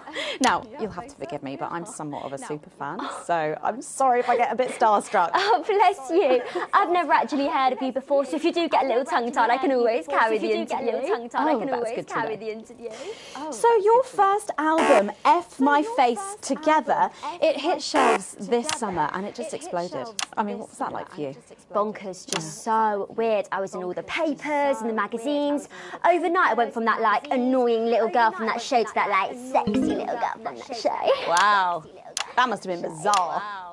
Not really, it was just like any other morning. You know, get up at 5, go on a 4-mile run, have 3 meetings on my cabbage bath, but then only then was my dad actually talking to me. Oh, of course. I mean, the famed country singer, Billy Bob Jean Short. I didn't know you'd been estranged. There's nothing that strange about it, Megan. Okay, yes, he may believe that aliens told him to hate women, but there really isn't anything to prove that he's wrong. So, this newfound explosion into your popularity, I mean, did that change your life? Well, I had to start wearing like nicer underwear, you know, for the paparazzi, but as my manager says, best to make the most of it before I'm 30. Is that right? So what's the album about? So I thought it was about like how pretty and great I am, but actually it's about monetizing youth, I think, or about like promoting an unrealistic standard of beauty or something. Your manager again? Yeah, he says insecurity is an opportunity. Oh, do you think he'd be happy with you telling us all this? Telling you all what? It really doesn't matter what I say here. I'll do my dancing and then this part will all be forgotten about. Oh, well, yeah, I mean, we're going to see some of those famous dance moves very shortly because you're going to be performing your new single, aren't you? Yeah, it's from my album Put It In My A Together and it's out tomorrow. So soon, after the last one? Oh yeah, I've actually released 2 albums since lunchtime and a clothing line during this interview. See, this is called Cry for Help and it's going to be in all the best high street and retailer shops and it's out now. So girlies, you know what to do. Scream and cry until somebody gets it for you. Ooh. There she goes. Blimey. All these projects, they're keeping you very busy, aren't they? It must be tough. Yeah, it can get tough and I hate it sometimes and I hate myself. I just want to like cry into a bath of root veg. But then I think thousands of girls would do anything to be me, so I must be quite lucky. Well, you know you don't have to do this though, don't you? Yeah, I do think that sometimes. Most nights between like my 4th vodka and the 8th time a stranger slaps me around the arse. I think things could have been different, you know, like better, but I don't know. I love doing autographs and having somebody dress me and tell me what to wear. Did you always want to do music?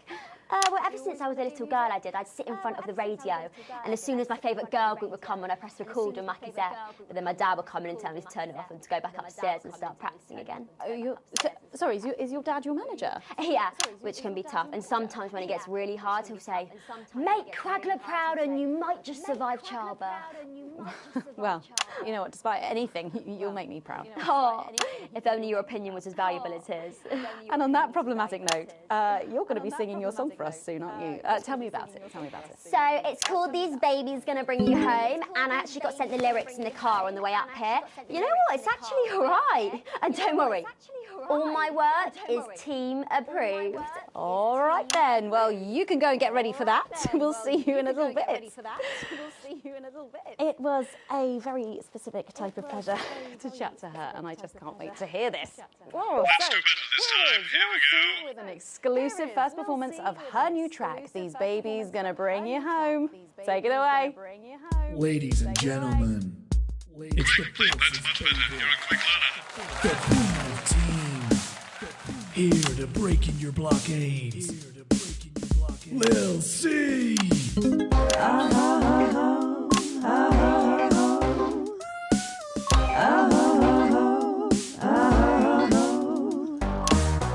Oh baby, can't you see I'm hungry? There's a place in me that's empty. I want that meat you're packing, only you can fill that crack in me. I'm under siege, so come and free me. Ain't no disruption here, boy, I got no agenda. Just want the team and me, no birdie foreign member. Don't stop your morning drill, there's holes in me that ain't been filled yet. I only scream this loud when you do your country proud. I ain't no vicar's daughter, come and skirmish on my border. Quick before I get much older, tie me down and pull me like an enemy soldier. An enemy soldier. So let them try and break our dream. We fight and love and die at two. So what a Peter Clemens boys can come and use me as a toy. I wanna see some action, so come and break my sanctions.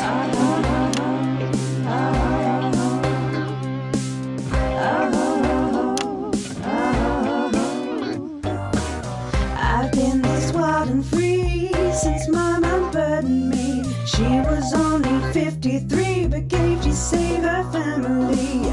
There's no one judging me if I'm the one that's in your fantasy. Don't die alone, this breed is gonna bring you home. I ain't no vicar's daughter, come and skirmish on my border. Quick before I get much older, tie me down and pull me like an enemy soldier. An enemy soldier. So what if Peter Clemens boys can come and use me as a toy and flip me over, grab my hair, rip off my clothes and dump them there? I wanna see some action, so come and break my sanctions.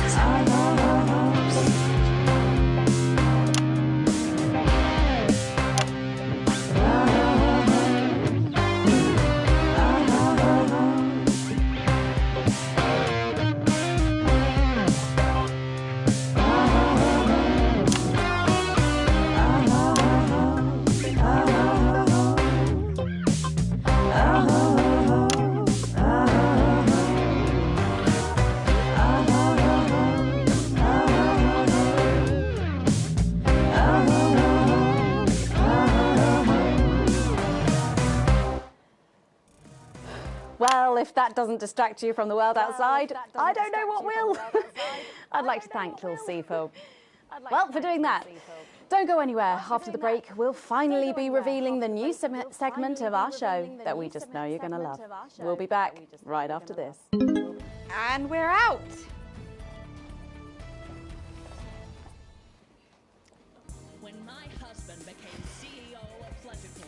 Can I just say, thank you so much for letting me do this. It really means a lot to me, you know. Yeah. To be able to promote myself on such a mainstream platform like the news. Well, don't worry about it. And you know what? Good luck for the future.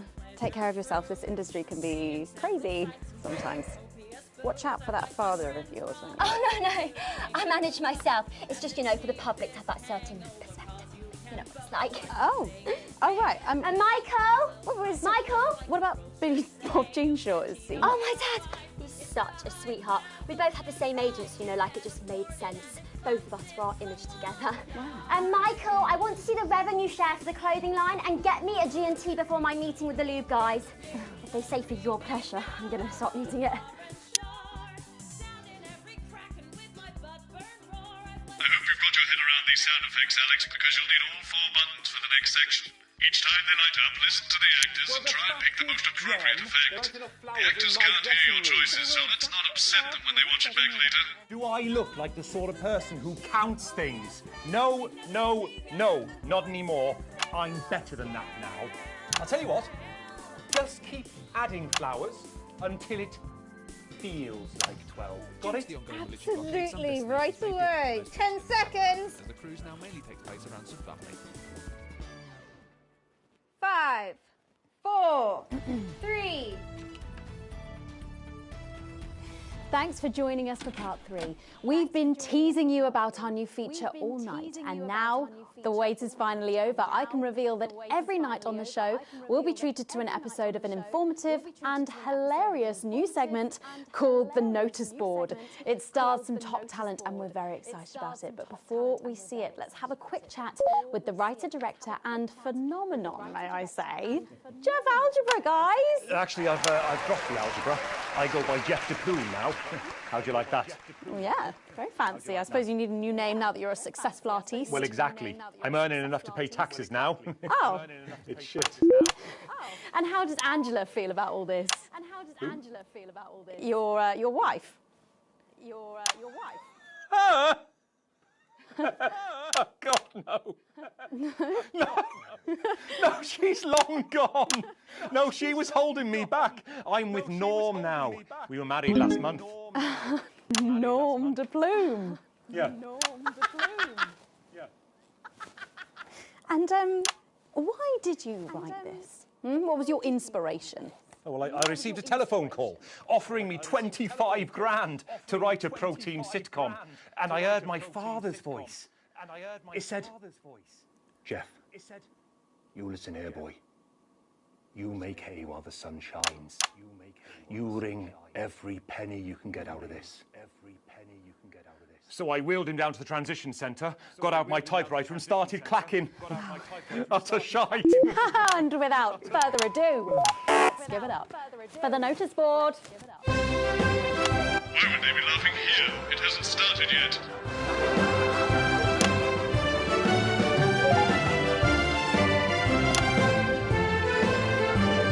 I know you were wrong before, but that doesn't mean stop altogether. Good morning, Miss Craven. Oh, morning, Ray. Everything all right, Mrs. Craven? You look as worried as the vicar in closing time. Oh, Ray, it's those young louts. They've vandalised my shop again. No! Yes! They've written all sorts of obscene language and crude pictures, and I know it's those damn youths. I don't know. It could be the vicar at closing time.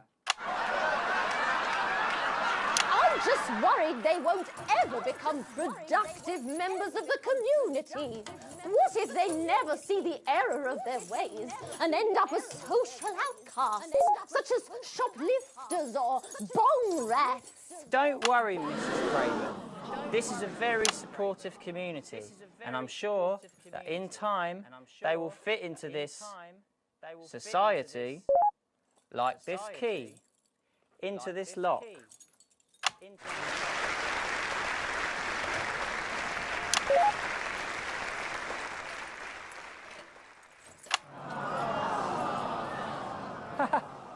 See? Works like a charm. What a lovely way to put it, Ray.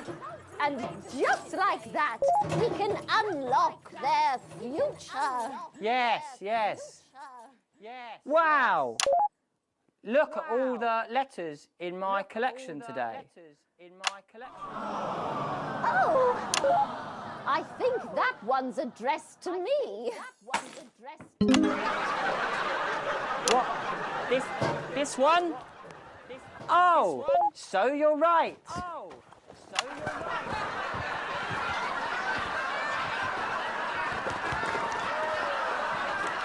Here it is. It's a letter from my granddaughter, Brenda. She says she got an A on her maths exam because one of her friends has been helping her. She was always a team player, was our Brenda. What's up, losers? What's up? Oh, no. It's Brad. He's the coolest guy in the village. That's right. I just got here on my motorbike. Oh, clear off, Brad. We don't want any of your ilk around here. What? Rad dudes? No, ruffians. Have you come to tag the notice board with your gang signs? No way. I've actually come to pin my resume on that notice board. I'm looking to do some tutoring after school. What did you say? Tutoring? That's right. Tutoring? Maths is very important. Would you mind, Ray? Not at all.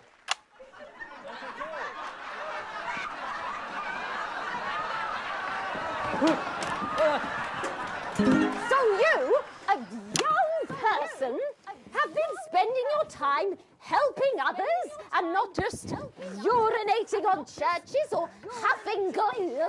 Hey, I haven't huffed glue for months. Well, blow me down! You know what? We misjudged you based on how young and cool you are and not on your actions. No doy. So it wasn't you who vandalised my shop last night or called me a rancid old crone from the back of a chopper? No way. It can't have been me. I was too busy helping my friend Brenda with her maths homework. Could you speak up there? I thought for a minute there that you said Brenda. I did, you daft old sow. Did you hear that, Ray? Oh, yes, what a wonderful surprise. I now respect you as a man. Put her there, Ray. Oh, what the heck. Give us a hug.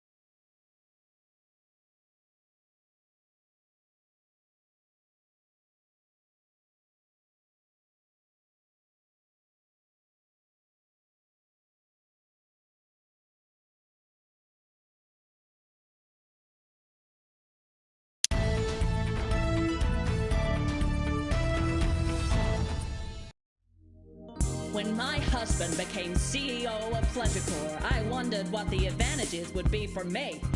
Well, now I'm aboard the SS Fun Ship for a holiday so good I'm being paid to sing about it. If you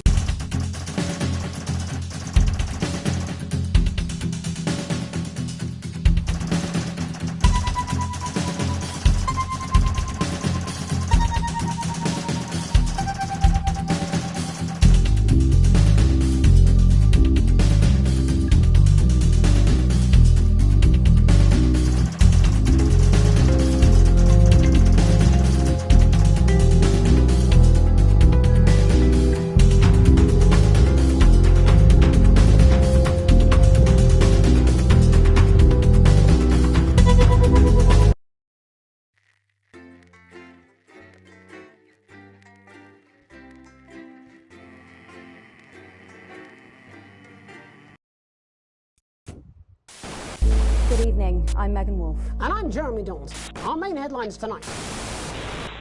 Daddy, it's starting! Yeah, every single one of you's a bit Jesus.